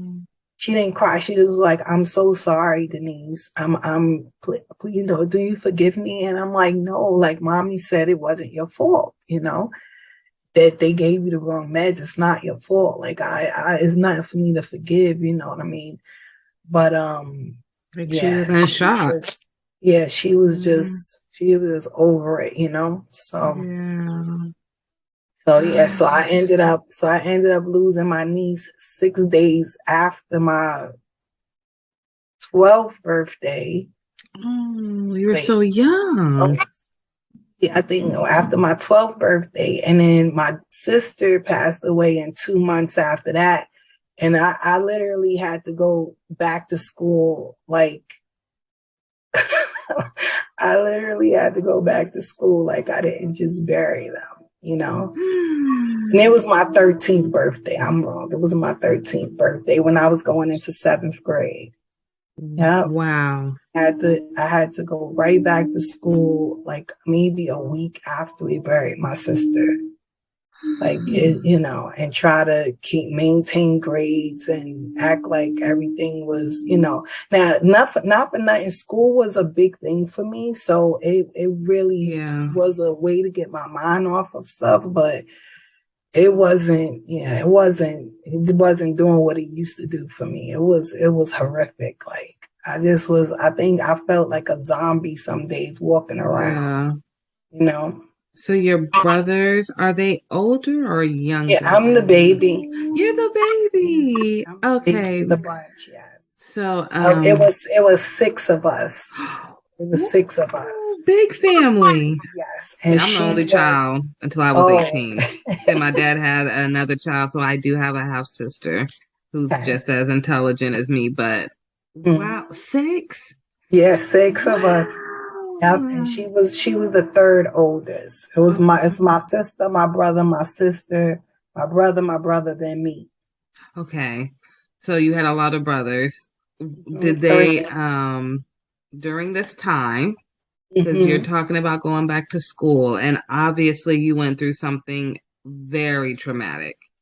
Do you think your brothers was very consoling to you at that time? Because you're the baby, so I'm gonna be completely honest with you. My sister was like the glue. Yeah. You know, and we realized something very, very weird. My older sister says that my other sister was my mom's best friend. So my sister was born February 1st. My mom was born February 20th. Oh, okay. My mom passed away August 28th. My sister passed away August 31st. No. Yes. Yep. And it really was strange because my mom is buried on top of my sister. Wow. So when we finally got because due to COVID and all of this, it took a little while for, to get things in order. But when we finally got the stone, the way my mom purchased the stone, so 20-something years ago, it was left with enough room. So instead of us buying a brand new stone, we just had them remove it and add my mom's information to it right under my sister. And when we went there, we were looking at the stone like, wait a minute, they were born in the same month. They passed away in the same month. And my sister was like the life of the party. She was the one, that one person in the family that kind of lights it all up and have everything and everybody. So anybody from New York to South Carolina, I'm skipping Washington, D.C. We have a lot of family there. Anybody that knew my sister was really devastated. It was hard. At the time, I'm gonna say really that no one kind of wrapped around me. No one really, was like, oh, little sis, like, how you doing? And as I was writing the book, I realized that we all were in the daze. We all were traumatized. It was so tragic. My brothers thought that her boyfriend had something to do with it. They were on the warpath. They were thinking more about that. Really, yeah. Yes, because she was at our house. She had left her house in the pouring rain with the baby. And that's how we knew something was wrong. So, and she came to our house for like shelter. And then her boyfriend showed up around 3-4 in the morning trying to get her to go home. And so she went home. And then the next phone call we got was that she went out the window. So my brothers were on the warpath. We didn't know what happened. She couldn't really remember too much. So we didn't know if he did something to her or whatever. So no one, and right after my sister passed away and we went to the hospital and came home, I kind of went mute for a week or so. Like I wouldn't speak, I was just dazed out. My mom was there. So I don't, they didn't really come to too much, gather around Denise because something might be wrong with her. My middle name is Denise. I'm sorry. Oh, okay. Yeah. So, but as now that I'm older, I don't really blame anybody because I know that we all were just in the daze. It was unbelievable, unfathomable that this was happening, to us, to her. Yeah. And so I don't blame everybody. Everybody, went into their own corners to try to figure out how to process it and deal with it and get their lives together. So I can't even imagine, like, just visualizing everything you're saying right now. It almost feels like a bad dream that's never going to stop. Yeah. I mean, from the age of, I think you said, what, 6? 5. You're 5 when your dad passed away, and then the fire, and then you had to move to an area that was a little different. Very different. Then you had to, I'm assuming, learn all different type of skill sets to live in this new environment. Absolutely. And then this you had with to your learn. sister. Let's just call it what it is. I had to learn how to fight. Yeah. And I had to learn how to survive. I did. And I talk about it in the book that, I was just starting to get my bearings straight. Like I finally started to feel a little bit of stability. Yeah. Like things were normal for a little bit, and then my sister, it just literally pulled the rug from under me. And then after that, so that happened when I was 13. Yeah, I was gonna ask. So you met your first husband around that time, right? And by the time I'm 14, I'm having a baby. What? Yeah. It just, I'm telling you, my sister dying really just threw me off. It threw me off completely. Like it just threw me completely off my game. I'm telling you. Okay, wait. I'm telling you. Okay. This interview is getting so good. Okay, I have one question. We got to 13. Okay. And then we're going to have to get you a documentary, okay? You get to 13, and I'm just so curious. You were talking about going back to school and your grades. Mm-hmm. Like, did your grades at this point just completely fall, and then you met him? And so that summer, while I was dealing with everything with my sister, we went into we went with my girlfriends. Were always talking about him. We're talking about girlfriends again. Yeah, they knew him. I didn't. Mm-hmm.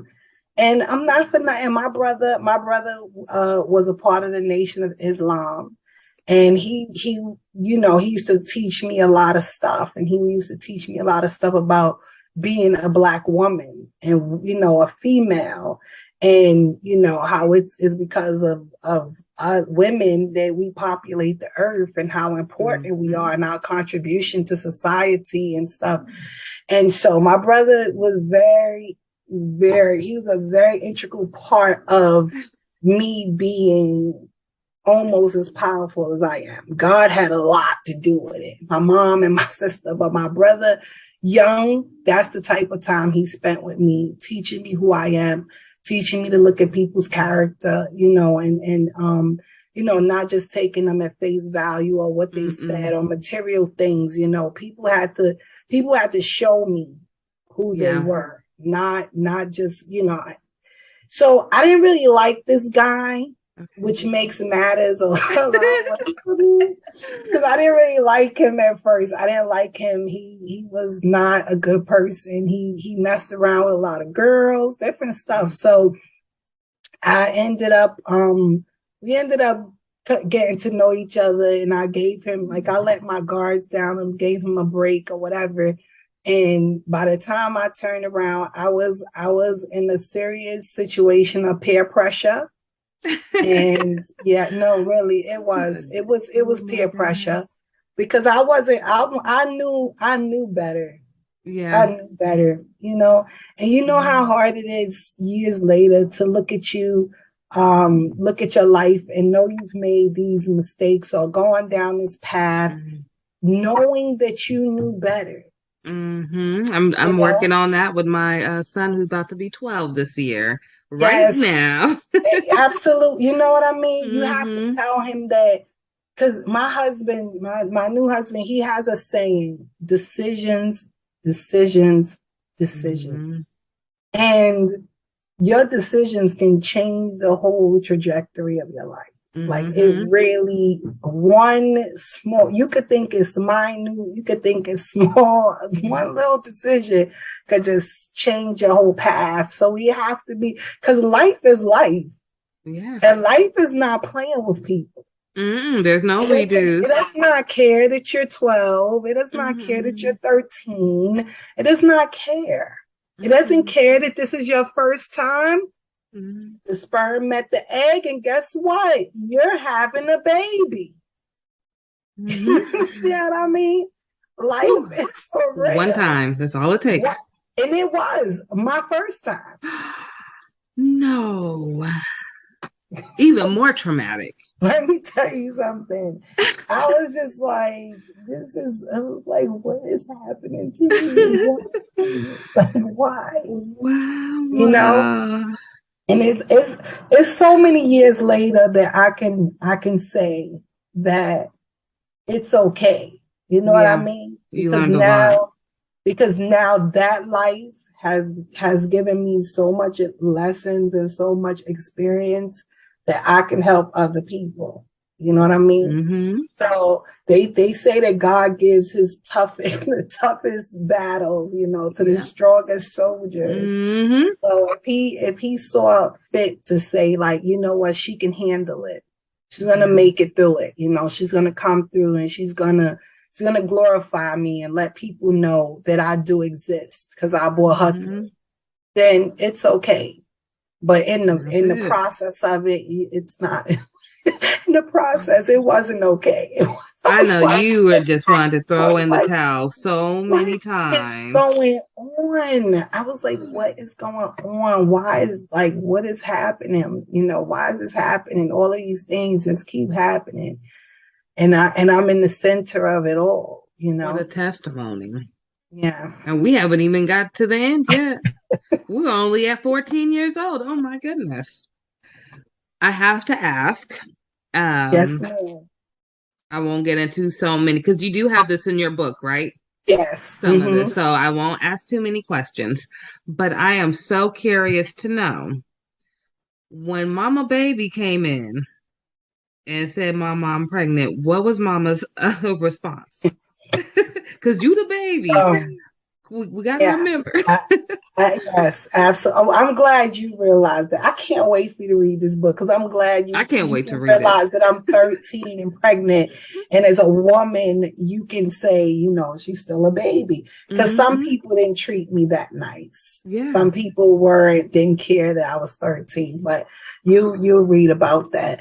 So my mom, my sister, the person that didn't treat me well, was on the warpath against me, and I had to get to my sister. I couldn't think.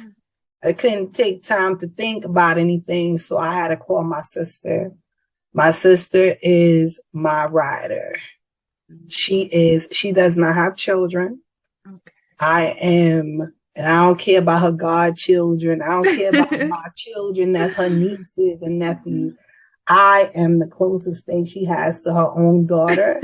You claiming that right now? Absolutely. And you can ask her. She'll tell you.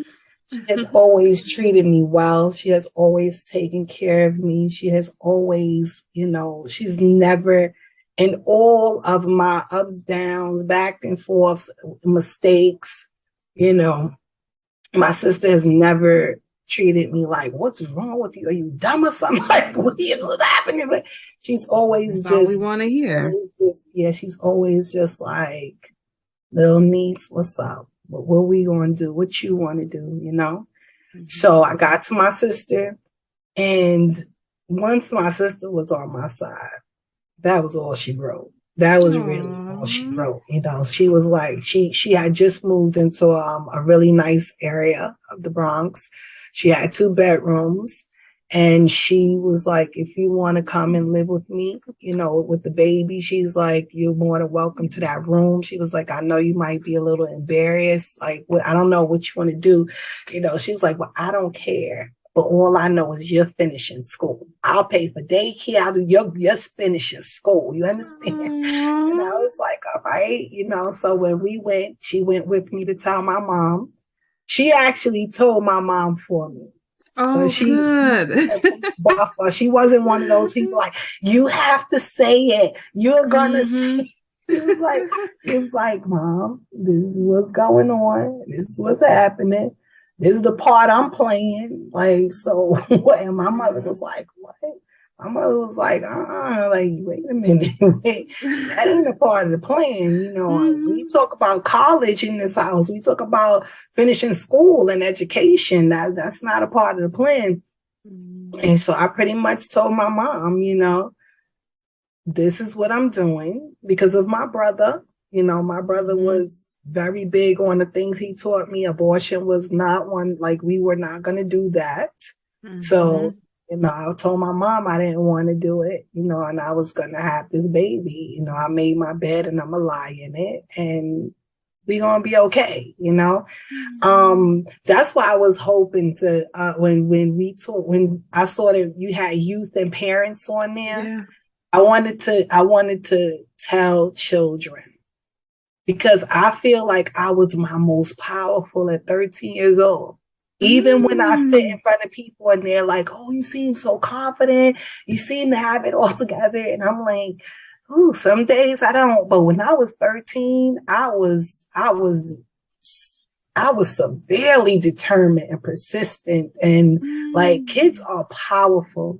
You know, kids are powerful. I think kids are powerful because they have not been in the world long enough to be, you know, some of them, because some of them do have it rough. I don't want to discount the ones that come into the world with these rough things going on. But for the most part, kids have not like been tainted. They've not been like traumatized to their core, really hurt, you know.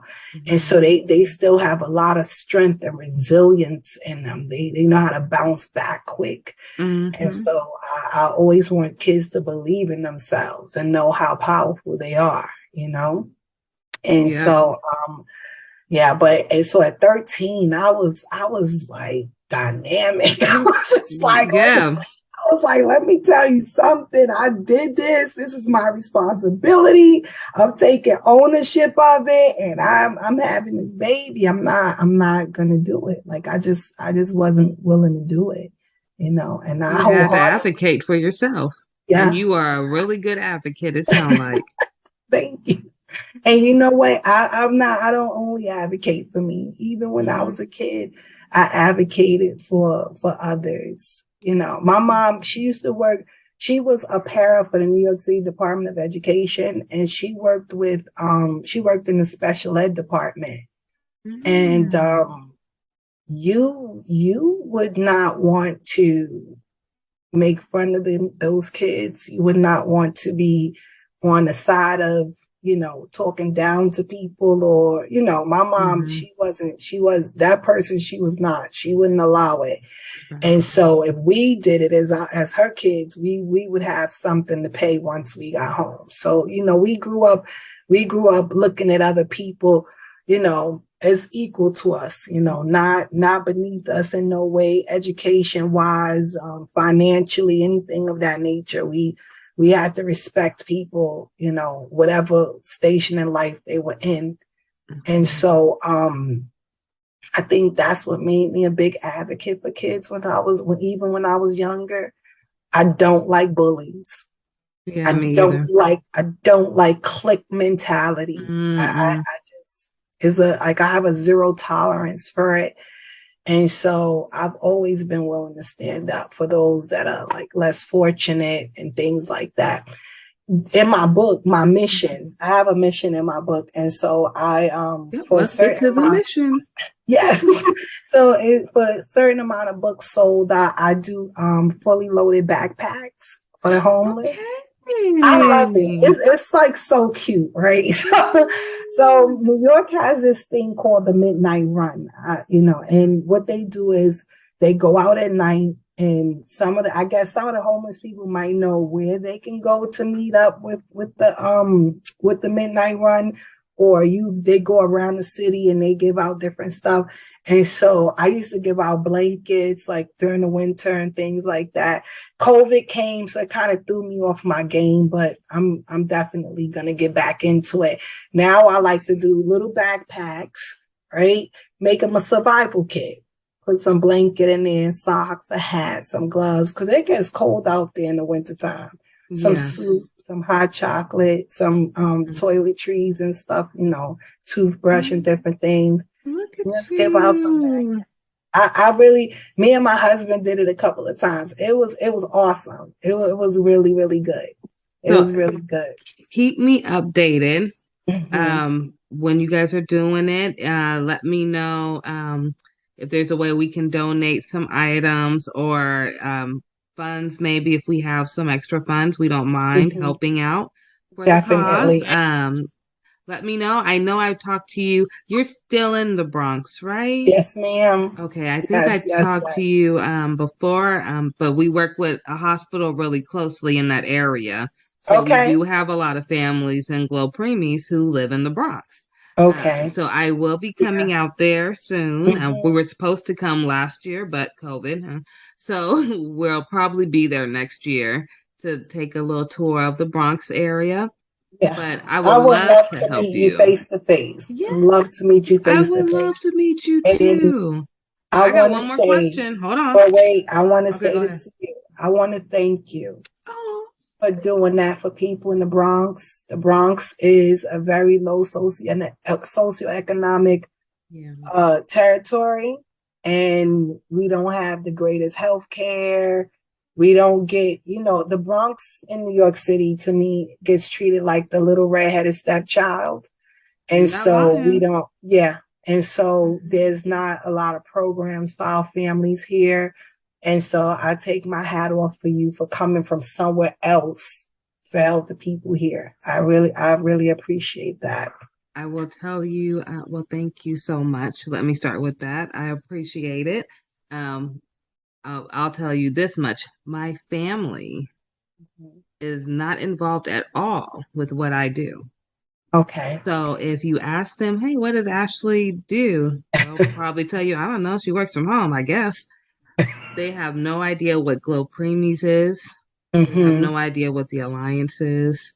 They have no idea how many policies I have single-handedly helped change. For your area alone, I believe we have already sent maybe 6 breast pumps to new NICU moms, Black NICU moms. We are working on sending more right now as we speak. So that is just one of the little things that we do. So just to let you know that I am very appreciative for you acknowledging anything that I do, but I never do it for clout. That's what they say. I do it more because I was a NICU mom who had no family who came to see me when I was in the NICU with my baby. I'm a mom that never had a baby shower because I had preemies. I'm a mom who's been let go by a doctor because I was too sick. Just too many bad things. So I thank you for sharing your story, particularly the preemie story. But is there a way for those who just heard what you're doing with the mission to be able to help donate to you? Do you guys have like a Cash App set up, or will you get one so that if people see this video and want to help contribute to what you guys are doing without getting the book, or if they want to get the book and still donate, how can we do that? So currently I don't have a Cash App set up for it. We'll but work on one. Yes, we will. Yes, we will, ma'am. Listen, you're gonna be right. You don't even know how much you're helping me right now by kind of giving me some tips and instruction. Like, hey, girl, get this together. Oh, good. We're gonna have you popping, yes. okay? Don't worry about it, you guys. So you heard her. She is gonna get a Cash App or something to that caliber, and when she do, I will post it under this video. So keep looking for this video. See if there's any updates. I'm sure I'll have you back when the book comes out. Absolutely. I do want to do a giveaway for the holidays. I need that book for the giveaway. Okay. For and sure. we will definitely stay in touch. I want to see you when you come to the Bronx. I want to, I want us to get some lunch or something. Yeah, I can't wait. I greatly appreciate you having me. It's been an honor. And to know what you're doing here in the Bronx is really, is very moving to me. Because like even when my sister was in the NICU, there was no helping. There was no, it was thank God we had my mom and my sister to do stuff and to help and to, even me when I had my daughter as a teen, I was like that, growing up, I was like, there's nothing here to help, people that have I did have a high school. I did go to a high school that had a daycare, but even with that high school is still an alternative high school, but it no longer, I don't believe it has the daycare center anymore, which was tremendous because that gave people a real opportunity to go to school and continue their life and, so, but yeah. Do they have any of those options anymore? I'm not really. That was the only school. It was called Bronx Regional High School, and I forgot the name of the extension because they had an extended piece to it where all the pregnant girls went to school. So if you were pregnant, you can attend and you just be in class with other pregnant girls. You wouldn't be amongst the general population. Yeah. And then once you had your child, you were able to still come to school and bring that baby to the daycare center.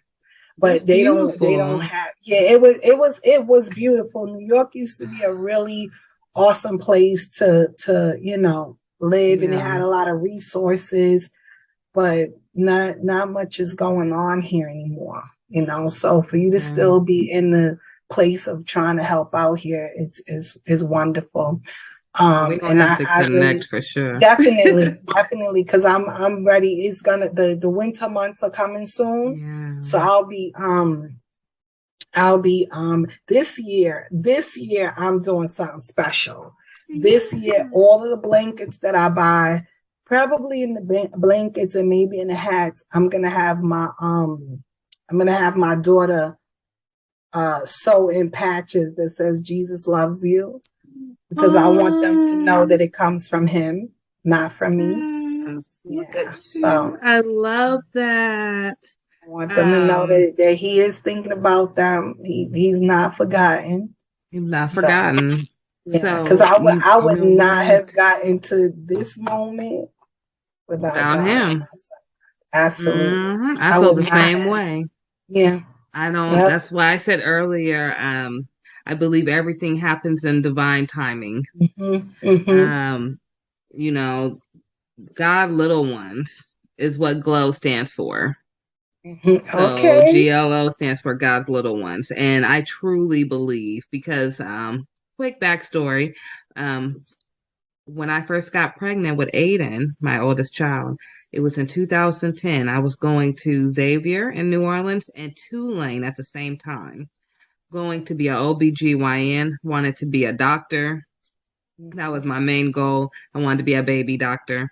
And I went to Tulane because I wanted to do public health, because I wanted to work in the World Health Organization. Ended up having Aiden with 2 semesters left. And here we are 12 years later. I have Glo Preemies. It incorporates both of them. So I'm still dealing with babies. I train doctors now. I educate doctors through what I do at CPQCC based at Stanford. Not only that was my college that I really wanted to go to. My Okay. mom said I couldn't go to Stanford because she wanted me to go to Xavier because they were known for African Americans to go to medical school. Okay. I still ended up at Stanford. Absolutely. I'm still there, and I'm the Still first gave you your African American to become chair. So I have that honor under my belt. Congratulations. Thank you. I got that this January, so it's probably one of my most proudest moments. But just like you said, your trauma makes you who you are. I only got that honor this year because of my 3 preemies, because I came in as a preemie parent who became advisory board member, who then became chair of everything within the NICU. So everything's divine timing. Your book is divine timing. Man, thank you. We're not going to go into your divorce because you guys, I want you to get this book. Help her with the book as well as help the mission. So if anybody do want to donate before she has it, you can donate to Glo Preemies. Please put the mission in the description so we know where to send the money to. If you're sending it to Glo Preemies, just put donation to Glo Preemies. If not, put the mission so we can send it directly to her. Thank you. Thank you. And then, yeah, we'll get that going. I'll put everything in the description. To everyone, we are now on iHeartRadio now. So we are on iHeartRadio, Anchor.fm, YouTube, as well as Roku TV and Spotify. So you can look up Glo Preemies or the Ashley Randolph podcast. If you have a question that you would like to give to Miss Marie to have her answer for you, maybe by email, you can do so at anchor.fm/Glo Preemies/message. And we will make sure she gets it. And we are just so grateful. Now, before I let you go, because it's amazing, and I am going to bring you back for part 2. Before I let you go, where can people find you? Because that's the most important thing. Is where can they find you? I am on Instagram at marie.d.mosley, Mosley. And I'm also on Facebook at Marie Mosley. And like you said, email, they can email the pretty divorce at gmail.com. And I'm also going to I'm going to set up a Cash App and send it to you. So if anybody wants to donate, I would greatly appreciate it. I will share photos so you can see that your money is going to good use, because I would like to do at least 50 backpacks this coming winter. I want to do more, but I'm saying my minimum is going to be 50 to give out to the homeless. So there's a lot going on out there right now, and people need our help, And let's not forget that it does snow, so it's very, very cold. So this would be going to a good cause. If everyone helps, even $5 adds up. I do hat, glove, scarf, and socks, and a blanket. And the blanket. So, yeah, I think it's wonderful. You have such a good heart to say everything you've been through. Your family sounds amazing. Thank you. So we know that you came from some kind of good background. We may not know them personally, but we know that they're tough, they're strong, and you're the baby. So you're gonna just take everything that you've seen from them. So you have to be a tough cookie. So we are so appreciative of you and thank your you, my work. dear. And I appreciate you. On behalf of all the millions of women who may be going through a divorce right now, thank you for writing this book on behalf of them, so that they can move forward like the women in my family. Hopefully I'll never have to go through that. I don't think I will, but you don't want to go through it, but it's those that have been through it, or those that feel like they're stuck, I definitely feel like my book would help them. Because I have a little bit in there about us divorcing ourselves, not only from men, but some other toxic behaviors. See what I'm saying? So Yeah. it's, it runs, it's a pretty, I'm proud of it. I'm very proud of it. And I can't wait for everyone to read it. I appreciate you. My husband appreciates you. My 4 babies and my 2 grandsons appreciate you. I could not get off the here without mentioning my kids. They are awesome. They are resilient. They went through this divorce with me. Yeah. They empowered me and I empowered them. And we built amazing bonds with each other behind it. And so, yeah, it's doable. It's okay. I got a question. Yes, ma'am. How comfortable is your husband and kids with being on TV? I don't think my kids would have any problem with it. Let me tell you something. First of all, not for our interview though. My son is Mr. Congeniality. He's so astute, and he's such an awesome young man. My girl, I have one daughter though. She's very much into her faith, and she's very modest. And so she might be like, "Mommy, I don't want to be on TV." But the oldest two would get ready for you. Like, here we are. I'm here. Yes. And hubby, like I said, hubby's an alpha. He's very confident. He believes in himself. He would have no problem. We'll show up. We'll definitely talk after this. Yes. We're doing a holiday special for our Roku TV. Okay. And I would love to offer you and your family a little part in it. Okay. And I'll talk to you off of here about it. And then, I just want to offer it. We are trying to uplift as many Black voices as possible because when I first got started, there was a lot of people who are at the top right now in the NICU world who told me I would never make it unless I had everyone included. And I said, absolutely not when we have the highest rates. So I know how hard I had to fight, and I'm going to try to make sure that you guys don't have to fight as hard as I did. And I appreciate that. And I want to say this, my book, anybody can read my book. Okay. But I really did have us in mind. Yeah. We go through a unique set of circumstances in almost every situation out here. So I have women that might not have resources. You know, I talk about court and everything in there. Like when you got a lawyer, all of that stuff. The good questions. You know what I mean? Absolutely. Because we have to speak up for one another. We have to, and I don't shun anybody. Like I said, it's because we all women, we all go through divorce.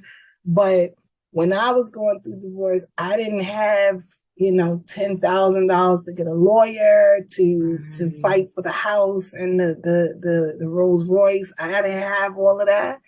And so I want to talk to people that really do need the assistance, and that need someone to be able to be a voice for them. And so I appreciate you for that, and just know that I am following in those footsteps as well. I'm so happy for you. This time next year, you're going to be like, ooh, girl, I'm on book number 2. It's like, girl, when is it coming out? Oh, you already have it out? No, I don't have it out, but it'll be done in the next few weeks. Like I'll be ready to send it off for editing. Ooh, all right. Okay, so when book number 3 coming? So it was. I think the Lord was like, I want you to do 3 this year, but I didn't. I've been going through a lot of because my mom passed away. Okay. And so I've been finally coming up from that, from that. Did she pass this year? Stuff. No, she passed in 2020. Girl, it's so much stuff. Let me tell you something. It is so much stuff. And I'm gonna quickly say this. My daughter, the one that I said is modest, this woman, this cult leader, talked her into. No, I'm being honest. I'm not. I'm serious. I'm being very serious. She talked my daughter into leaving home and not speaking to us anymore. No. Yes. In 2018. Yes. And so we were going through that and trying to get her back. And Then my mom passed away. It's been a lot, but you know what? God is still good. He's still on the throne. I stayed in prayer with me and my sister and my family. We started a whole prayer group, and God brought that baby home. She's home. She's doing well. She's happy. She's not, she's not, she has things, but she's not like some people that come out of situations like that. She was there for 2.5 years, and she came home, and she's not anywhere near some of the horror stories that I heard. So I'm grateful.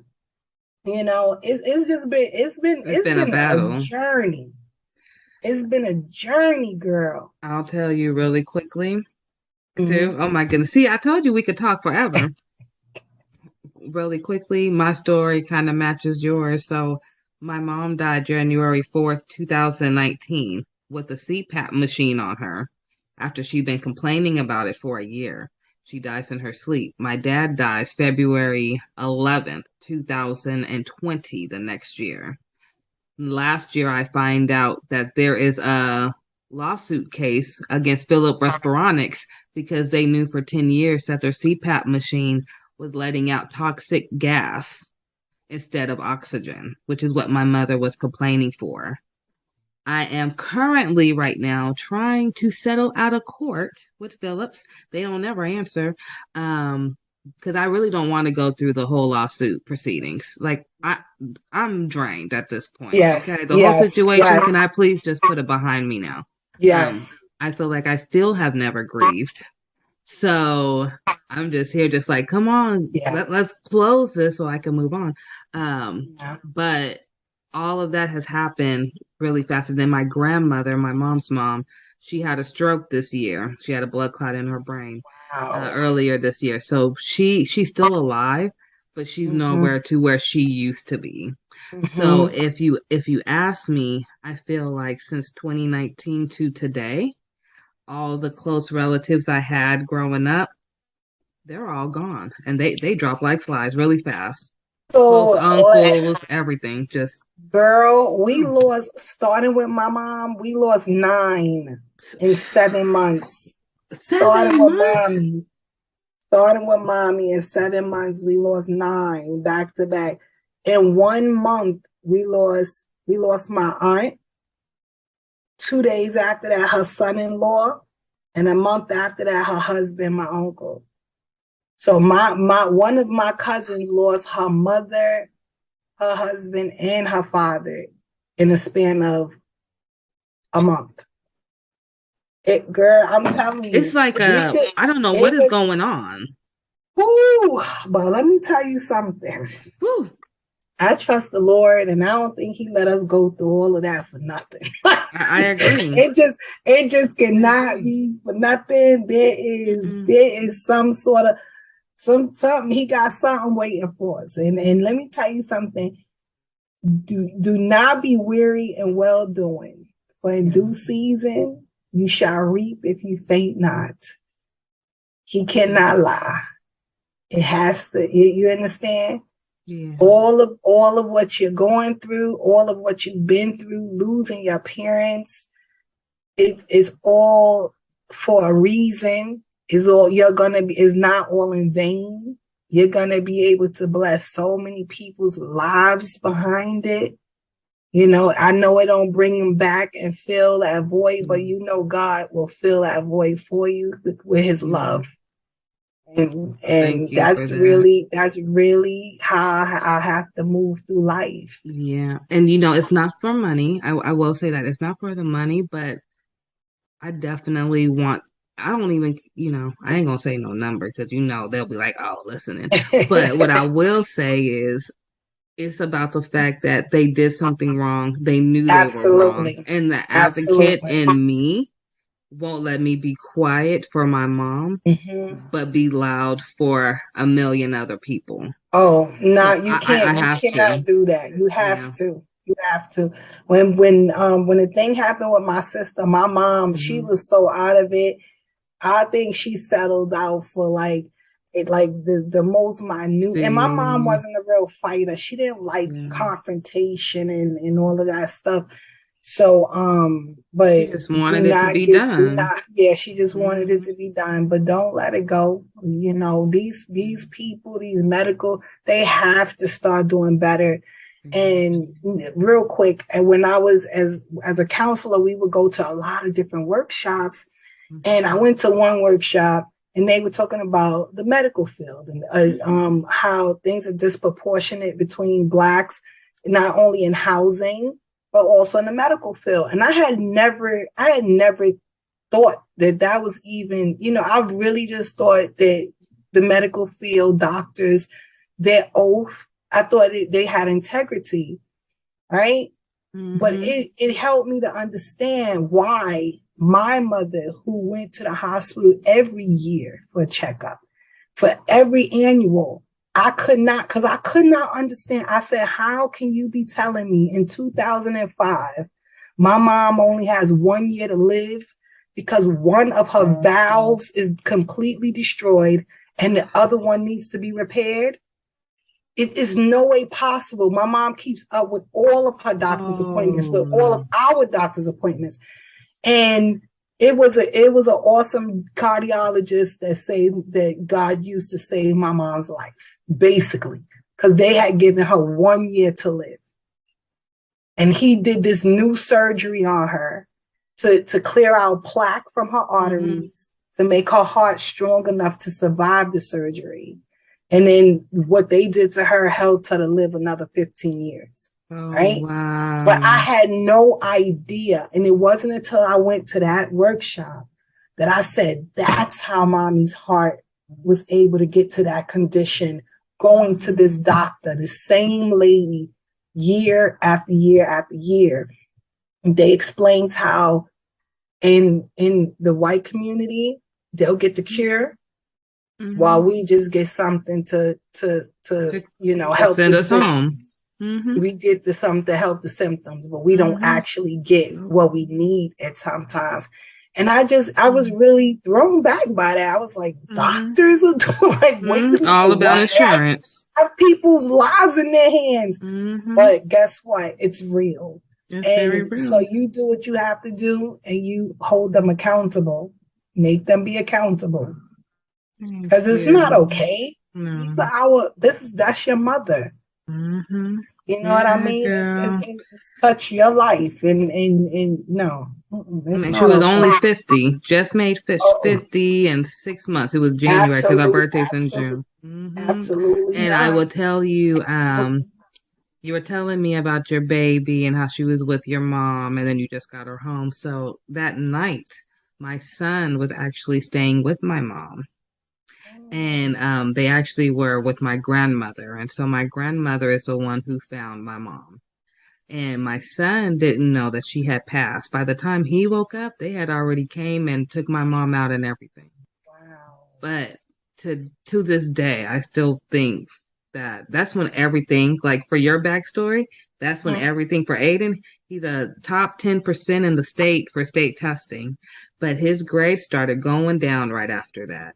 And he started to get into fights at school. So we had to switch him schools. And it was like I had to almost rewire Aiden. So when you're talking about rewiring your daughter, I'm like, I'm going through that now with Aiden and trying to put him back to where he was before he had all these losses at one time. Because he never lost nobody. And then all of a sudden, it's like boom, boom, boom. And he's like, I can't go to grandma's house no more to babysit. I can't go by grandpa at all. I mean, he sounds like my son. My son was very close to my mother. Very close. See, how's your son doing now? I know it's been about 2 years. She passed away 2 days after I dropped him off at college. No. Yep. 2 days. That Wednesday we took him up, and Friday she was gone. And he was like, Mommy, I'm here. Like, and he was a freshman. He was like, I don't know what to do. Like, I'm here alone. I need to get home. Where I gotta. And I was just like, calm down. I'm gonna get you a plane ticket. You're gonna get an Uber. You gotta, but you in college now, you know, you gotta talk to the people.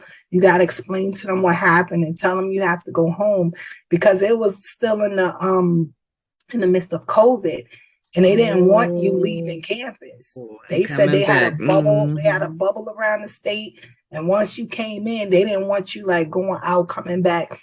But my son was like, I don't care if I can't be in school, then I was like, no, we're gonna talk to them first, and then we're gonna get you home. But I got like I'm terrified because you're there by yourself. I need you to calm down, and we'll figure it out. If I tell you, boy, let me tell you, my son, while my mom was sick, my son was washing her, helping her, like without me even knowing, because I had hurt my back. And I was like, what are you doing? You can't be changing, Grandma. He was like, but Mom, your back is messed up. Like, I have to help you. I have to help Grandma, you know. Them boys are something else. They're amazing. And that's why your son is going through that, because of the love he had for his grandmother, you know. And you just got to help him work through it. You got to just help him work through it and keep talking to him, you know. And it's difficult. It's difficult. Loss is difficult. It very is. I thank you for talking to me through that. And we were supposed to be talking about you, and we done ended up helping me out. Okay, that's how a good interview goes. It's okay. Yes, and we will definitely stay in touch. Yeah, Okay. We'll have you back for a part 2. And thank you so much. And everyone, please share and go visit her Instagram and Facebook. Like, follow, subscribe, share, all that jazz. And look out for the mission. That's what we're going to call it now. So if you hear me say we're getting ready to do the mission, we're talking about them backpacks, okay? So thank you again, Marie, for talking to our families, and we will talk soon. Yes, ma'am. Take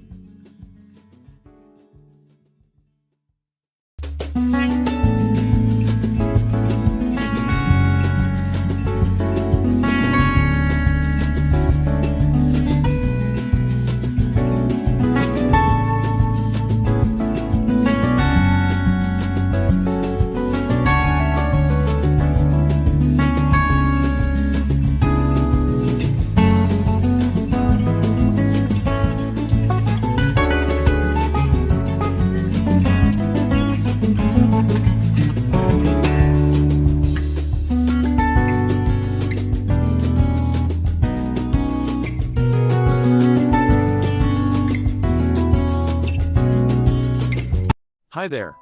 Have you ever wanted to publish your own story but didn't know where to start? In this video, we'll show you a step-by-step guide to self-publishing your own story. Step 1. Write your story. Whether it's a novel, a memoir, or a collection of short stories, make sure your work is completed and polished before moving on to the next step. Step 2. Choose a platform. There are several self-publishing platforms available such as Amazon Kindle Direct Publishing, Barnes and Noble Press, and Kobo Writing Life. Do your research and choose the platform that best fits your needs. Step 3. Format your book. Each platform has its own formatting guidelines, so be sure to read them carefully. You can hire a professional book formatter or use free templates to format your book. Step 4. Design a book cover. A book cover is the first thing that catches a reader's attention. You can design a cover yourself or hire a professional designer. Step 5. Publish your book. Upload your formatted book and book cover to your chosen platform, set your price, and hit publish.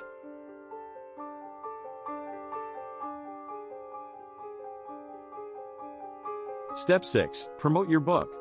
Use social media, book blogs, and book review sites to promote your book to potential readers. And that's it. With these 6 steps, you can self-publish your own story and share it with the world. Thanks for watching this video, and don't forget to subscribe to our channel for more tips on writing, publishing, and marketing your books. Hey everyone, welcome back to our channel. With fall and Halloween just around the corner, we thought it would be fun to share our top 10 movie picks for teens and for some of you younger siblings also to watch during this spooky season. So grab some popcorn, turn off the lights, and let's get started. First up, we have Hocus Pocus. This classic Halloween movie is a must-watch for anyone who loves witches, magic, and a good laugh. It is perfect for a cozy night with friends or family.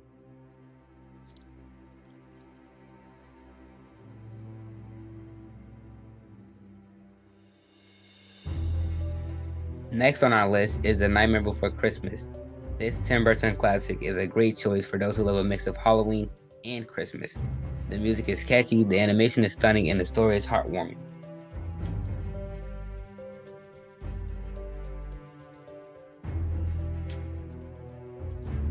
For those who love a good scare, Teenage Mutant Ninja Turtles Mutant Mayhem gives the right amount of thrills and excitement throughout the film.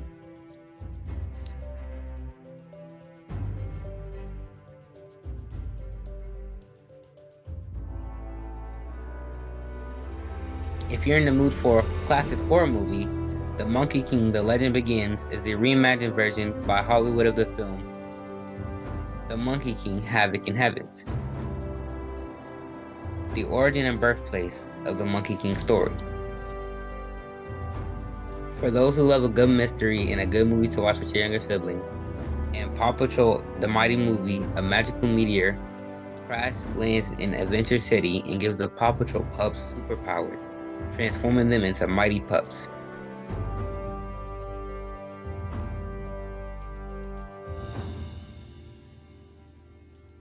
If you're in the mood for a comedy, Leo is a great film. A 74-year-old lizard named Leo and his turtle friend decide to escape from the terrarium of a Florida school classroom where they have been living for decades. For those who love a good coming-of-age story, The Witch is a great choice, and you can watch it with your sisters. Witch follows a young girl named Asha who wishes on a star and gets a more direct answer than she bargained for when a troublemaking star comes down from sky to. If you're in the mood for excitement, watch Wonka with your parents. They had Willy Wonka and We Got Wonka. The story will focus specifically on a young Willy Wonka and how he met the Oompa Loompas on one of his earliest adventures. For those who love a good film, Ghostbusters Afterlife is one everybody loves. Set 31 years after the events of Ghostbusters 2, it follows a single mother and her children who move to an Oklahoma farm they inherited from their estranged father, Egon Spengler, a member of the original Ghostbusters. The sequel will come out in December 2023. For the last film, but not my least favorite, we have Migration. Migration is a film about a family of ducks trying to convince their overprotective father to go on the vacation of a lifetime. A film for not just you, but for the entire family.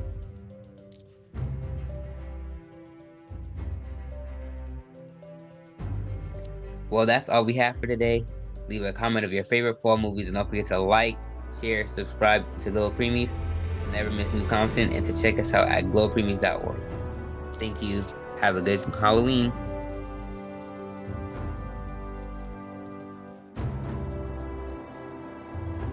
Host, welcome back to our channel. With Christmas just around the corner, it's time to spread some holiday cheer. And what better way to do that than with festive wreaths?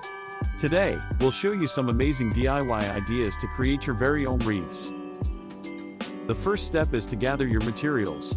You'll need a wreath frame, some evergreen branches, pine cones, holly, ribbons, and anything else you'd like to add for a personalized touch.